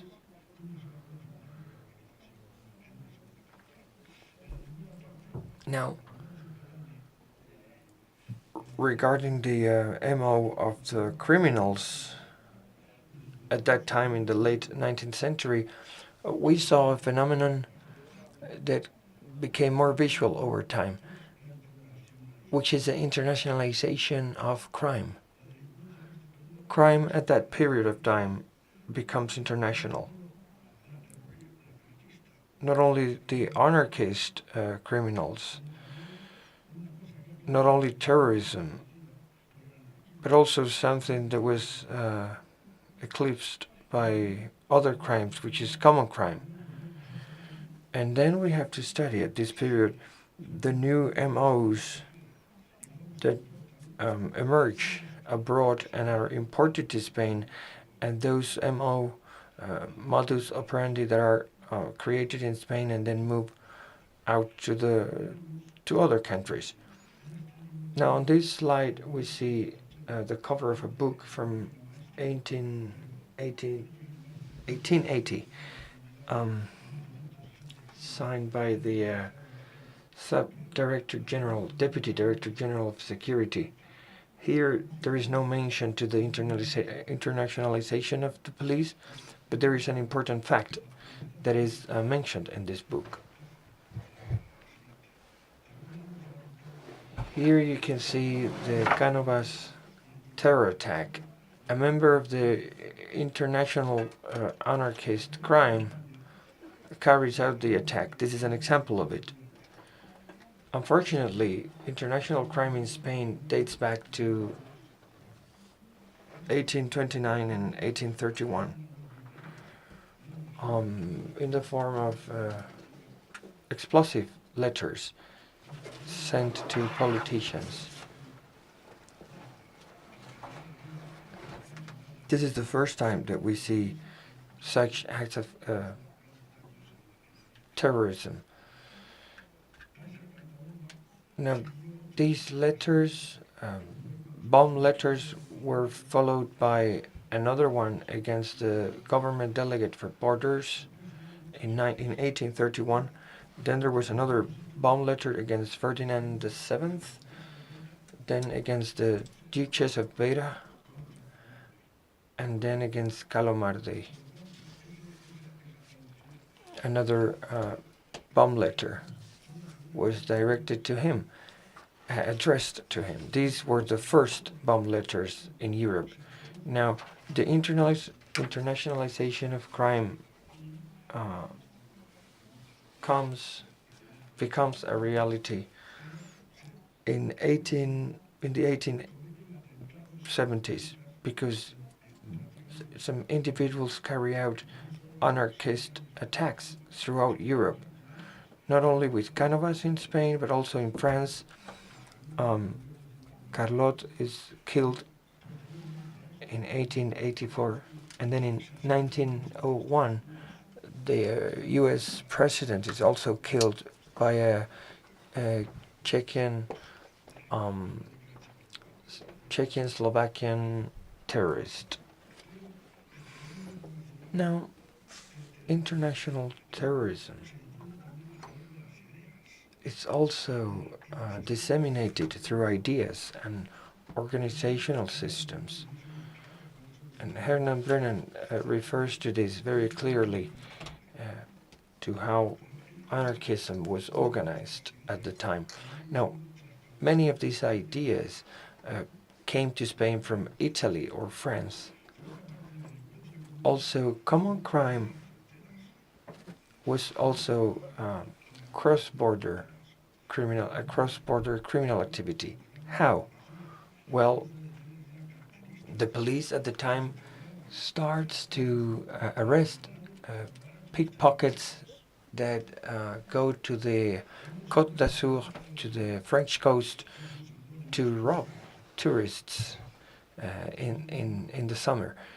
Now, one of these individuals is arrested, and the police are surprised because this individual speaks French very well.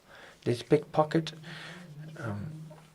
speaks French very well because he had been going to France every summer to rob tourists for many years.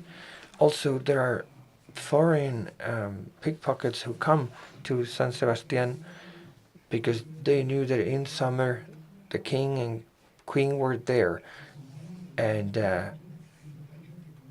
they just went there to rob tourists, again, like it happened in the French coast. Now, both kinds of crime, terrorism and common crime, were already present at the time and going international. There's another case, extraordinary case, that I'd like to mention. The crime of the burial, or the burial crime. This happens in 1815 in France with the Jerusalem letters. The Jerusalem letters don't come from Jerusalem, from the city of Jerusalem. They come from a jail in France that is next to the street called Jerusalem. And that's where the prisoners used to throw the letters to the street to carry out their racket. Now, this technique was modernized. They would then send letters to people saying that they had buried money in their village and that they would send someone with a map to dig out that treasury.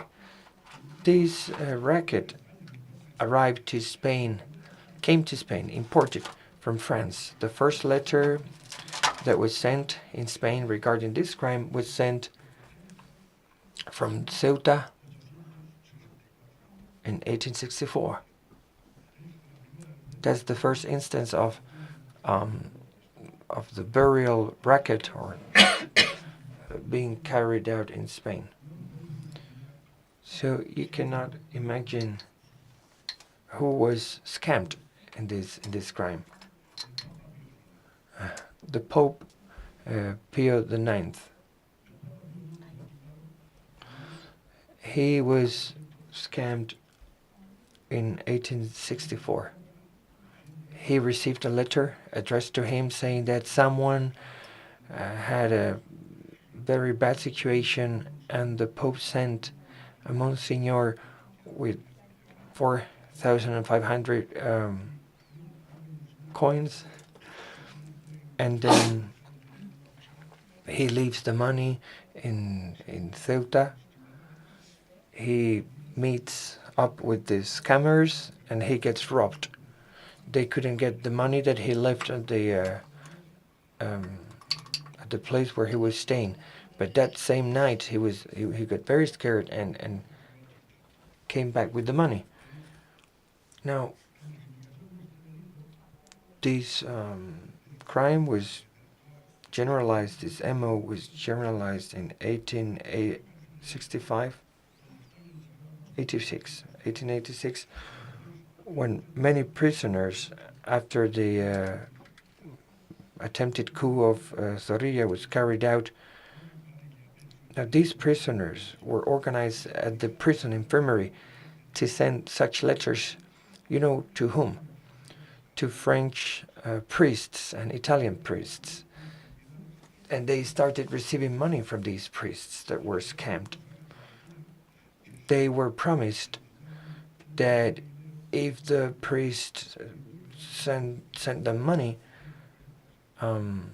whatever the amount, they would send back a daughter with a map to dig out the treasury, and then they would be able to use the woman for whatever purpose they wanted. And many priests fell for the scam. This is just one example of a crime that became very popular and was established as a crime in the criminal code under the Primo de Rivera dictatorship in 1926. Now, other MO, another MO that we can mention is the one about the cats. So one harlot was attending a client, and then another harlot, another prostitute, would rob the person that was having sex. This scam started in Barcelona and then became present in the whole national territory. There were other MOs more dangerous, so to speak. Here you have the person who invented the Ponzi scheme in Spain. This woman, Baldomera Larra, the daughter of Mr. Lara, her husband was a doctor and had to flee to Cuba. Now she was left alone in Madrid with 4 children, and she had a very bad situation. She had to borrow a lot of money, and in the end she decided it was better to lend the money rather than to ask money for money. So she gave an ounce of gold to a neighbor and told her that in the end of the month she would have to give her back 2 ounces of gold. She would receive 2 ounces of gold. So every time a neighbor gives her an ounce of gold, she gives, or 2, she gives 1 to another customer, thus creating the Ponzi scheme. And here you can see a picture of the queues, the people queuing to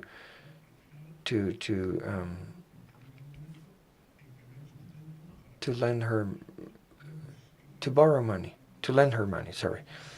Now, in the end, she didn't have money to give it back, and people started asking for their money back.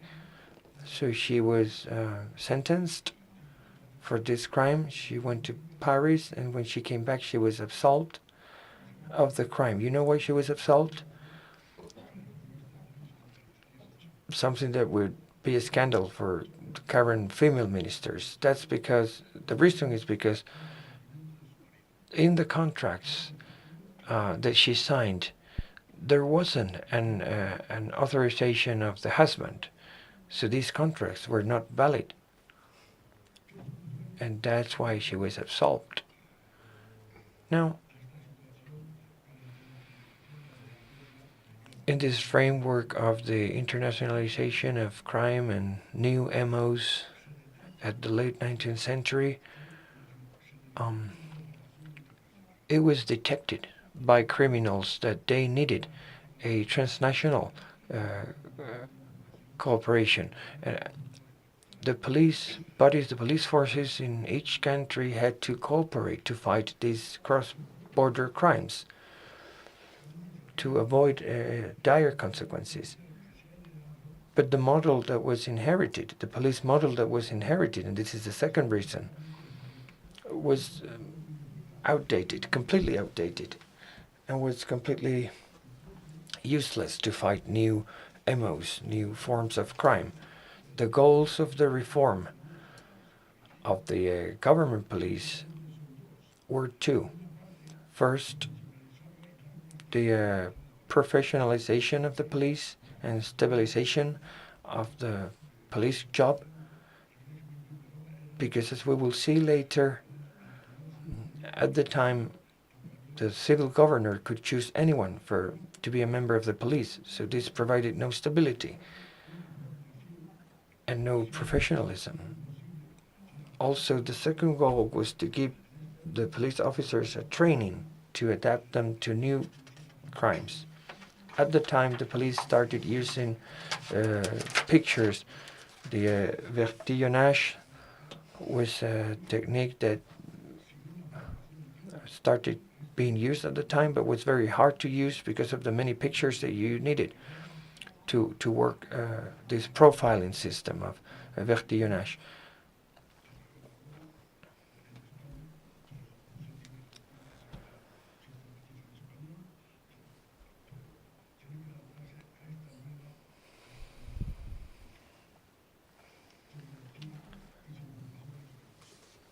So training was very important to fight new forms of crime. Regarding the organization of the police, police throughout the 19th century underwent 12 reforms. I think it was reformed 14 times, but it depends on the criteria you follow.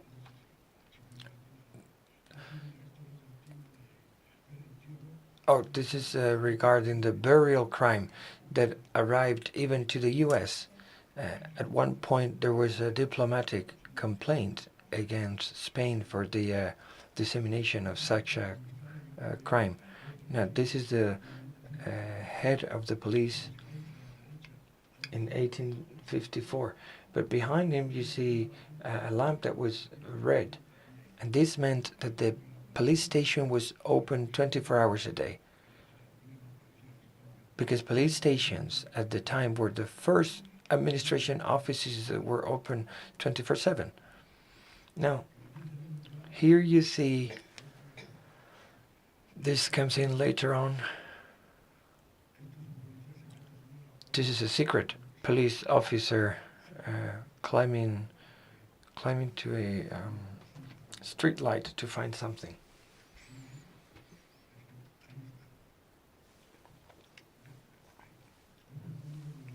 Here is Juan Moreno Benítez, the civil governor of Madrid, who created the public order body here in Madrid. Now, one of the first things he did, the 20th of October, was to dissolve the Veterans Guard, which was acting under the command of the Surveillance Corps since 1824. But after several historical events, they realized that the Guardia Civil was not adapted to the needs of a civil society, such as Madrid's society. So they understood that the military approach had to be removed. In 1868, this entity was removed, and that's the same day when Mr. Moreno Benítez was appointed head of the police. He organized the public order body to replace the Veterans Guard. So the surveillance corps that had been acting in Madrid over many years, which was the criminal and civil police force, and the uniformed force, which was the Guardia Civil, both of them were removed. So that's why the public order body had to be created. However, in the end, this body was deployed in Spain after a decree from the 7th of July 1870, a royal decree. This new body was militarized completely when it was deployed throughout the territory, thus eliminating every preventive systems, because they thought they were useless. They thought repression was enough for insurgents to raise and then arrest them. So they thought that the prevention was useless, and they thought that the repression was the only way to go. However, they had to recover this prevention system later on to create a police force to meet some needs that the military force could not meet. Now, during the First Republic, a royal decree on the government, police, and its organizations was published in December 1853. Now, there were three goals with this decree. First, fighting discretional power of civil governors who had power over civil servants. Second goal was to depoliticize the police, to make it into a party weapon. So to avoid this. And the third goal was to make it a body under the government ministry. In 1877, Robledo inherits this model, but the civil police keeps being a utopia because, the depolitization of the police is still in place. Later on, Robledo has also the goal to remedy the lack of preventive police. He changes the name of the police stations. They're not called comisarías, they're called delegaciones, delegations. So the police stations are called delegations. If you remember Victor Ros, he talks about comisarías, police stations at this time, but this is inaccurate in terms of history because they were called delegations at the time. So the idea of this decree was to better the training of police officers and unify the criteria for these police forces. These led to the control of passengers, which was even more important due to the expansion of the railroad. Now, who were the first workers in Spain to have annual health checks? Prostitutes. They had a yellow card. They had to get a full doctor's checkup to avoid the spreading of sexual-related diseases. Later on, Fernandez Luna was the head of another body, and a new police force was created and integrated in the surveillance corps to carry out the training of the police. De ideas para mejorar la organización. In the magazine POLICÍA, some ideas are put forward in order to improve the organization of the police, such as planning the training of the police officers.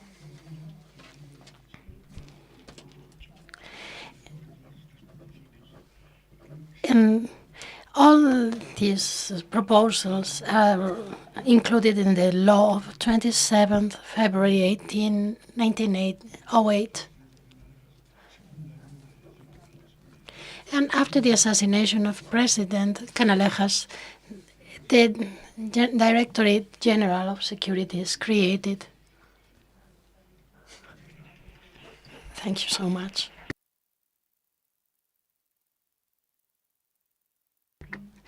Thank you so much, Martin, for your speech and for having been able to include all in the available time slot. And now I will give the floor to Dr. Fernandez Palacios, has a PhD in history by the Complutense University. His field of expertise is the history of America. He has been a researcher in his university, both before and after his PhD, and now he's a lecturer in the Department of Medieval History. Jose Maria has researched the history of Asia, social and cultural history of the Philippines, also of the colonial America. And I would like to to explain here that when we began our research for the exhibition of 2024, Jose Maria was in charge of researching all the documents related to police work in the overseas provinces, and the results of his work were excellent.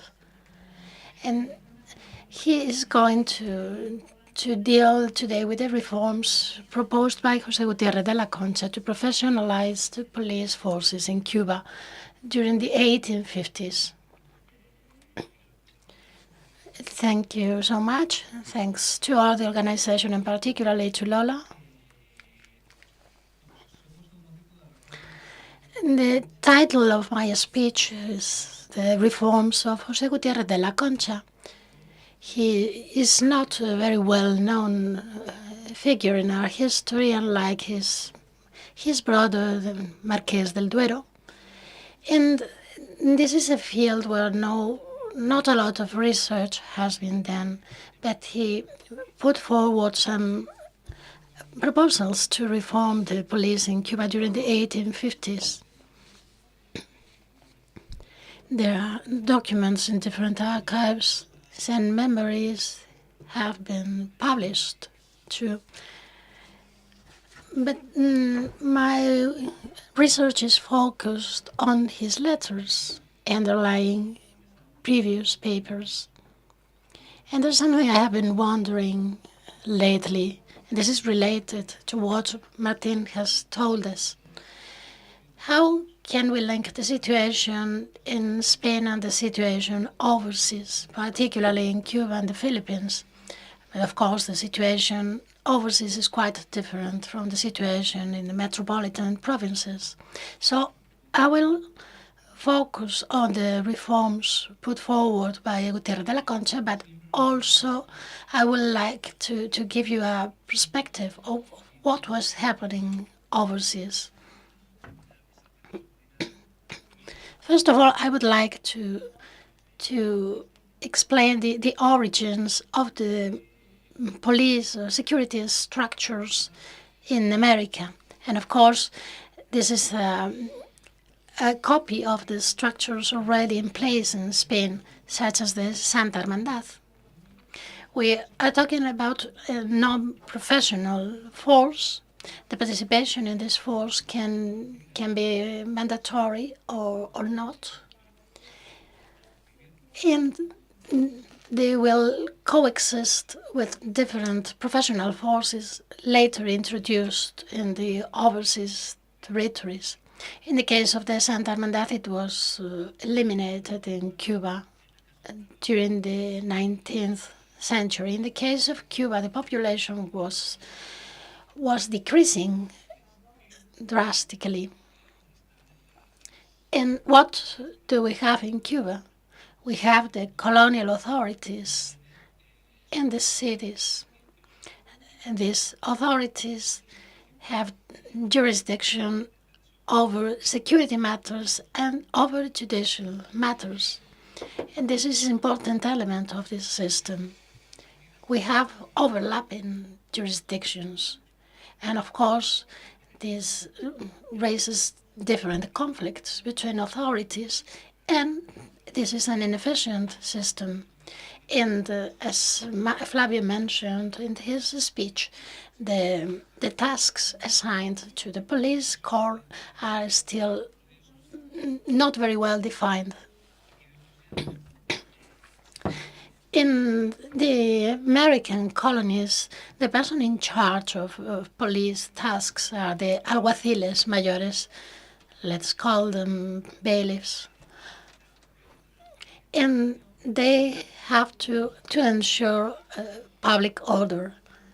We are talking about the 16th, 17th century, so public order is not exactly what we understand as public order today. We are talking about morals, like preventing bigamy.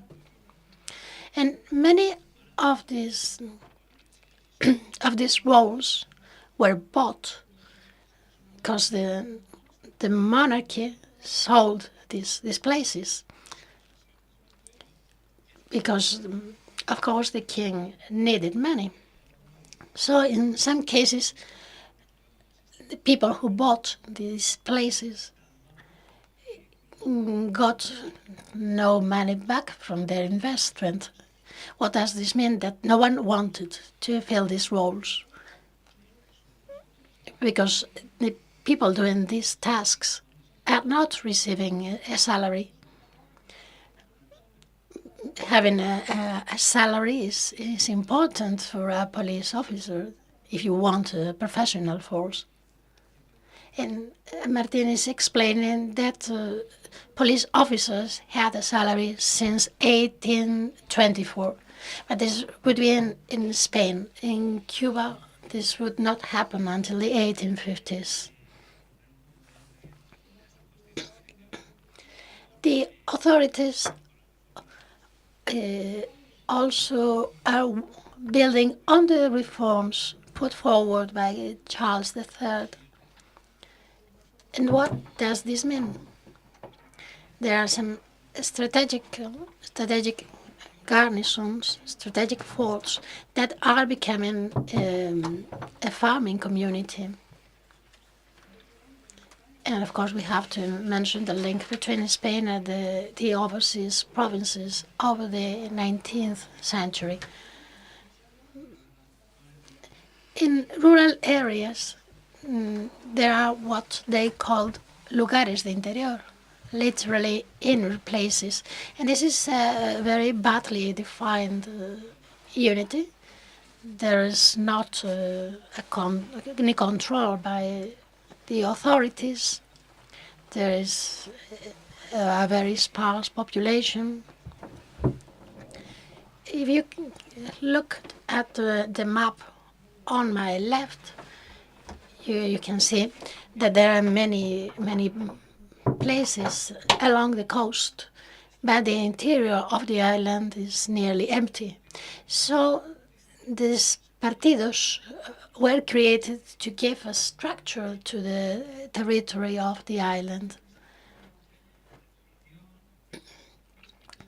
There are areas created around a small village. And there is a capitán de partido, a captain of this area, which has some competence on public order, but of course they still have to rely on a militia recruited among farmers. The main innovations in the field of security and public order took place in urban areas. And these are linked to the creation of the comisarios de barrio, literally commissioners of the neighborhood. This is a model similar to this implemented in Madrid. This model, first put in place in Madrid, was later exported to other countries. In the case of Cuba, the first place where it was implemented was La Habana.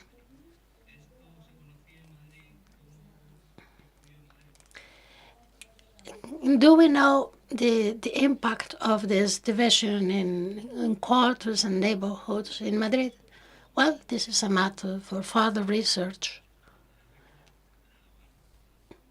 But in this case, we have a similar division in La Habana.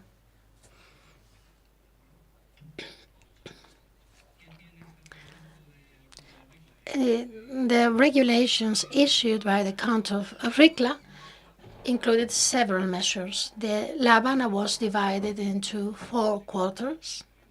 There was a commissioner for each quarter.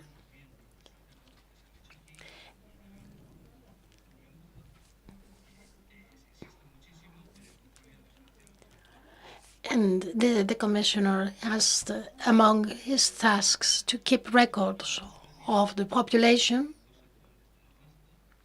but is also responsible for many other matters such as public health, food supply to the city.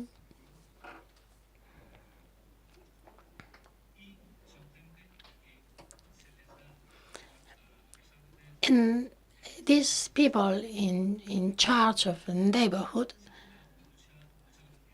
had a very discretional power. They can arrest people without an order from a judge. If someone is caught in flagrante, they can also investigate cases. And they have no salary. So this is the perfect storm to get a very inefficient system, to have corruption, because we have people with a lot of power and no control, and because they have no salary, they get no salary for their work. So it was clear that the system was inefficient. So the authorities in Madrid analyzed the situation and put forward further reform, which is an exploitation of the model already implemented in Madrid. La Habana is divided into more districts, not just 4 as before. Each district has a mayor with different jurisdictional powers, and each quarter is divided into different neighborhoods. And there is a control by the governor. These mayors, commissioners have no salaries, so they get their income from fines. And of course, this leads to systemic corruption, because these people make use of the police powers to get money. I will skip over some things here. But this system is in place over the first decades of the 19th century. And under the reign of Ferdinand VII, we have here some of the things already mentioned by Professor Herrero. We have a different model during the liberal period, 1820-1823. And this model stays in place after the liberal period. We have to research more on this area. In the case of Cuba, we have Francisco de Inesio, and he's given the task of drafting a general plan of police as the one being implemented in the metropolitan provinces. But this plan does not come to anything. So some things I would like to mention here: increasing staff, but not enough. A lack of mechanisms of control. There are some attempts at control, but this is not enough. And there is an excess of laws.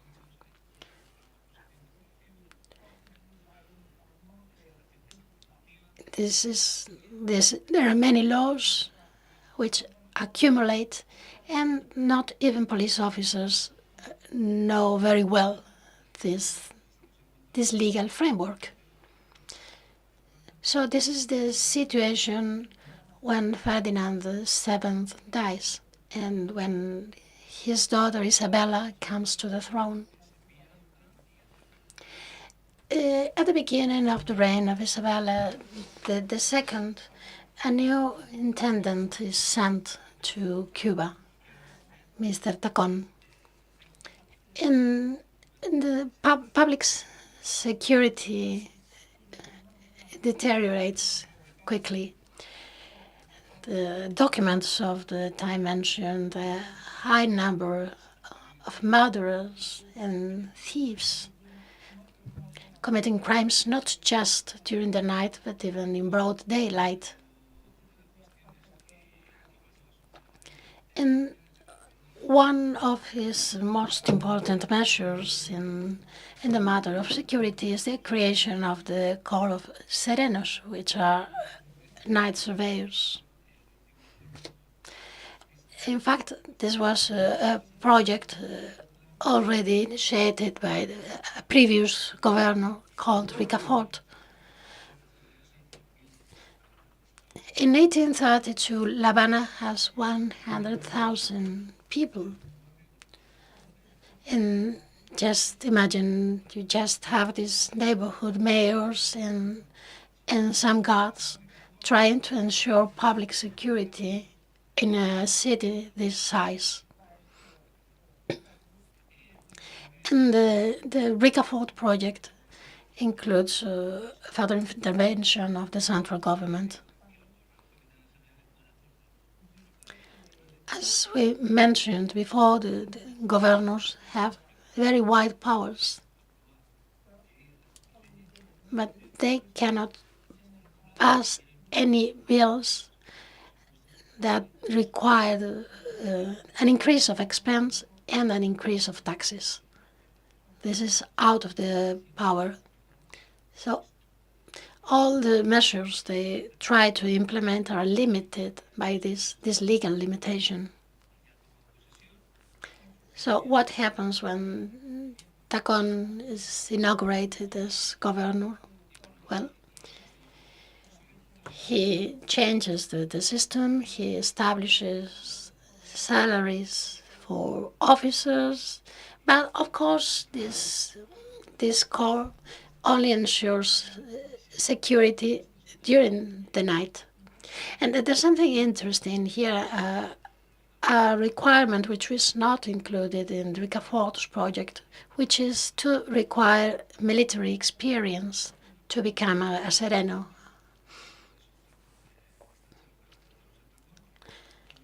Well, this speech is not going to deal with Tacón in depth, but of course he chooses new commissioners, new surveyors, and these people have to report to him.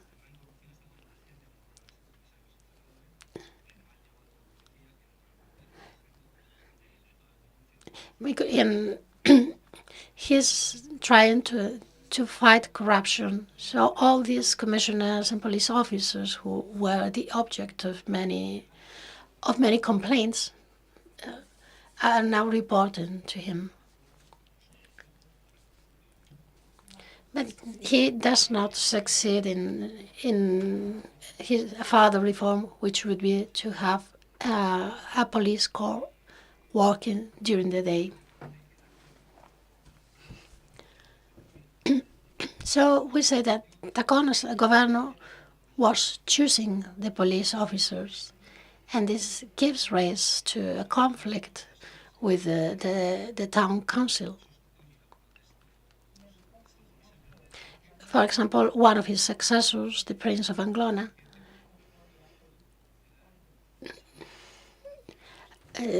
reports one of these neighborhood commissioners and changes him for something else.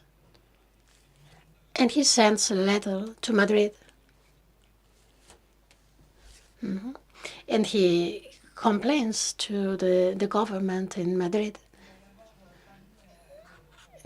because the governor has not the central power to choose these police officers. There is a conflict of jurisdiction with the town council. So now we have Jerónimo Valdés, which is the new governor. He comes to Cuba in 1841, and he carries out different projects. One of these was a consolidation and selection of the legal framework, which included those accumulated laws. And he issues a decree regulating the jurisdiction and the tasks assigned to the different police officers. They are going to wear a uniform with a blue jacket with facings and a baton with a silver pommel. And they were civilian agents of the police, but they were also agents of the government. So they were chosen by the governor of the island, which is, this of course is a de facto centralization.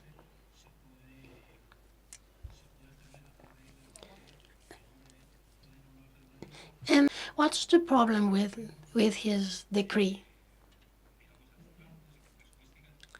He is not able to draft a systematic regulation. He mentions different tasks and different police activities, and he spots to the problem, but there is not a system here. And of course, he has the same problem his predecessors had, which is the impossibility of fixing salaries for police officers. And now we come to José Gutiérrez de la Concha, the Marquis of La Habana. Federico Roncal y Cerruti, the Count of Alcoy, was one of his predecessors, and he was mentioned in 1858 in one of the first histories of the police. He says that the civil guard should extend its jurisdiction to rural areas in Cuba, and that the staff should have a fixed salary, because otherwise an officer chosen to fight crime but will not end with crime if they rely on continuing crime to earn their living.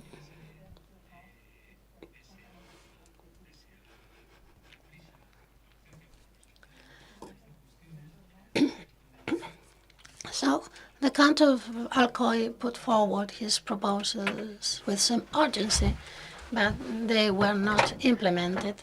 And it was Gutiérrez de la Concha who finally got to implement his reforms. And this resulting to urgency was something that Claveria already did in the Philippines in 1847. And he had the same goal. He wanted to implement a Corps of Carabineers to ensure public safety in the Philippines.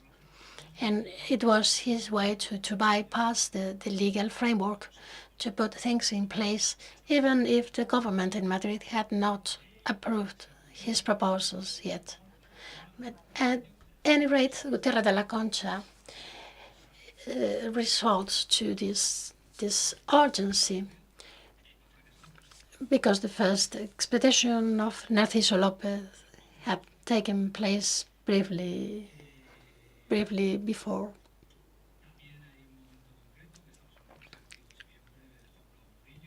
Where during the government of Juan Bravo Murillo has this goal of increasing public security, and also wants to demilitarize the public administration. And of course, there are some limitations for Concha's reforms, but there is a unified corps of serenos, of night surveyors. They are civilians, even if they have military experience.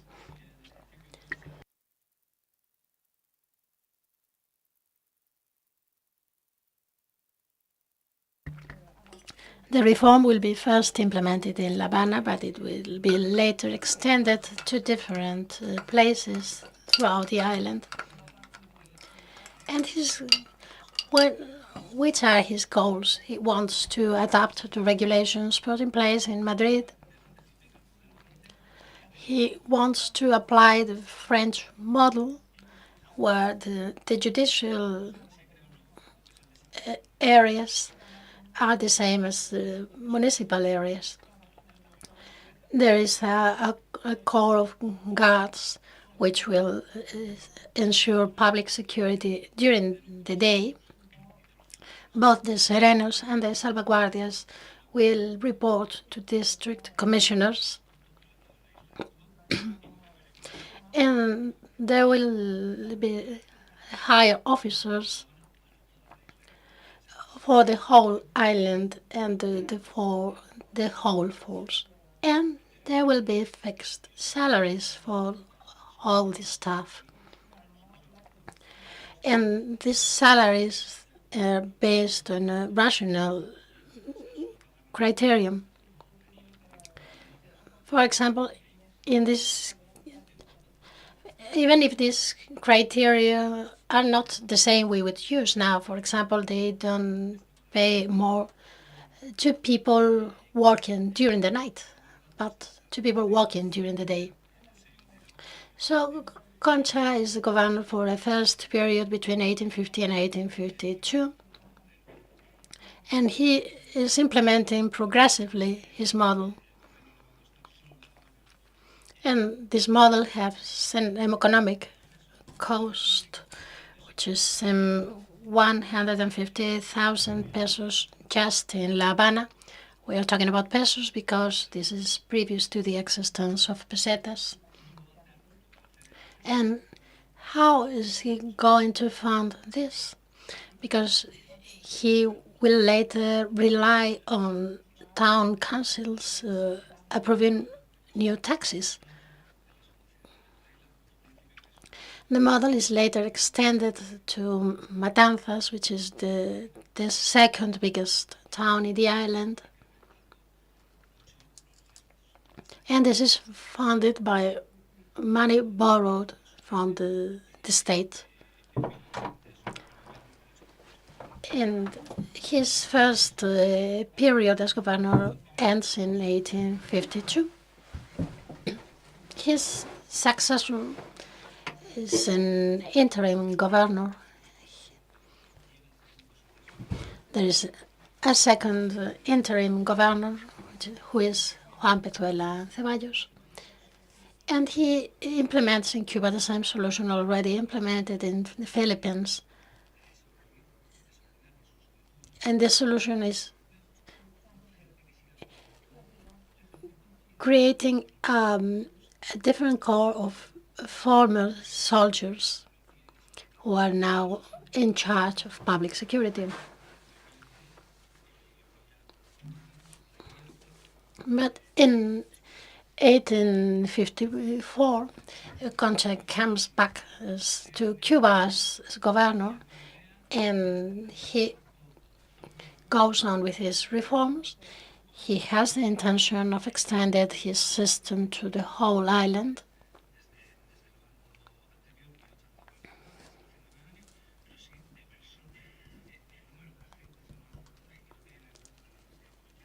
And he also wants to rationalize the number of officers in different countries, which is not directly linked to the number of officers really needed. And so he implements his model, and this model includes fixed salaries for police officers. And the government in Madrid finally approves his reform, and we have here the reasons put forward in order to approve his reform.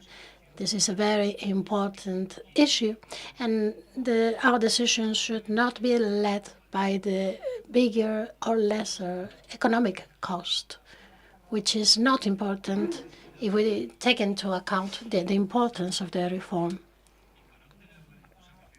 The island of Cuba needs a good police system.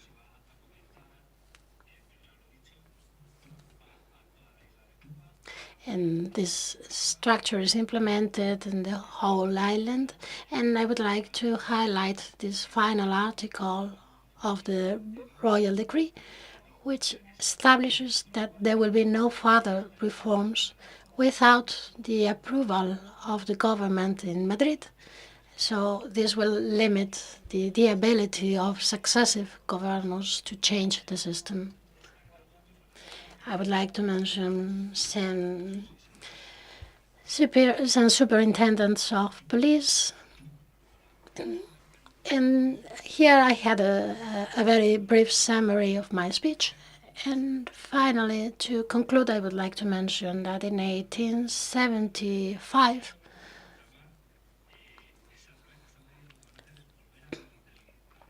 all the measures implemented overseas after 1875 tend to remilitarize public security. And there will be just the one militarized corps carrying out all police tasks.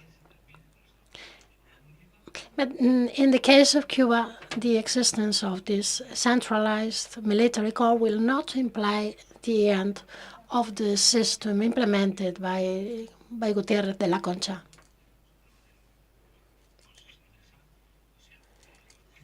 Of course, if you are interested in this topic, I will give you the main references. I'm so sorry I have been in such a hurry.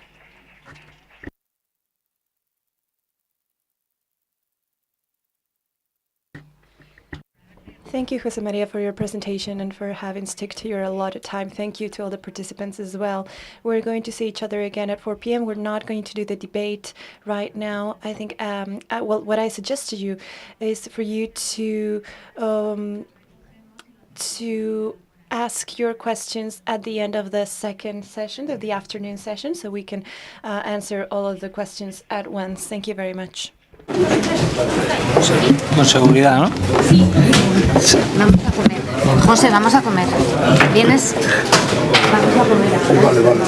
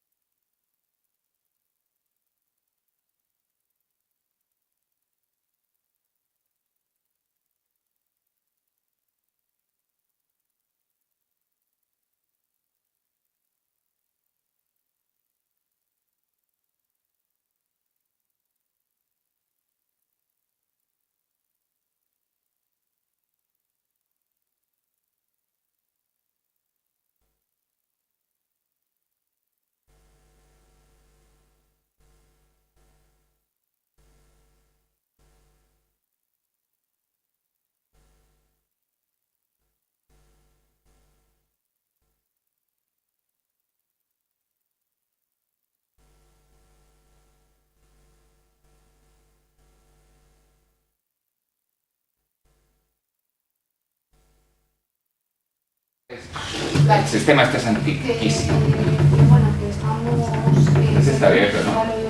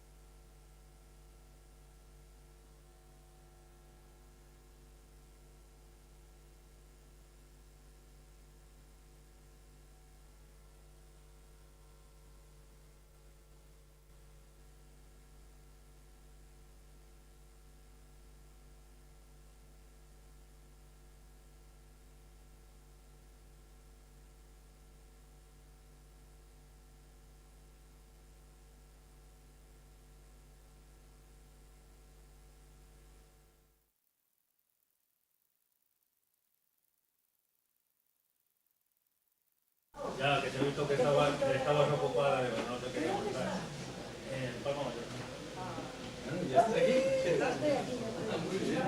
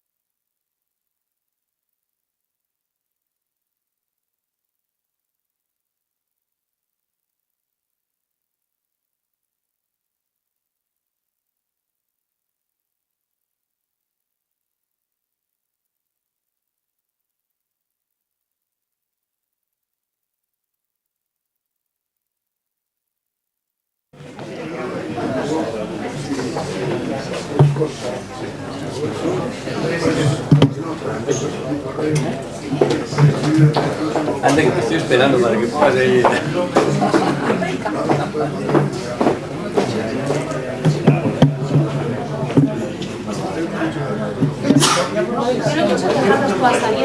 Lo que estaba pensando, ¿te parece bien? ¿Sabes? Sí, sí, me parece genial. Porque creo que así tarda menos. La entrada tuya una X.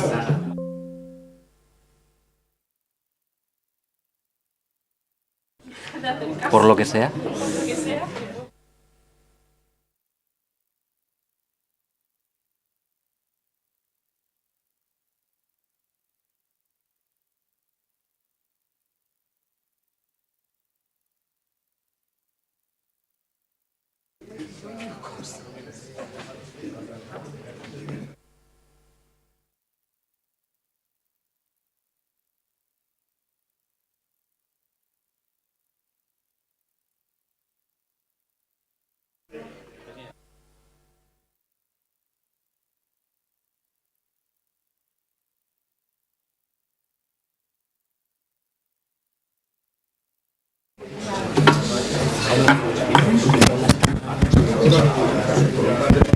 No, digo que Lola es...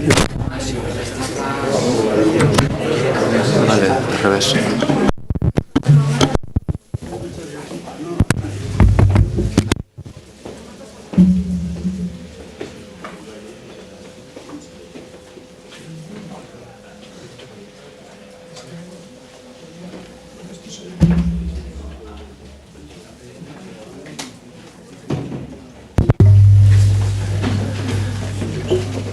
Hola, buenas tardes, bienvenidos a...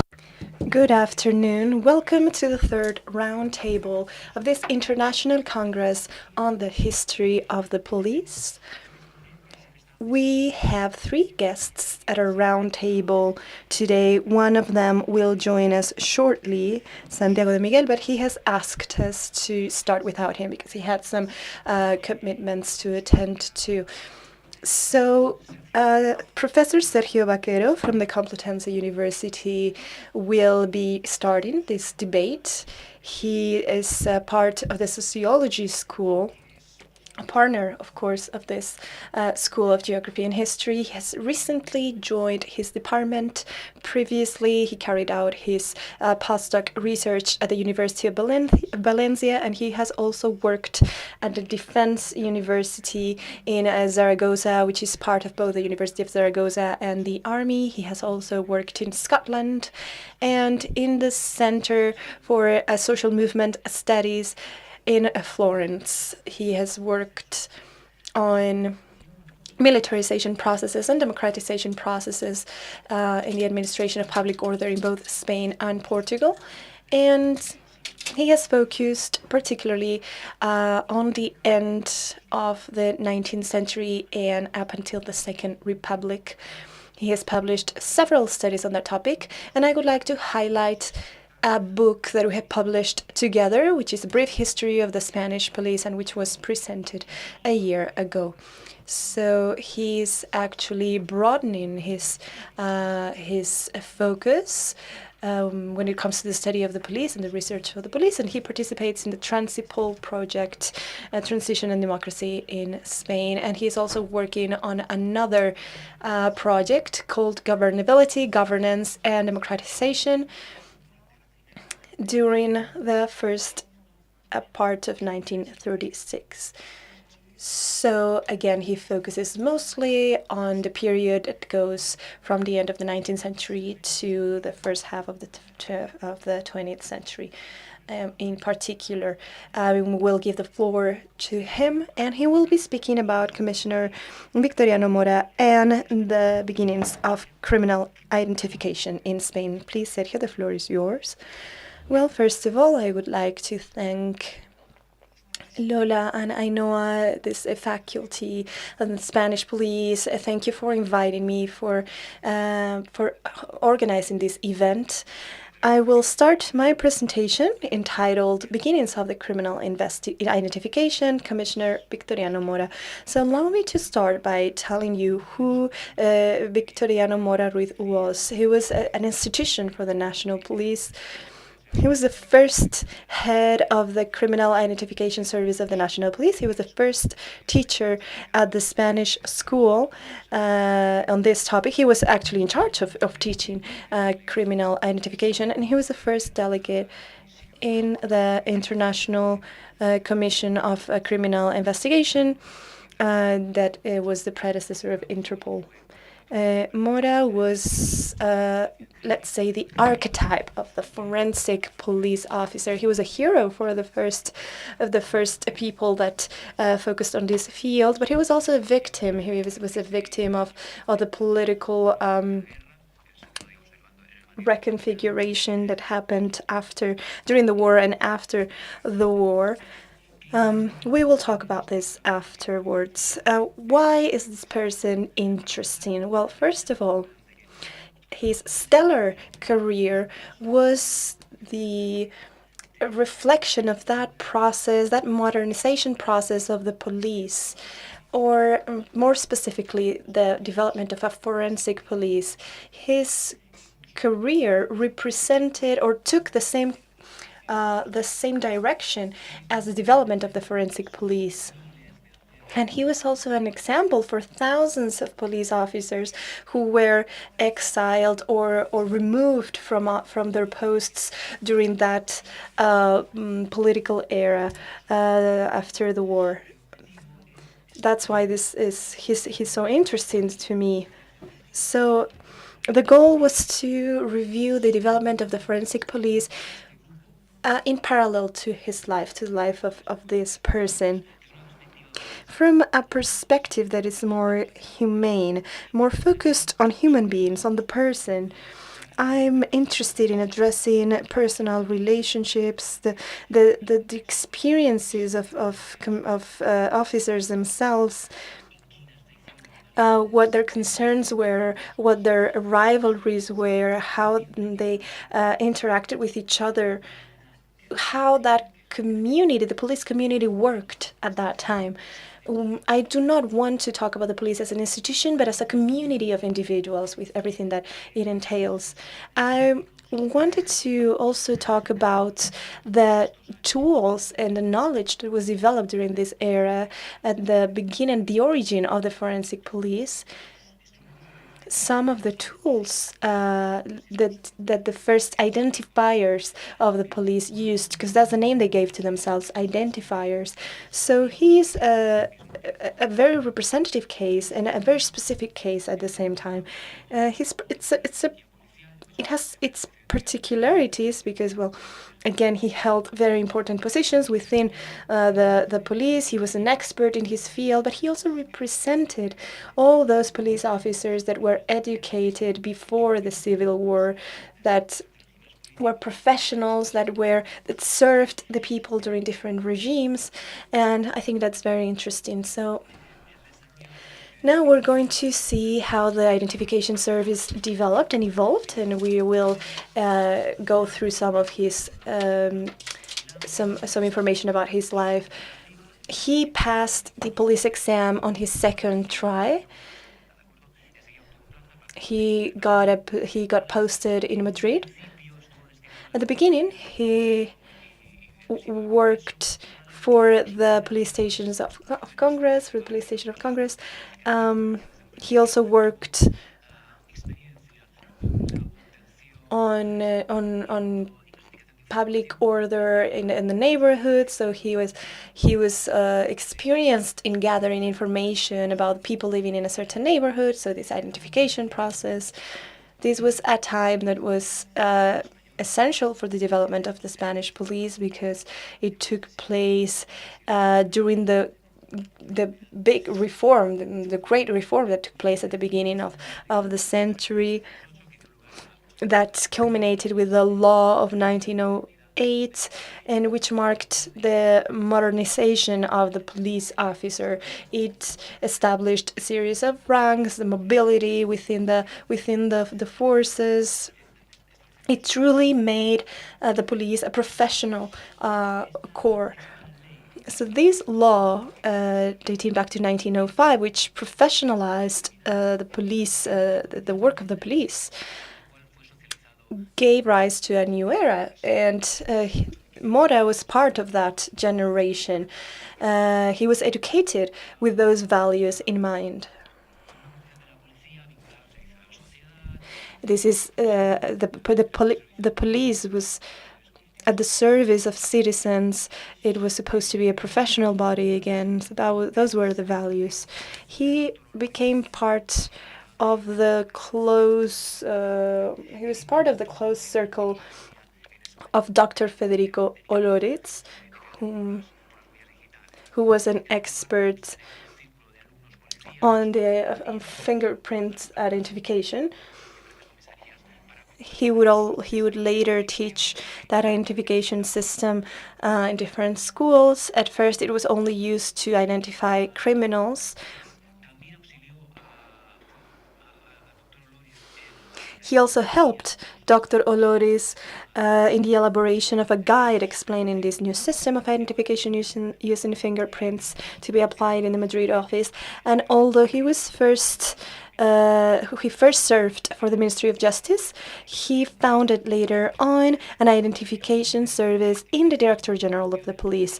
So he founded the first identification service of the police. When Dr. Oloriz died in February 1912, he continued his work. And from that moment on, after the death of Dr. Oloriz, he became his natural successor.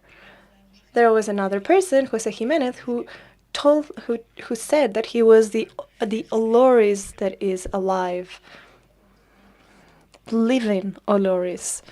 So that is very representative of the importance of this commissioner. Once this service was created, in similar services were established in other cities. You can see that information here in this slide. There was a reform in 1921. The system was nationalized. There was a network was created. There was a central office that was the office of Mora. At that time, it was already part of the public security department. So, after the establishment of this network, there were a series of protocols as well, whose objective was to standardize the different procedures to register information, classifying information. For instance, a specific standard report was composed of these three elements: an alphabetic card containing the biographic data of the person. So, for instance, date of birth, name. Then there was the fingerprints. So the 10 fingerprints of the hands that were stamped on a card with a date and so on. And there a photograph taken from a frontal photograph, side photograph. And then also there was added a third photograph later on, which was on the left side, partially covered by a hat or something of that sort. They also established a series of criminological albums with photographies of recorded crimes that would facilitate later on the identification of individuals. Mora was not only the director of this service, but he was also appointed as the teacher of the police identification and police technique of the National Police School. So he had a lot of power. He held a lot of power because he not only trained in future generations of identifiers of the National Police, but he was also present in all the examination boards. And he actually got himself quite a few enemies, because obviously when you held a position of power, that's bound to happen. I'm sorry, I'm going very fast, but I try to make it brief. So he also created a series of guidelines that were essential.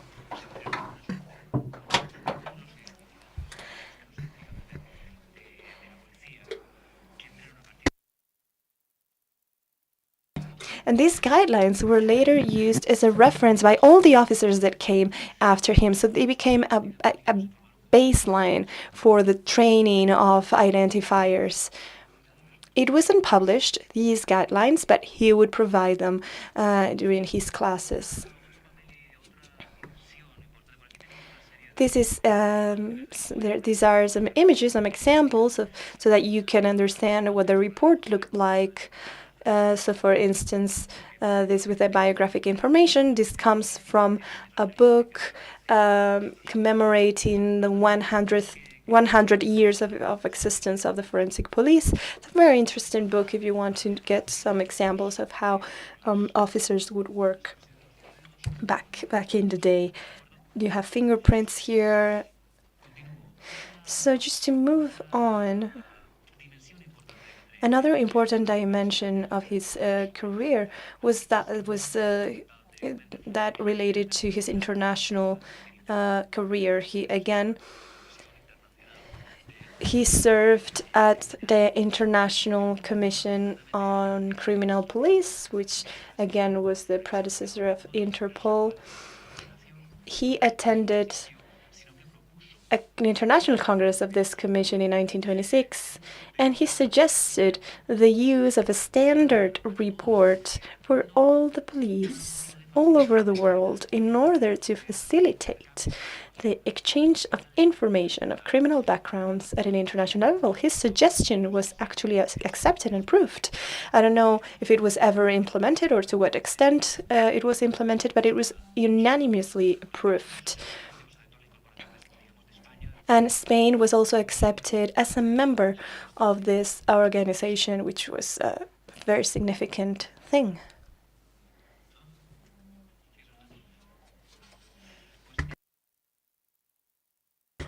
So Mora is very interesting, and there's something we need to take into account, and it's that in this context, Mora acted from that moment on as a representative of the national police at an international level. He was again as it were the ambassador of the national police abroad. He didn't speak any other languages, but that didn't matter because he was so important and so renowned that he was known by everyone within those circles. And the identification service at the National Police was so highly regarded that other police forces from other countries would send delegations to learn how we worked here. I don't remember exactly, I think it was 1928. The head of service of the Chile police, he came to Madrid and he was welcomed by Mora. There was no coincidence. He came here to learn about the police, about how the police would work, and particularly when it comes to identification. And this has a lot to do as well, this interest has a lot to do with anarchism. The anarchist movement was big and was very important, had a big influence in Spain, and so there was a need to identify the individuals involved in this movement, and so there was a significant degree of development and sophistication. And again, international cooperation was very important. In the case of the Madrid service, for instance, it was connected to the Vienna delegation, to a delegation in Washington, just to mention a few. Mora participated in another international congress in Geneva, organized by the League of Nations back in that day.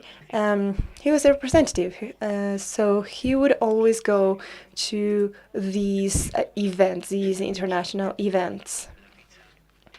This is the report, the standardized report that he proposed in 1926.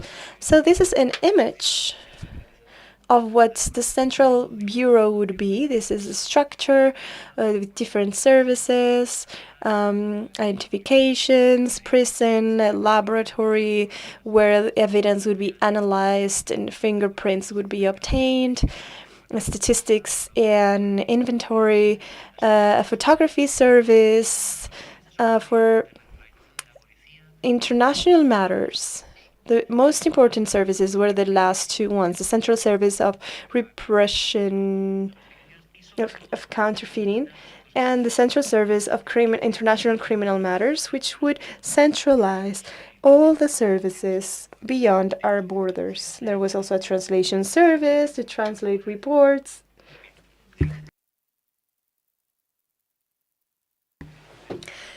And so when the Second Republic started, Mora actually did not have a good relationship with the Second Republic at first, because he had been promoted during the previous dictatorship.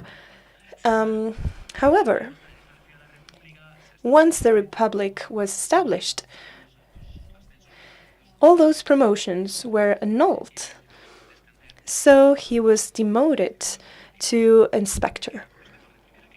First rank inspector. He was no longer a commissioner. He could regain his title later on. Another measure was the elimination of the reports made about Republican militants and socialist militants that had been registered during that time. But it was that animosity was very temporary, actually, in fact, because the authorities of the Republic appreciated his work and they treated him very well. He was sent to Germany to study the German police. In that context, big police reform was underway. The assault guard was one of the first results of this reform.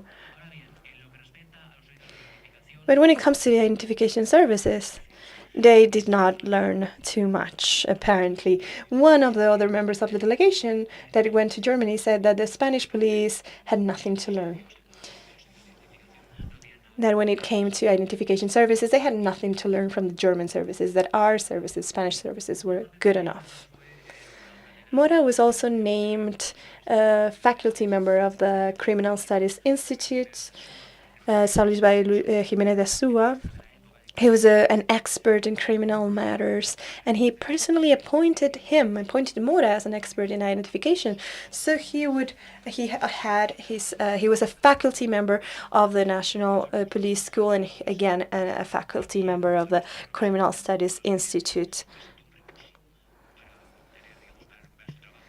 He would be fired later on. He appealed that decision. But then again, during the war, he was not able to regain his position.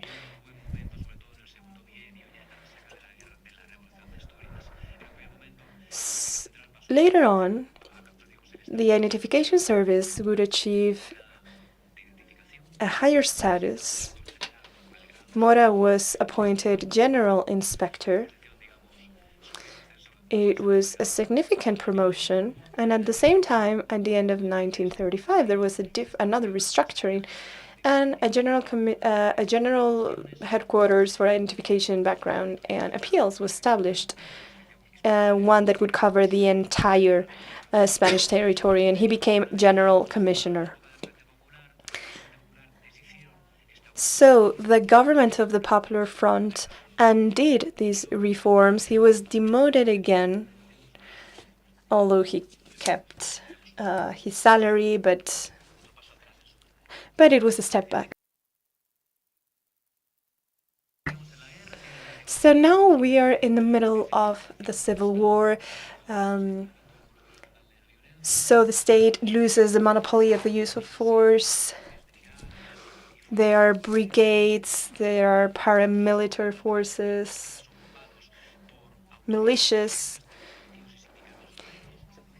and the police hierarchy is reversed. Mora obviously does not accept this restructuring, this crisis. He had an issue with the new authorities. He tried not to get in touch with them. He would communicate through intermediaries. So he was expelled. he was the victim of the first purge because he was accused of being disaffected or of having a conservative mindset, of supporting the conservative wing.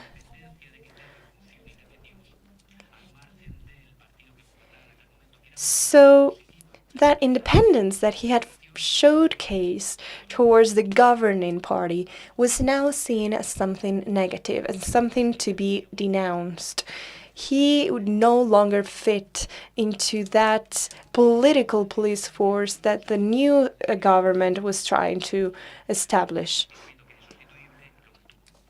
But the Madrid police actually kept him because he was so valuable. He was not, even though he was a victim of this prosecution, he was not fired.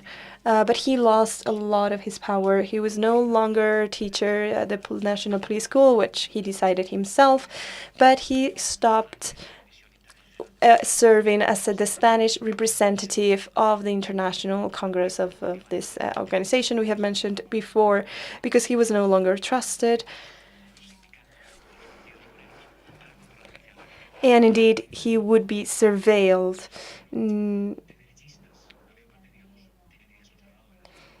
Because his service was regarded as conservative or right-wing. But he continued his career anyway. He was promoted, but more as a result of a restructuring of the personnel than any other thing.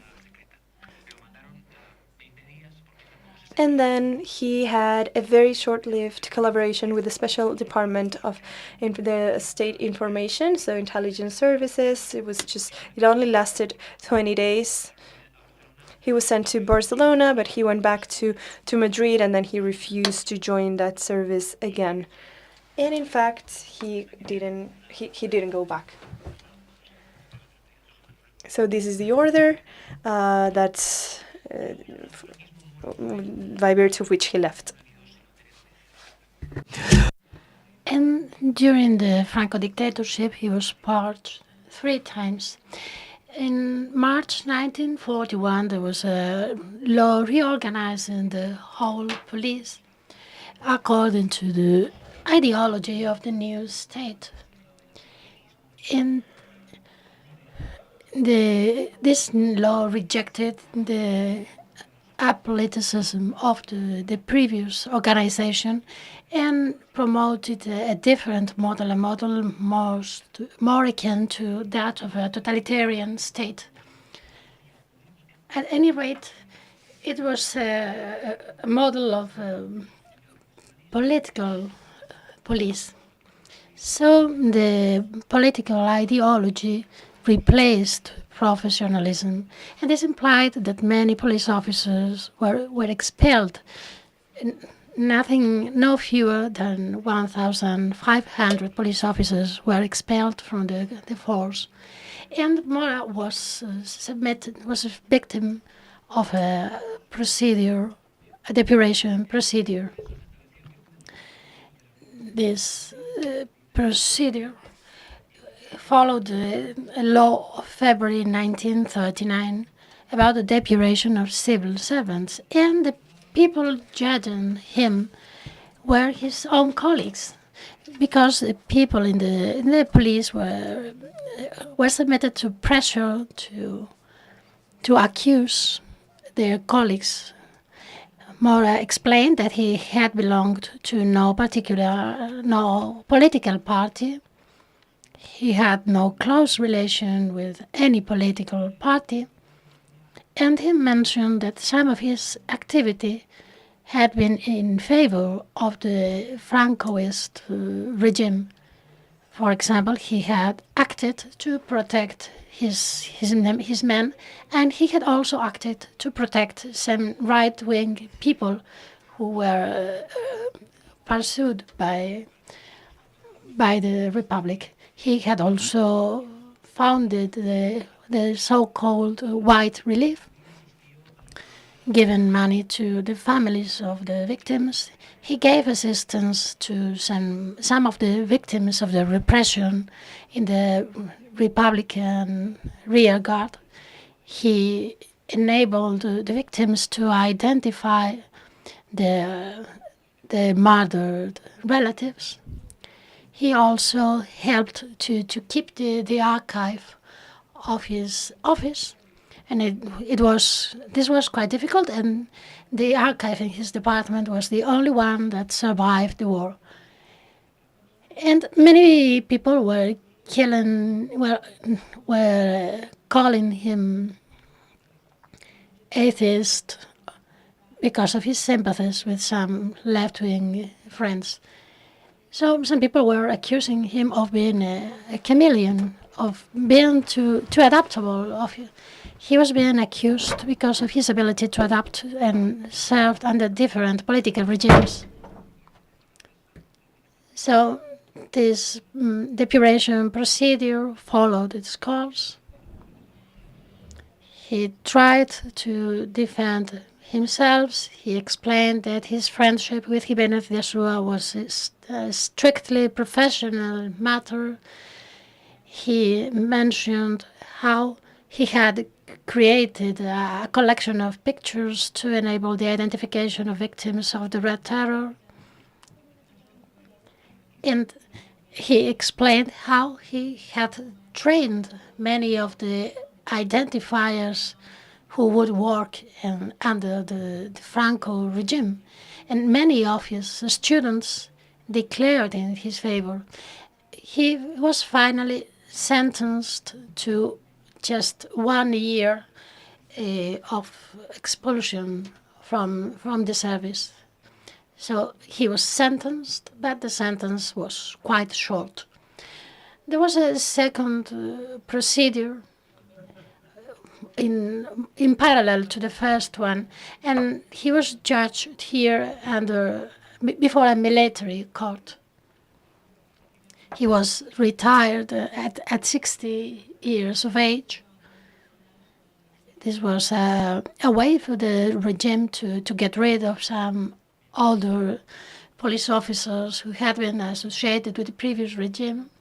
And during his second procedure, this military procedure, he was in prison. Some of the accusations came from his colleagues in the police force. Some of his students, like Manuel de Arambarri, were witness in his favor. And he was finally absolved, but at any rate, he had been in prison and he had left his job. And there was a third procedure, a very short one, when he was already retired, and this had no further consequence because he had already left the force. And I would also like to mention the memory. His students vindicated his legacy under the Franco regime.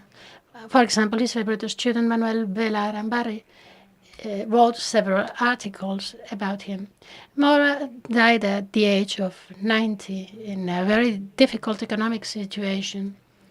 So his death could be a symbol of this interruption in the process of modernization of the police.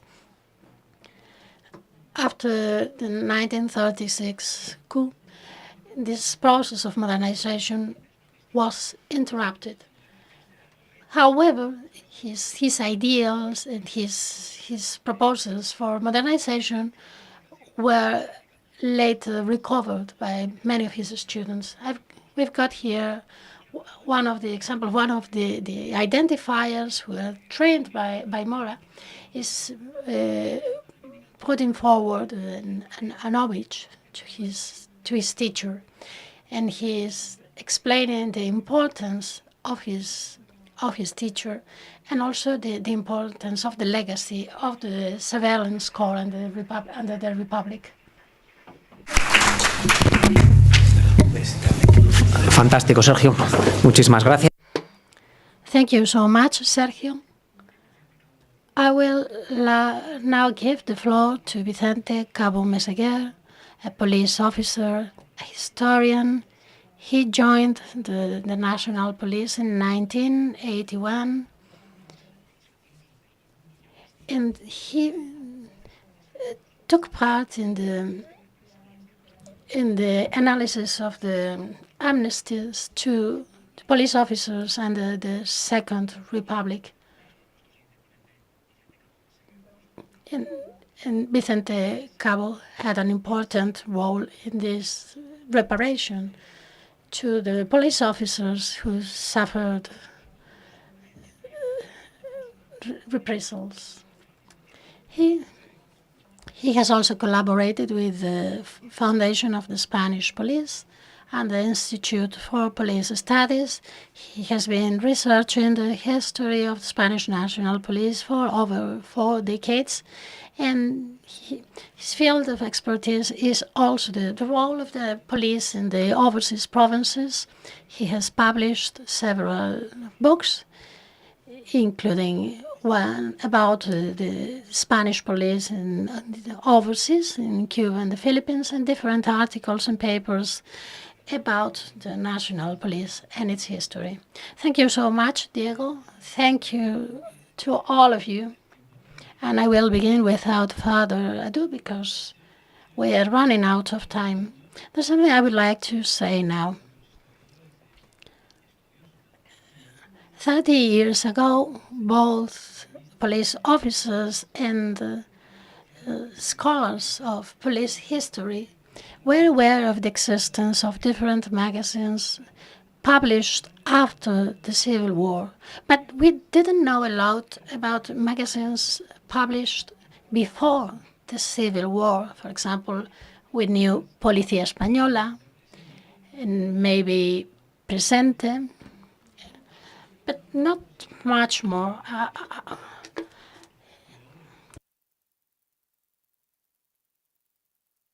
I apologize to police historians if I'm wrong here, but I think this was the case. And we saw that it was important to research in depth in all the articles published about the history of the police. And why should we research these magazines? Well, they are part of an extraordinary archive which enables us to investigate the history of the police over more than a century. And they give us information about the successive reorganizations of the police, but also they give us information about the daily life of police officers, their aspirations, often frustrated. So these documents are really valuable for us. We can read the description of a uniform, of a building, of a weapon, but pictures are really valuable here. And many of these magazines had many pictures, first in black and white, later in color.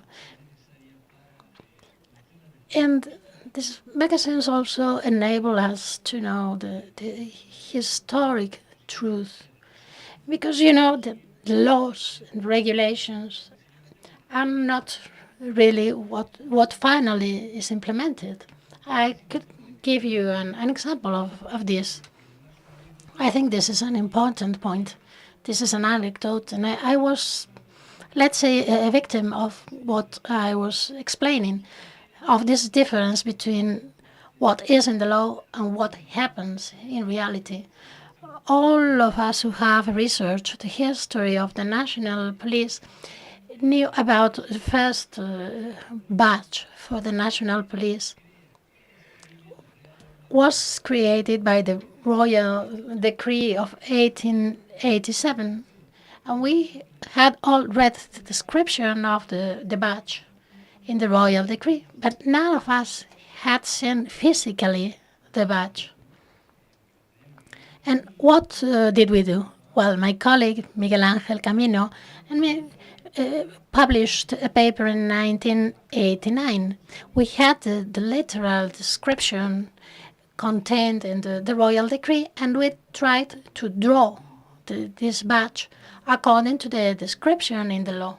And we can see our interpretation, because the law said that inspectors and guards should wear a decent suit and wear a medal. And on this medal, there should be the coat of arms of Spain. No inscription was mentioned. Well, years later, I was researching other matter, and suddenly I found out something totally unrelated to what I was seeking. And of course, this was a surprise, a very pleasant surprise. I was reading an article in La Voz de Galicia, a Galician newspaper. And this was a newspaper from December 1887, and it mentioned a piece of news. There were some medals worth 5.75 pesetas each that would be distributed to different inspectors and officers of the surveillance corps. And the newspaper described the badge. Probably the journalist writing this article had the medal before his eyes. And first of all, he said the medal was elongated. We had thought it was round. He mentioned that there was an inscription under the coat of arms of Spain, and on the other face there was the name of the province and a rooster. And finally, years later, we found someone who, in his collection, had one of these medals. And you can see it on the right.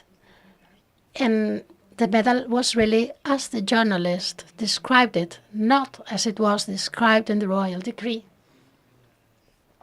Well, which has been the evolution of the matters addressed in these magazines? Well, it has run parallel to the evolution of matters in the police. For example, about technical advances in police technique, about the analysis of fingerprints by Federico Loriz. There was something else which was important. Martin mentioned this before. We cannot just focus the fight against terrorism in Madrid and Barcelona. As Martin explained, Cánovas del Castillo was assassinated in a spa in Guipúzcoa. So terrorism is also mentioned in these magazines. The magazines are also a valuable resource to know the professional aspirations of the police officers. They give us also information about police training, also about the cesantías, the turnover each time the government changed. The magazines also focus on the procedures to join the force, on the different procedures, different methods to ensure the public safety. In the 1930s, when General Mola was the Director General for Security, there was already a new training center teaching methods for crowd control. And this would go on with the creation of the different sections for mass control within the force. Also, during the war and after the war, the magazines also contain many articles defending the regime. And of course, after the democracy, we are also dealing with technological innovation and transformation, with the legal framework and the code of ethics. We could mention different magazines.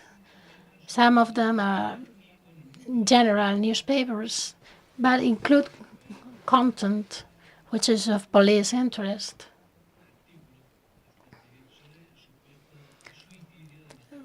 For example, we are seeing here an article about the so-called suicide of Mateo Morral, who attempted to kill the king in his wedding day. And we could also mention some magazines which are strictly of a police nature.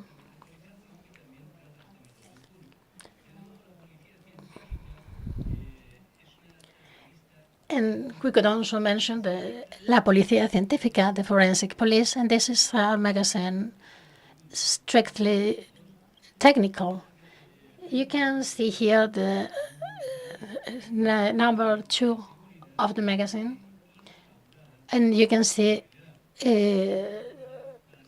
one of the responsibles of the Directorate General for Security.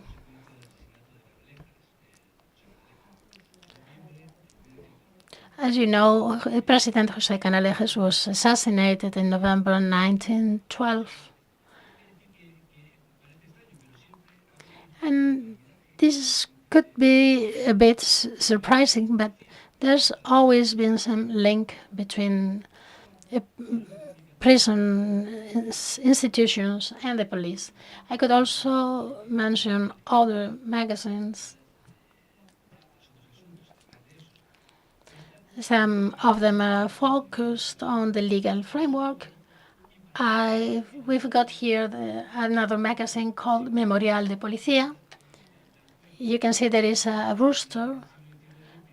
The rooster used to be a symbol of the national police at the end of the 19th century and at the beginning of the 20th century. Why this symbol? Because a rooster is always awake. This is a symbol which comes from France, but was later exported to some American countries. I think the Argentinian police still uses the rooster as its symbol. We don't have many copies of these magazines. Please let me know if I'm running out of time.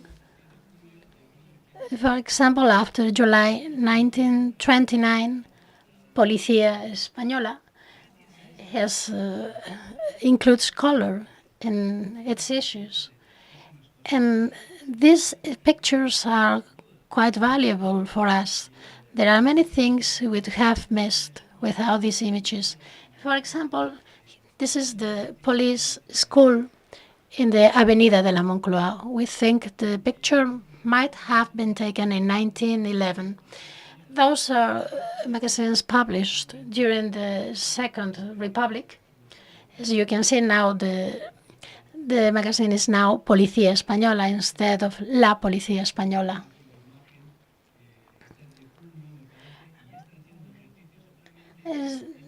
As you can see in the picture on your left, these are some assault guards during a drill. And there were some extraordinary people writing articles for Policía Española. For example, the founder of the Laboratory for Police Technique in the Catalonian Generalitat, also the head of the police school in the 1930s. All these magazines will be discontinued after the Civil War. We also have here Investigación, which was a rather difficult magazine, which was found in several occasions. And we also have this one called Vigilantes de Caminos. In 1933, Indalecio Prieto was the Minister for Civil Works, and he created this corps of road surveyors who were responsible for the control of the traffic. This magazine was first published in 1935, and this corps of road surveyors later joined the surveillance corps. After the political depuration law of 1939, the officers included in this road surveyors corps were depurated, and only those who had no political responsibilities could join the other force. And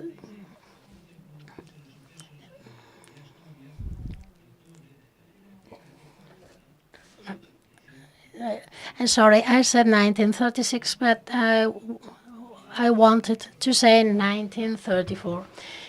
I was talking about the magazine Presente, which was created after the Asturias Revolution in October 1934. So the first issues of the magazine include a lot of necrological notices.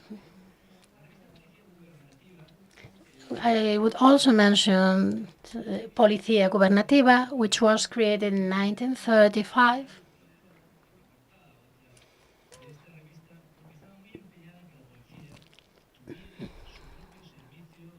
And this magazine was claiming a new air service for the police, and in fact, you have here in this copy a primitive helicopter. And we have here El Benemérito Español, which was related not just to the national police, but also to other law enforcement agencies like the Carabineers.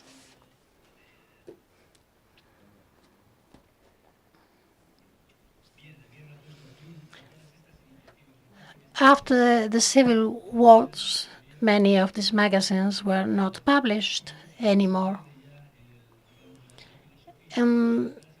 All the magazines had a professional scope were discontinued, and they were replaced by magazines with different goals. Now the new publications would become vehicles for political indoctrination.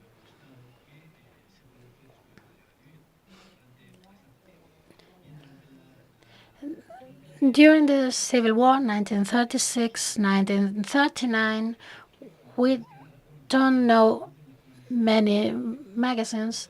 We have more information about those published in the Republican area. We only know of the magazines published in the Francoist zone. We only know La Benemérita, which was directed to the Civil Guard. As to the Republican area, there was a magazine called Guardia Nacional Republicana, which was the new name of the Civil Guard. But this magazine was short-lived because all the law enforcement agencies were unified shortly afterwards. And this included not just different police forces, but also some of the militias of the different political parties. All these forces were included in a security corps, which had two branches, with police officers in uniform and police officers in plain clothes. Sergio mentioned the Security Council before, and this magazine was an instrument to control the mindset of the employees It was a tool for indoctrination. After the Civil War to our days, some previously existing magazines began to be published again. For example, we have the magazine Investigación.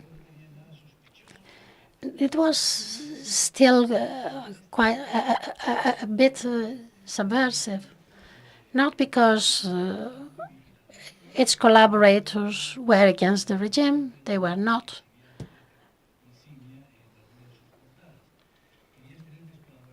There were some excellent collaborators like Eduardo Comín Colomer.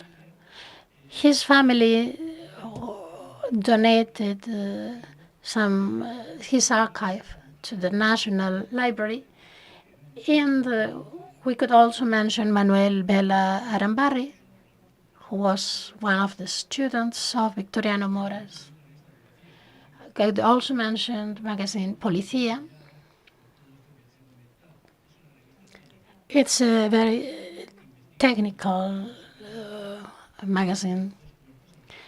At the beginning, it was intended for both branches of the Corps, but later it was intended for the General Corps of Police, which is the former Surveillance Corps. It was discontinued in 1961 for political reasons. We could also mention the magazine Interpol. It was originally published in French and English, but there is a Spanish version translated from the French version, and it was printed by a private firm. It changed its name to Interpol, which is, as you know, an acronym for International Police. There is also a magazine Policía Armada y de Tráfico, later Policía Armada y Policía Nacional. It was launched in 1942, and as you can see, the armed and traffic police has quite a German image. You can see this illustration is reminiscent of Third Reich posters. And as you know, the regime was aligned with Germany. As you know, in 1959, the armed police lost its jurisdiction over traffic control, which passed to the Civil Guard. It was still called armed police, and in January 1979, the name was changed again to National Police, and the magazine also changed its name to Policía Nacional, National Police. As to the magazine Policía Española, it's the same that was already published before the war, and it was reborn in 1962. It was now a more institutional magazine, and it was intended for the General Corps of Police and for the Superior Corps of Police. And it has collaborations from some very important professionals and writers, such as José Camaño, Juan Escobar, or Antonio Viqueira, and also some well-known writers, such as Tomás Salvador, who won the National Prize for Literature and also the Planeta Prize in 1960. In 1985, both Policía Española and Policía Nacional were unified in the one magazine called simply Policía, Police. And this unification took place in 1985. This predates the unification of both police corps, which was established by the law 286. And this magazine is still published nowadays.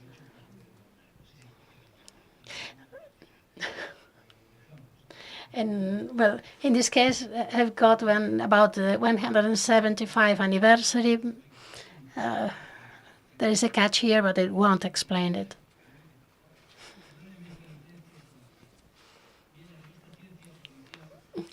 Well, there is the magazine Ciencia Policial, was launched in 1986. This is really interesting, and it deals with very technical matters. It contains a series of short papers on police methods. I strongly recommend them to you. Thank you so much. Muchísimas gracias, Vicente. Thank you very much, Vicente. Our third speaker has been able to join us now, Santiago de Miguel. And he is a professor here at the Geography and History School of the Complutense University, PhD by this university as well. He has participated in the talent program of the Community of Madrid as one of the most competitive PhD contracts that any young scholar can aspire to. He focuses his research on social history, political mobilization, urban governance, focusing mainly in Madrid during the Second Republic and the democratic 6-year period.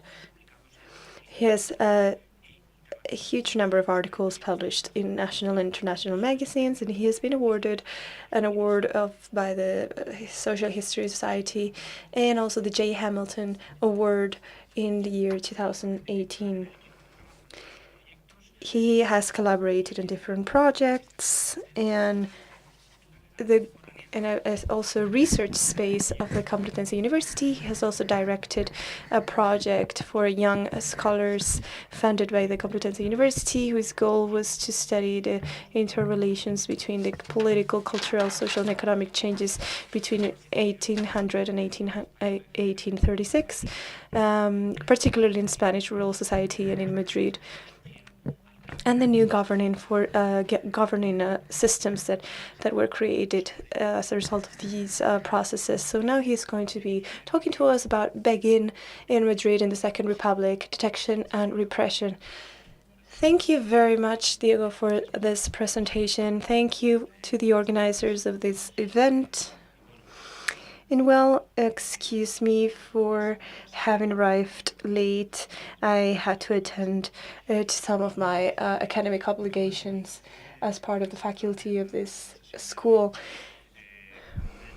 So I will be summarizing a series of investigation projects that have taken place during the past 5-6 years, and that focus on one main goal, which is not so much to investigate a police corps per se, but to delve deeper into the concept of urban police, the building of a series of surveillance systems of the public space, and also how to deal with the urban society and the urban tissue. And from the point of view of beggars and begging in the Second Republic. So the goal is to explore the patterns that define the fight against beggars in the Second Republic, to explore the concepts that were applied at the police regarding begging during the Second Republic, and so on. So allow me to start by saying that the fight against beggars and begging had started as an essential goal to preserve public order and guarantee social control during the Restoration period. And in this sense, we should not forget that actions directed at repression and repressing begging were always present in those contexts that were characterized by a significant social and economic turbulence that translated into a crisis. So if there is if there was an increase in unemployment levels, if there was an epidemic such as a cholera, for instance, a series of measures would take place in order to fight against this very specific urban problem. And those operations, those measures were included publications by the police of orders that were published or were developed by the regional government, prohibitions of begging, the arrest of beggars that did not comply by the rules, and then finally the imprisonment of beggars in the street, or, well, not imprisonment, but they would be placed in centers either belonging to the region or to the city or to NGOs. So these were initiatives that were accompanied by certain missions that were not very realistic, let's put it that way, and that had to do with all the vulnerable population that would come to the capital from the other areas of Spain. So due to the implementation of these measures during the restoration phase, Madrid was characterized by the implementation of tolerance margins, which were established regarding certain groups, such as, for instance, blind people or people with physical disabilities.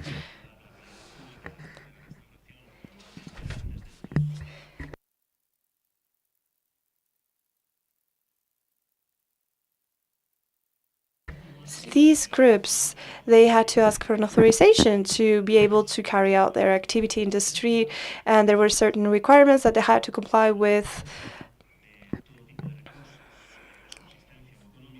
They had to lack any means of subsistence, of livelihood, and they had to inform of their activity prior to starting that activity. So these patterns,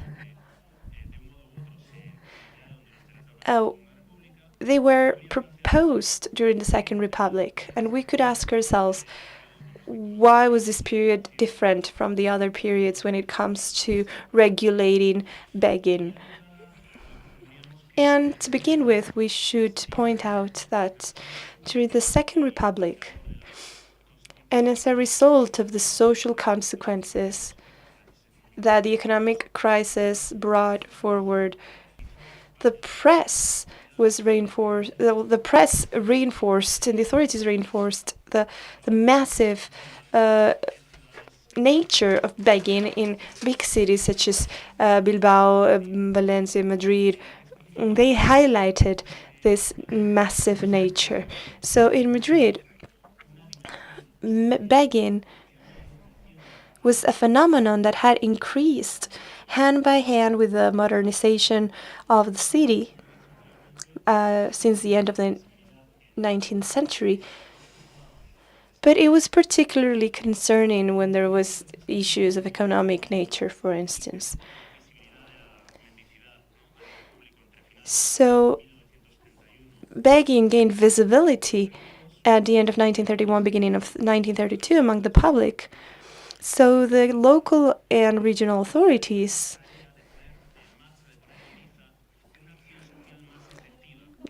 tasks themselves to addressing the situation and to addressing the problems are derived from this phenomenon, and which were related to preventing moral corruption, the free circulation of people, personal safety, decorum, with the urban aesthetic that was being defined for the capital of the Republic. So one of the main the new features that Second Republic introduced in the context of fight against begging was determined by the projects that were put forward to generate distinctions, which were not always efficient, or to differentiate between the begging activity that was carried out in a regulated manner and the begging activity that was carried out in a provisional manner, so to speak. So to deal with an extraordinary situation such as losing one's job. So there was a need to differentiate between those two models. Those who defined themselves as unwilling and unemployed, who were forced to appeal to the public generosity or solidarity, and those that were defined just as voluntary unemployed, and there were certain measures that had to be taken to address the second group. That had to do, for instance, with their promoting their return to the labor market, and so on. So the goal was to define a clear distinction between the two phenomena.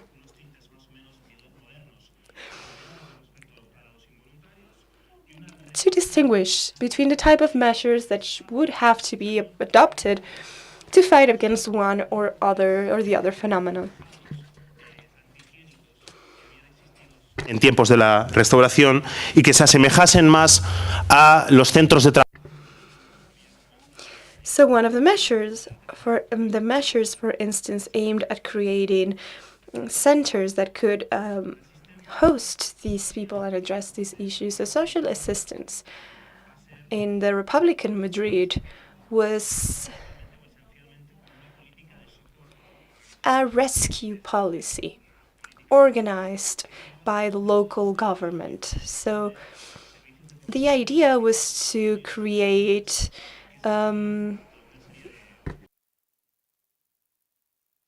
social canteens and other services open to these people so that they could cover their basic needs. So they were available or at the disposal of all of those that were considered licit poor, or the licit poor, so the poor that had become poor involuntarily. And this is something that became tangible at the beginning of the Second Republic. So those that had access to those services had to go to their city hall services, to different services, to give information on their origin or their economic background, social background, to explain their situation prior to losing their job. They would have to provide information on their civil status, their place of birth, the type of residence that they had in Madrid, the number and age of their children, if they had any, under their guard, under their care, and information on other dependents, and on the time that they had spent without a job. So the goal was to identify in them the existence of a certain ethical code regarding work. So once all of these information was gathered, a registration was drafted, divided by sector, by neighborhood, and the objective was to differentiate between those who were involuntarily unemployed and those who were voluntarily unemployed, so to provide help to the first group.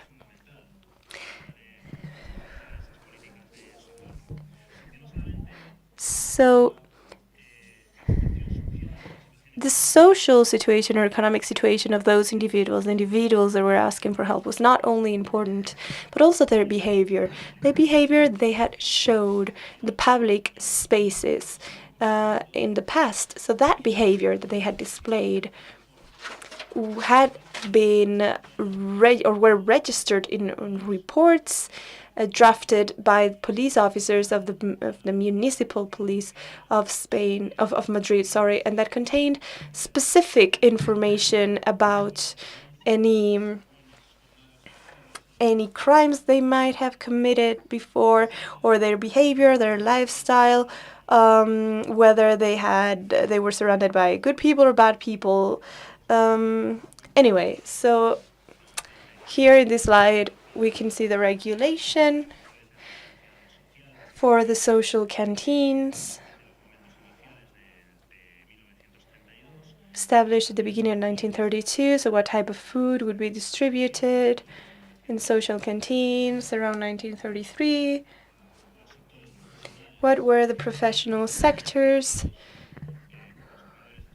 that resorted the most to social canteens? So these would reflect the professions that were most affected by the crisis that Spain was going through at this time. So also taking into account females, like women, that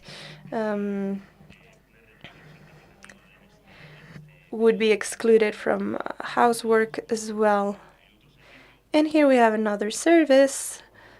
This was not a social canteen. This would offer a lodging, so the possibility of sleeping under a roof for these people that were defined as beggars.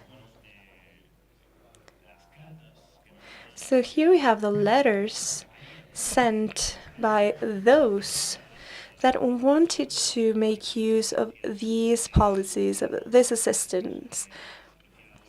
We have Lucila Boix Huertas, for instance. She made reference to her condition as a married woman with 3 children. She explained that she had no job to feed herself or her children. José Pizarro, for instance, he makes explicit reference to the prevention of begging. He explains that he had been without a job for 1 year, that he has a wife and 2 children, 9 and 12 years old. He had nothing to feed him because he had sold everything that he had. So he was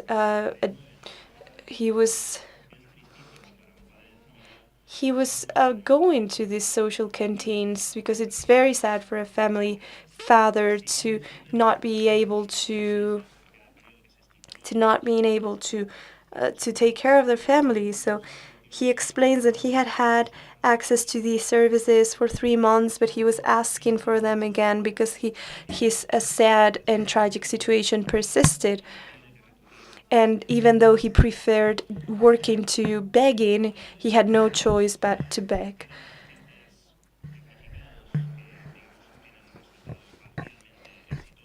So these measures were partially successful, and this is in stark contrast to the policies put forward for the so-called voluntary unemployed. Because these measures are actually harsher than the ones that had been put forward before during the Restoration period. They are aimed at preserving public order, to restore the tranquility in the streets of the city. And something that should be highlighted is the way in which the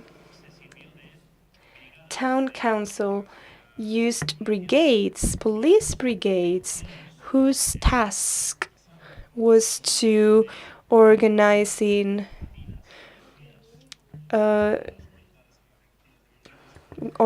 operations to take beggars out of the streets, which were not organized temporarily or in specific times of crisis. No, they were regular police operations.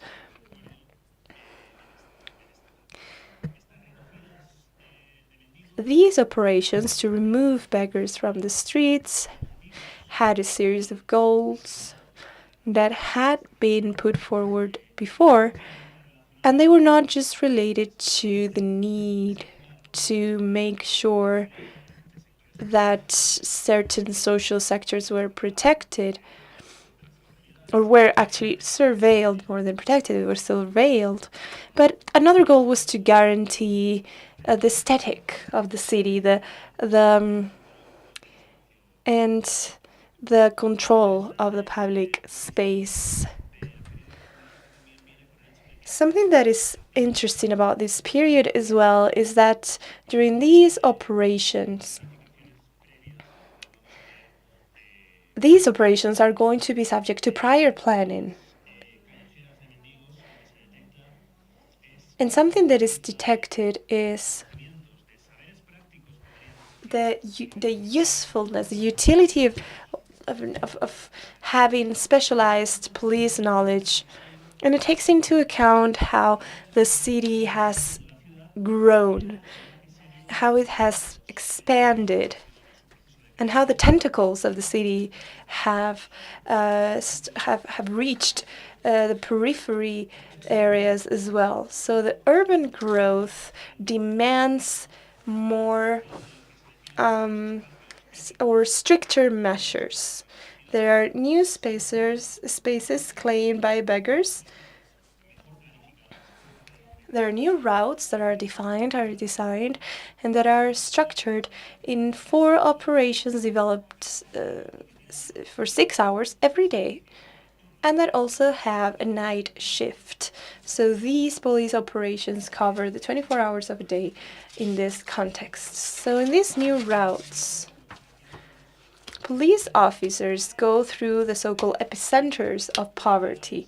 So certain places that during the first half of the 19th century had already been considered as places with a certain amount of beggars, such as churches, but also spaces where a lot of people would go through. So the main cities, the main squares that were a meeting point, a socialization spot, so such as the Puerta del Sol or Plaza Mayor, or spaces that had been identified as places where beggars would sleep. So Plaza Mayor, again, bridges, cemeteries, abandoned houses, the bedside of the river bedside. What's new about this? So these new routes are going to reach spaces that had progressively approached the city center, but they were still considered problematic, criminal spaces that were potentially dangerous for public order and that did not abide by the rules. So the northern areas, the Cuatro Caminos neighborhood, some areas that used to be in the periphery of the city, such as Ventas del Espíritu Santo, or other close towns such as Vallecas.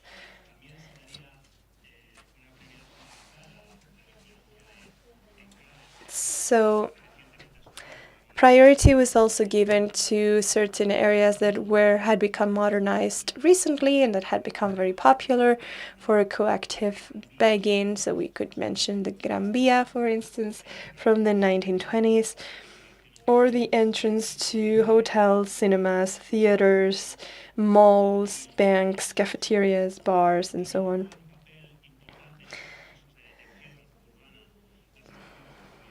Train stations also played an important role in the detection process. And metro stations as well. They also were identified as priorities. Also for child begging or mendicity, or for petty crimes as well. So these are some images that were taken in this area. So these would appear quite frequently in the newspapers during the Republican period, and they are an example of those of where beggars would develop their activities. So we have the main streets, public spaces, some other examples relating to begging at churches, abandoned houses, as we have mentioned before. And when it comes to the repression of mendicity or begging, there are some new tendencies, some new trends. And there are new goals that are set when it comes to repressing begging in social terms. So the operations to remove beggars from the streets, they become more intense when the law,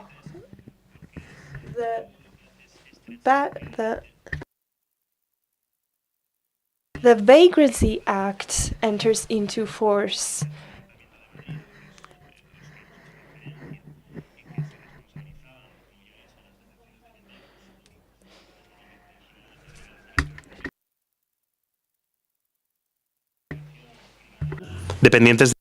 As we mentioned before, these police raids were carried out by inspectors of the local police, and there were some brigades who had to investigate the criminal records of the people arrested. When the Vagrancy Act came into force, it was established, it was defined who could be considered a vagrant. And these vagrants, these beggars who were taken off the streets, were submitted to a process which included a disinfection and identification. Why? Because these individuals who were seen as antisocial had to be identified. And this was the first of the objectives established by the Vagrancy Act.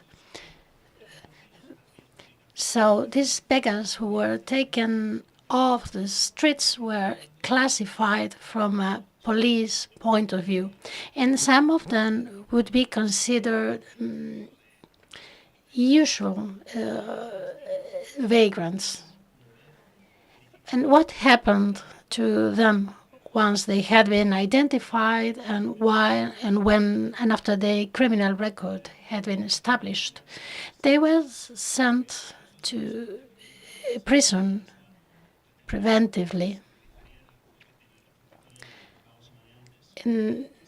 This prison was created in Alcalá de Henares. As to other beggars identified in this time, some of them were not considered usual or incorrigible, so they were submitted to a different procedure. They were considered licit poor, depending, for example, on their disability, on their lack of a trade. And some of these people could access some of the relief established by the social services. And some of these people were destined to be re-educated, because according to the authorities and the public opinion of the era, the failure of previous campaigns against begging and vagrancy was that many of these people were released after a few days in a center.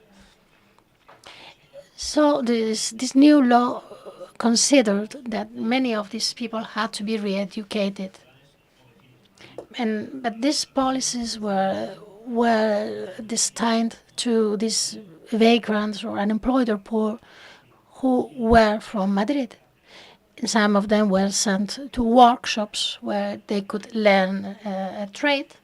These workshops were created in the so-called Mendicity Park, a center for their education.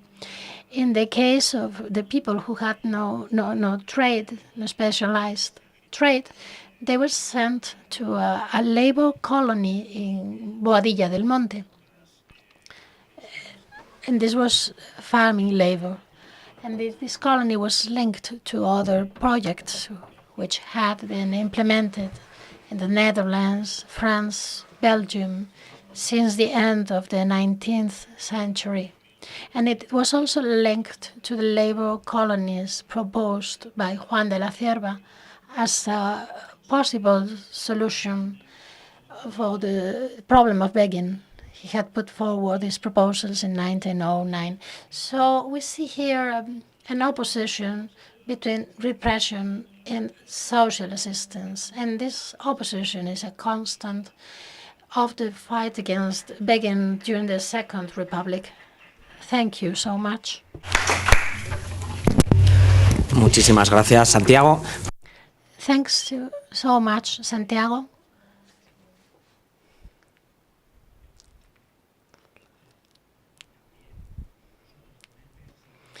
And now the speakers of the previous panels can come forward, so we could now open space for discussion for all. I don't know if anyone wants to take the floor.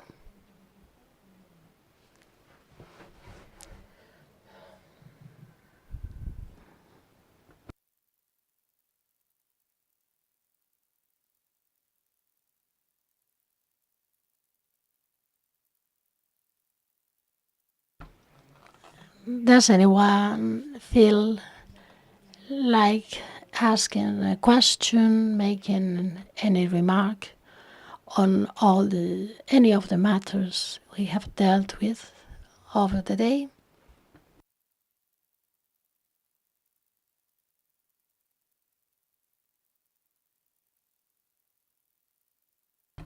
Could you please introduce yourself?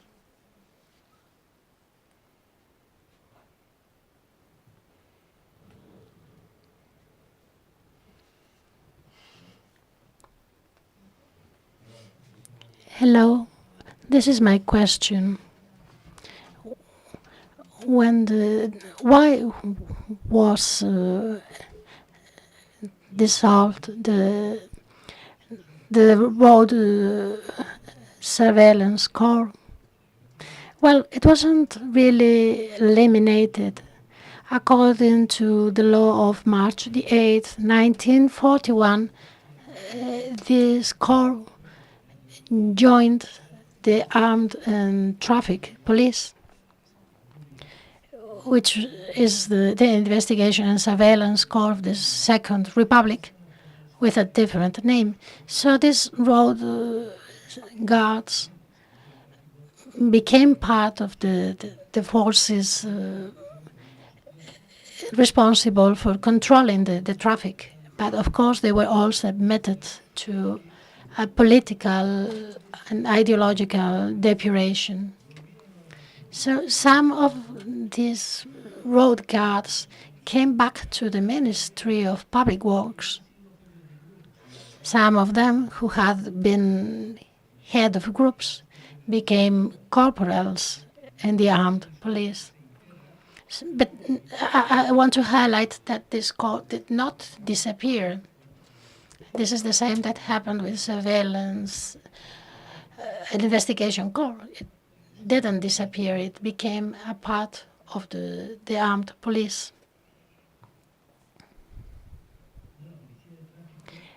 Well, I was asking about the traffic police when the traffic control became part of the jurisdiction of the civil guard. Well, I recommend you to see the law 47/1959, where there is an exposition of the reasons why this competence passed to the hands of the civil guard. We could states could have different hypotheses, but the truth is that the traffic in interurban roads went to the civil guard. Well, I would like to highlight a link between the matters we focused on this morning and what we have seen this afternoon. We saw this morning the link between the creators of the Portuguese police and the currents of thought in the Europe of the time. But for example, there is a different a possible link here.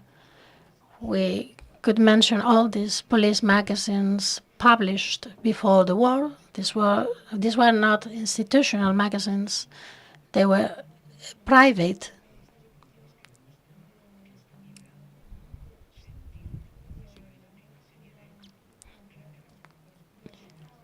And we see that we have seen many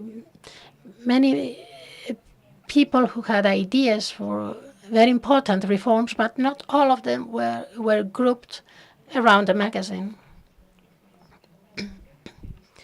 And there's something quite special about the Spanish police, something quite different with compared with the police of other countries.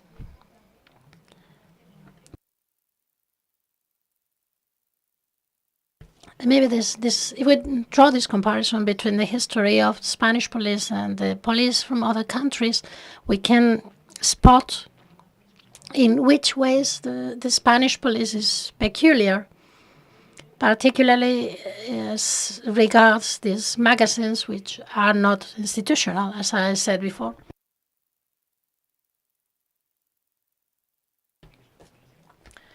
And we do know that since 1959, Carlos Arias Navarro, from the government, said that it was not acceptable that police officers were writing so freely in these magazines, and that's why many of these magazines were later become more institutional. And it is a comparison with other countries which enables us to spot how peculiar this is.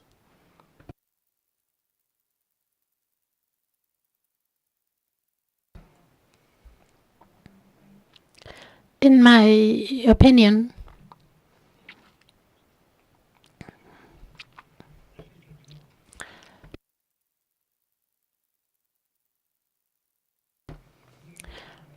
during the first monarchical restoration from 1875, 74, 75 until 1900, there is an interesting phenomenon in the Spanish police. And this is a phenomenon that repeats itself. It is the fact that there are so many writers who are police officers. So let's take the example of the magazine Policía Española, which was first published in the autumn 1892. And why is this magazine created? Well, because a police officer lost his job. And to earn a living, he decided to create a magazine. And this magazine would reflect his aspirations and the aspirations of other colleagues who were in the same situation. And this magazine was a success to the point of that this magazine arrived to us. And this magazine had a lot of very important writers collaborating, and they explained in the papers their professional aspirations, such as having a better training, having better salaries, having more stability in their job, and all these petitions were included in the law of 1908. And so in this phenomenon of police officers who are writers is also peculiar of the Spanish police. I can't say anything similar, for example, in the French police. Well, this is quite interesting. We don't have an expert in this field here. But it's clear that many of these matters can be seen in the light of the comparison with other countries. That's true. But of course, it's interesting. It's interesting to see how this reflects the political situation within the core. And it's interesting because there were some 1,400 police officers who were liberals and 1,400 police officers who were conservatives, and half the corps lost their jobs every time the government changed. Everyone except the ones dealing with prostitution, because they knew too much. And of course, this was not an incentive for doing a good work, because they knew that whenever the government changed, they would lose their jobs. But at any rate, these intellectual aspirations are very peculiar and very interesting.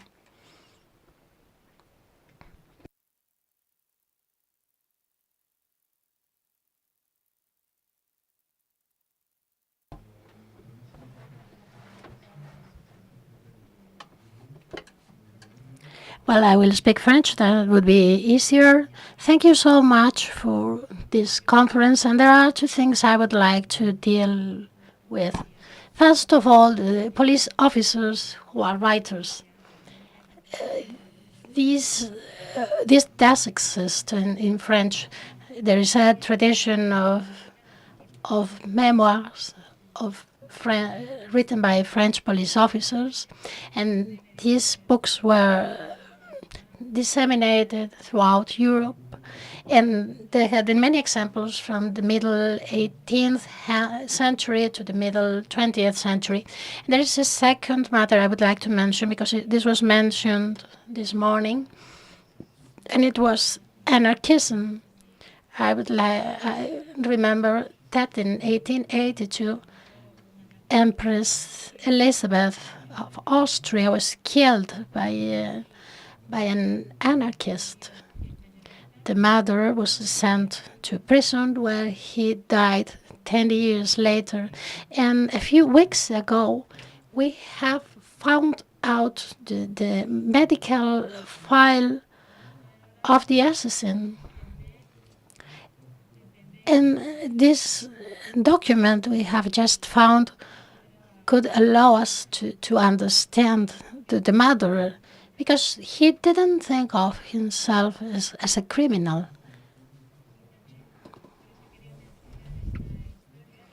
So I would like to mention this history, and would like to explain how we are finding out more about this history thanks to the archives we are researching right now. This was an interesting anecdote about anarchists, and I wanted to share it with you.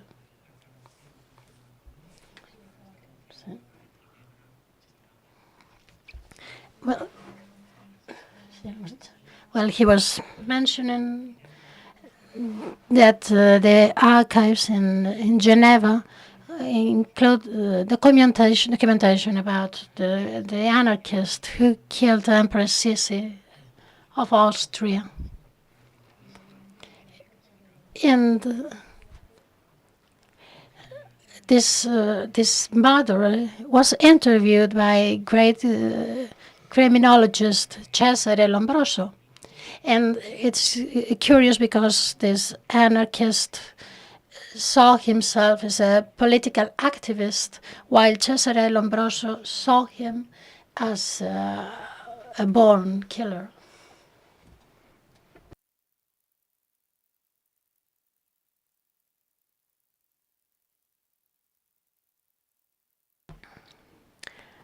Thank you again. I would like to congratulate all our speakers, both from the morning and the afternoon sessions. It has been extremely interesting, and I would like to take a longer time now to to mention what Flavio said during his presentation this morning, the police before the police. So I would like to welcome our foreign colleagues, Gonzalo, Flavio. I would like to thank them for their presentations. Their research in the history of the police forces in other countries, and it would be great for us to work together to create synergies. This morning I was listening to Flavio, and I can see that even in the period before the police was created, both here and in Portugal, there are common points and common moments. So the conceptualization of the police in Europe is a very interesting process, and there's something we should research more about. So I do invite them to stay in contact with us. I thank them for their presentation, and this conference should not be the end of our collaboration, but the beginning. This is an opportunity for us to meet each other, and we would love them to work with us and to go on meeting periodically, not just for this first conference organized by the Complutense University and the Training Center of the National Police. I would also like to congratulate Sergio for his presentation. I love biographical profiles, and I think that researching individual lives, we can shed light on the dynamics, on the changes and the evolution of the institution they belong to. So I have found his presentation particularly interesting. As you said before, if I got this right, Victoriano Mora was a student of Dr. Oloriz, and he was his successor. I don't know if I got this right. Was Victoriano Mora also the head of a school, of a group of students? Thank you so much. About the biographical profiles, I appreciate your mentioning it, because I think this is one of the interesting points of our investigation. I have already researched about the history of the police, but this is the first time I draft this biographical profile. And this is a type of history that we don't work on very often here in Spain. But I read a paper by Gonzalo, and when I found out this Victoriano Mora, I really thought that it was a very interesting way of investigating the history of the institution. And yes, he was a student of Oloriz, and yes, he was the head of a school of students, because he tended to spot potential students. For example, Bela Arambarri was one of his students. There's something really interesting about his identification service, because they were the vanguard. In fact, many of the people who worked with Victoriano Mora later went on to create identification services for other police forces. For example, some of them went to Venezuela, to the United States.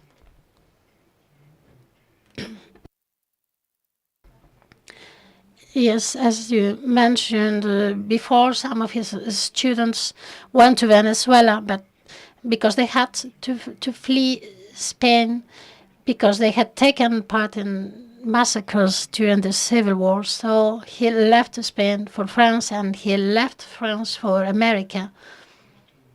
And yes, he went to Venezuela but he was a refugee there. He worked as a gardener in a nunnery.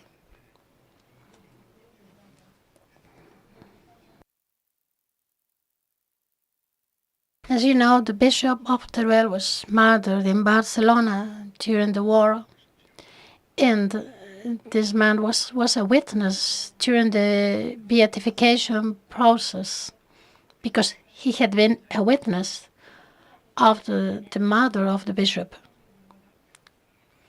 Well, it's true that his man had been exiled. He had a personal rivalry with Mora, but I don't know much about this particular person.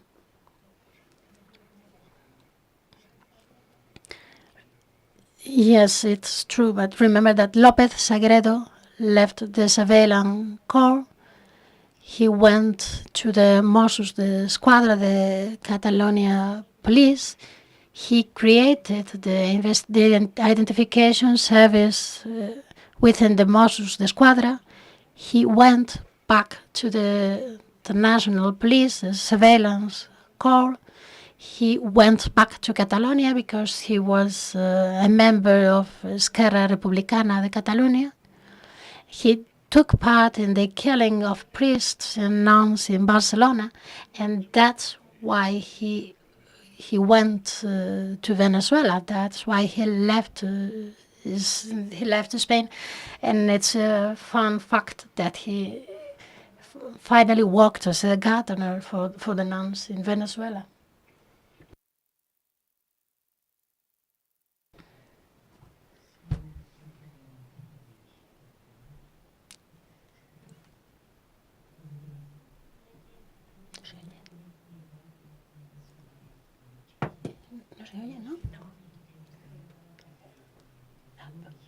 Não interpretes. De pessoas, porque nós, historiadores, muitas vezes colocamos no quadro históricos, eles próprios circulavam, a informação circulava, e nós só olhamos para o quadro nacional porque fazemos teses a nível nacional, porque o financiamento é nacional, então acabamos a olhar, a ter uma, vou dizer em espanhol, uma mirada nacional, quando os atores lá atrás, os atores históricos, não tinham esse colete de forças nacional. Eles olhavam internacionalmente. Estava a pensar, enquanto falavam, por exemplo, gostei muito da comunicação do Sérgio, temos muitos pontos de diálogo.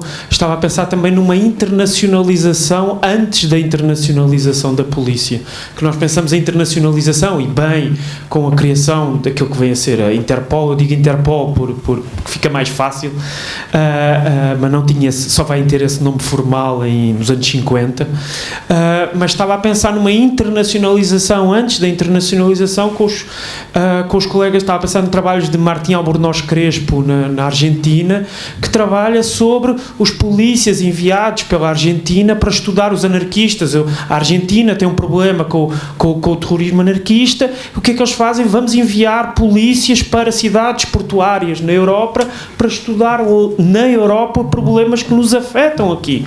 Então, 1911, 12 e antes disso, a Argentina está a enviar polícias que estão a encontrar-se com outros colegas nas comissarias, estão a enviar informações de volta. Um desses polícias que Martim Albornoz Crespo estuda casa em Londres e já fica em Londres, já não regressa à Argentina. Então, os atores históricos estão a circular, e isso funciona para o século XX, funciona para o século XIX, funciona para o século XVIII, de formas diferentes, obviamente, com debates diferentes, mas acho que é um repto que é muito importante. Nós não podemos nacionalizar algo que os atores históricos não nacionalizavam. Era um pouco só isso, era só um comentário. Claro, esa colaboración aquí, como yo expliqué... As I tried to explain this morning during my presentation,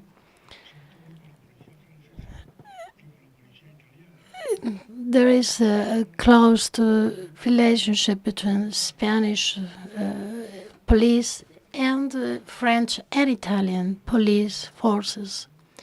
As mentioned before, Baldomero Larra, whose story I told this morning, was extradited to Spain by France. in the case of the man who assassinated Cánovas in Sant'Agata in Mondragon, he fled he fled Italy. He came from Italy. But there was a working relationship between different police forces. For example, Spanish criminals went to the French coast to work there.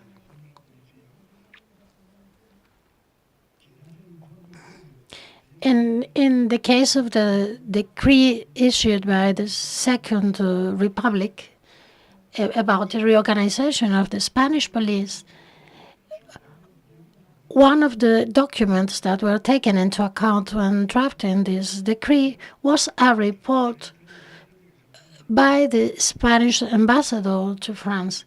So we have these working relationships between national police forces from different countries long before any international police organization was created.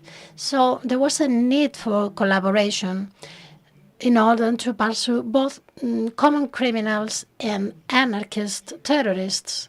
And this working relation was established long before Interpol was created, because crime was transnational even back then. Let's remember the scams we mentioned this morning. There were cases of similar frauds in different countries of the world, from Italy to the United States. And this need for collaboration promoted the collaboration and strengthened the links between different police forces. I don't know if there are any other questions or remarks on any of the many matters we have focused on today. Good afternoon. I would like to know more about the overlapping jurisdictions and conflicts between the new national police and mayors. As we know, there is a royal decree of 1827 that replaces mayors or corregidores for judges, different cases.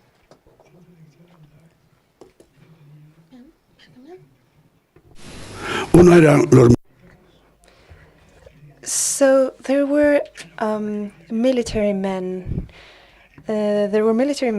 Doing police work as well. And then they had a second channel to contrast the information that they were receiving. So when the commissioner of Valencia in 1825 drafted a report on smuggling in Valencia, the first one that went towards him was the captain general of Valencia, saying that that's not true. And it turns out that the captain of Valencia had been in the position for 3 months. And this report had been drafted in 1.5 years. So the military personnel were there. The church, well, the police is not a replacement of the Inquisition. And this was made clear by Ferdinand VII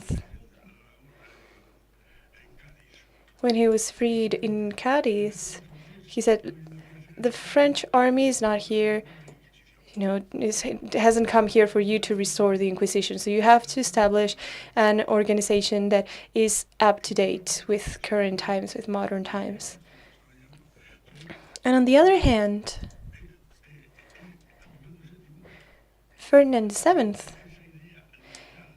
takes that idea, that liberal idea that had developed during the 3-year period, but also during the 6-year period, the constitutional 6-year period. On July 14th of 1814, after getting back to power, he sends an official note to the Secretary of State to create a general superintendency of the police that would manage a police force in Spain. Well, with a 100-day empire, this project was not fulfilled. But this is what happened at that time. If it had been approved, then the story would be different.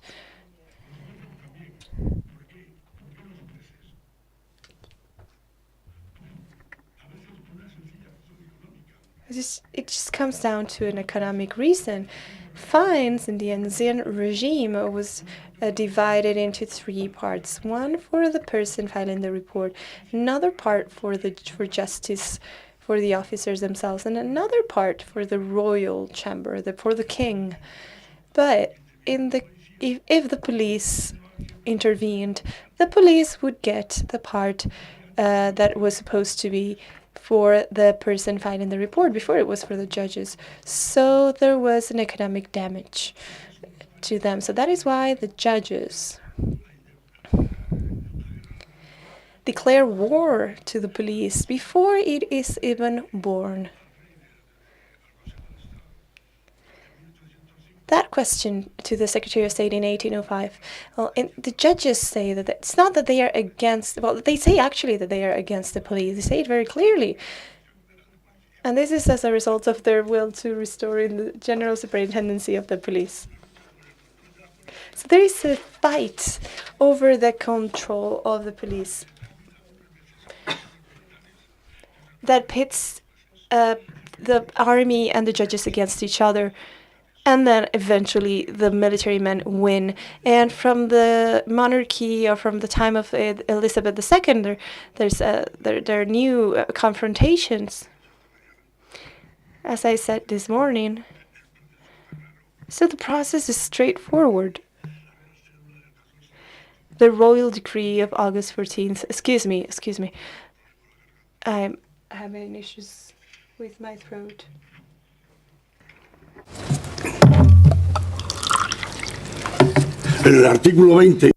Article 20.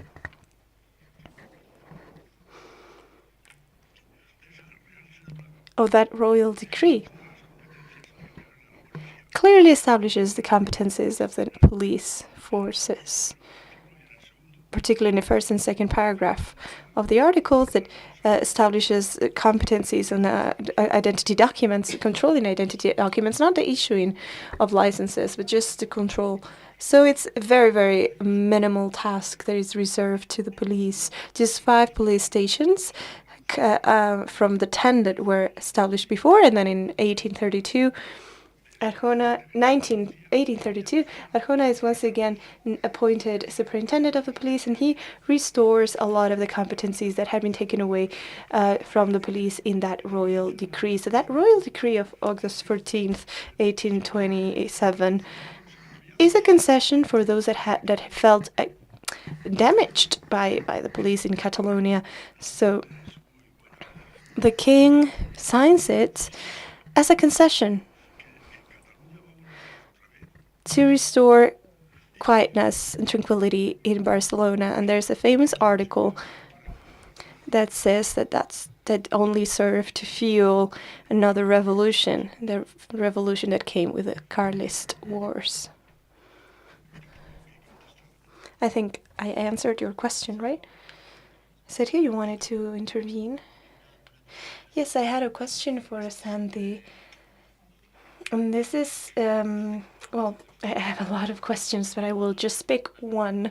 You have mentioned the surveillance brigade for social assistance, and I wanted to ask you a little bit more about this group. Because, for instance, when it comes to the police, we know that from the year 1908 it becomes a professional corps with ranks and so on and so forth. But that process of stabilization, of professionalization of the job that takes place at the state level, we know that it was delayed at a local level.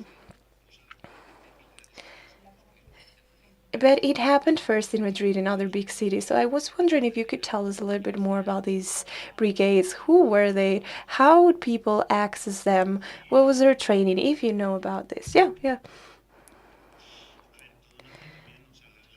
This all stems from, the competencies were part of the urban police corps, which had been developed in an accelerated manner since the last 2 decades of the 19th century, and the regulations establish their functions in a more clear way. The regulation that does that is the one that is approved in 1924, and that's the one that is still in force at the beginning of the Second Republic. And there, the differences between urban police inspectors and members of the brigades and the guards are established, so they are differentiated.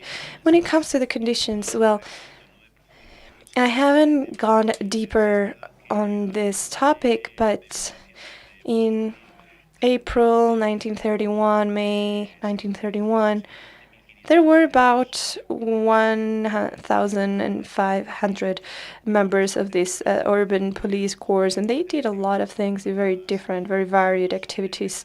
Some of them were related to traffic issues, for instance, but in other instances, those activities had to do with the fight against begging and beggars, and in this sense, they would operate within the city, and they would remove about 200, 300 beggars from the streets at the most vulnerable or times. But that their professionalization and the mechanisms of entry are regulated in the urban police regulation, and that one was published, is digitalized, and if I remember correctly, the one that it was in force at that time was the one that was approved at the beginning of 1924. Thank you. Well, this is after 6 p.m. That was our time of reference. If anyone wants to stay and have a chat, we can do that. Lola? Well, there was no debate this morning, so I wanted to thank our colleagues that were here with us this morning and did not have the opportunity to answer any questions. Jose Maria, for instance, your presentation was so interesting. I know Achintilla, she studied also that part of the police before the police, so the precedent, the origins, and I wanted to explore a little bit more on this idea that was put forward at the beginning. Yet it is true that there are colleagues that are in Latin America, in Argentina, in Uruguay, colleagues of ours that are working, that are investigating, researching, and in there's talk of a potential history of the police and international criminality. So this Congress is almost like an experiment, like a lab, but it can also be a think tank. We can also open to other ideas, to other colleagues, so that they can come here and debate with us. Unfortunately, this morning we were unable, due to lack of time, to debate with each other. But thank you very much. I'm very happy to be here with all of you, especially my two colleagues here. We have worked together a lot. But I'm also happy to see other colleagues from the political science school, like Sergio and Santiago, who is a colleague of mine in the department, actually. So thank you all. I'm very happy for your collaboration, for your dedication, and thank you for coming with us and for helping us to inaugurate this first Congress on the history of the police. Thank you all. And I will give the floor to Diego so that he can close the session. Well, thank you again. I think it has been a fruitful session. I'm full of ideas right now, and I'm looking forward to continuing this debate and these discussions. So we will focus tomorrow on the second half of the 20th century, and I hope to see you all here. I hope that you will have the energy to debate and to learn. We will start at 9 a.m. We will start discussing the police and the dictatorships, the relationship between the police and the political regime. We have been talking today as well about the quality of the police, the importance of the police for democracy. I think that's such an important topic, and we will also be looking at the relationship between the police and the dictatorship, which is essential to truly understand the history of Spain during the 20th century and the history of many other countries. Thank you so much, and we will see you tomorrow at 9 a.m. All of those that are here today in person with us and those that have been streaming the session from their home. So we will close our session now, but the school is open up until 9:30 a.m. So if anyone wants to stay and chat, please be our guest. Thank you.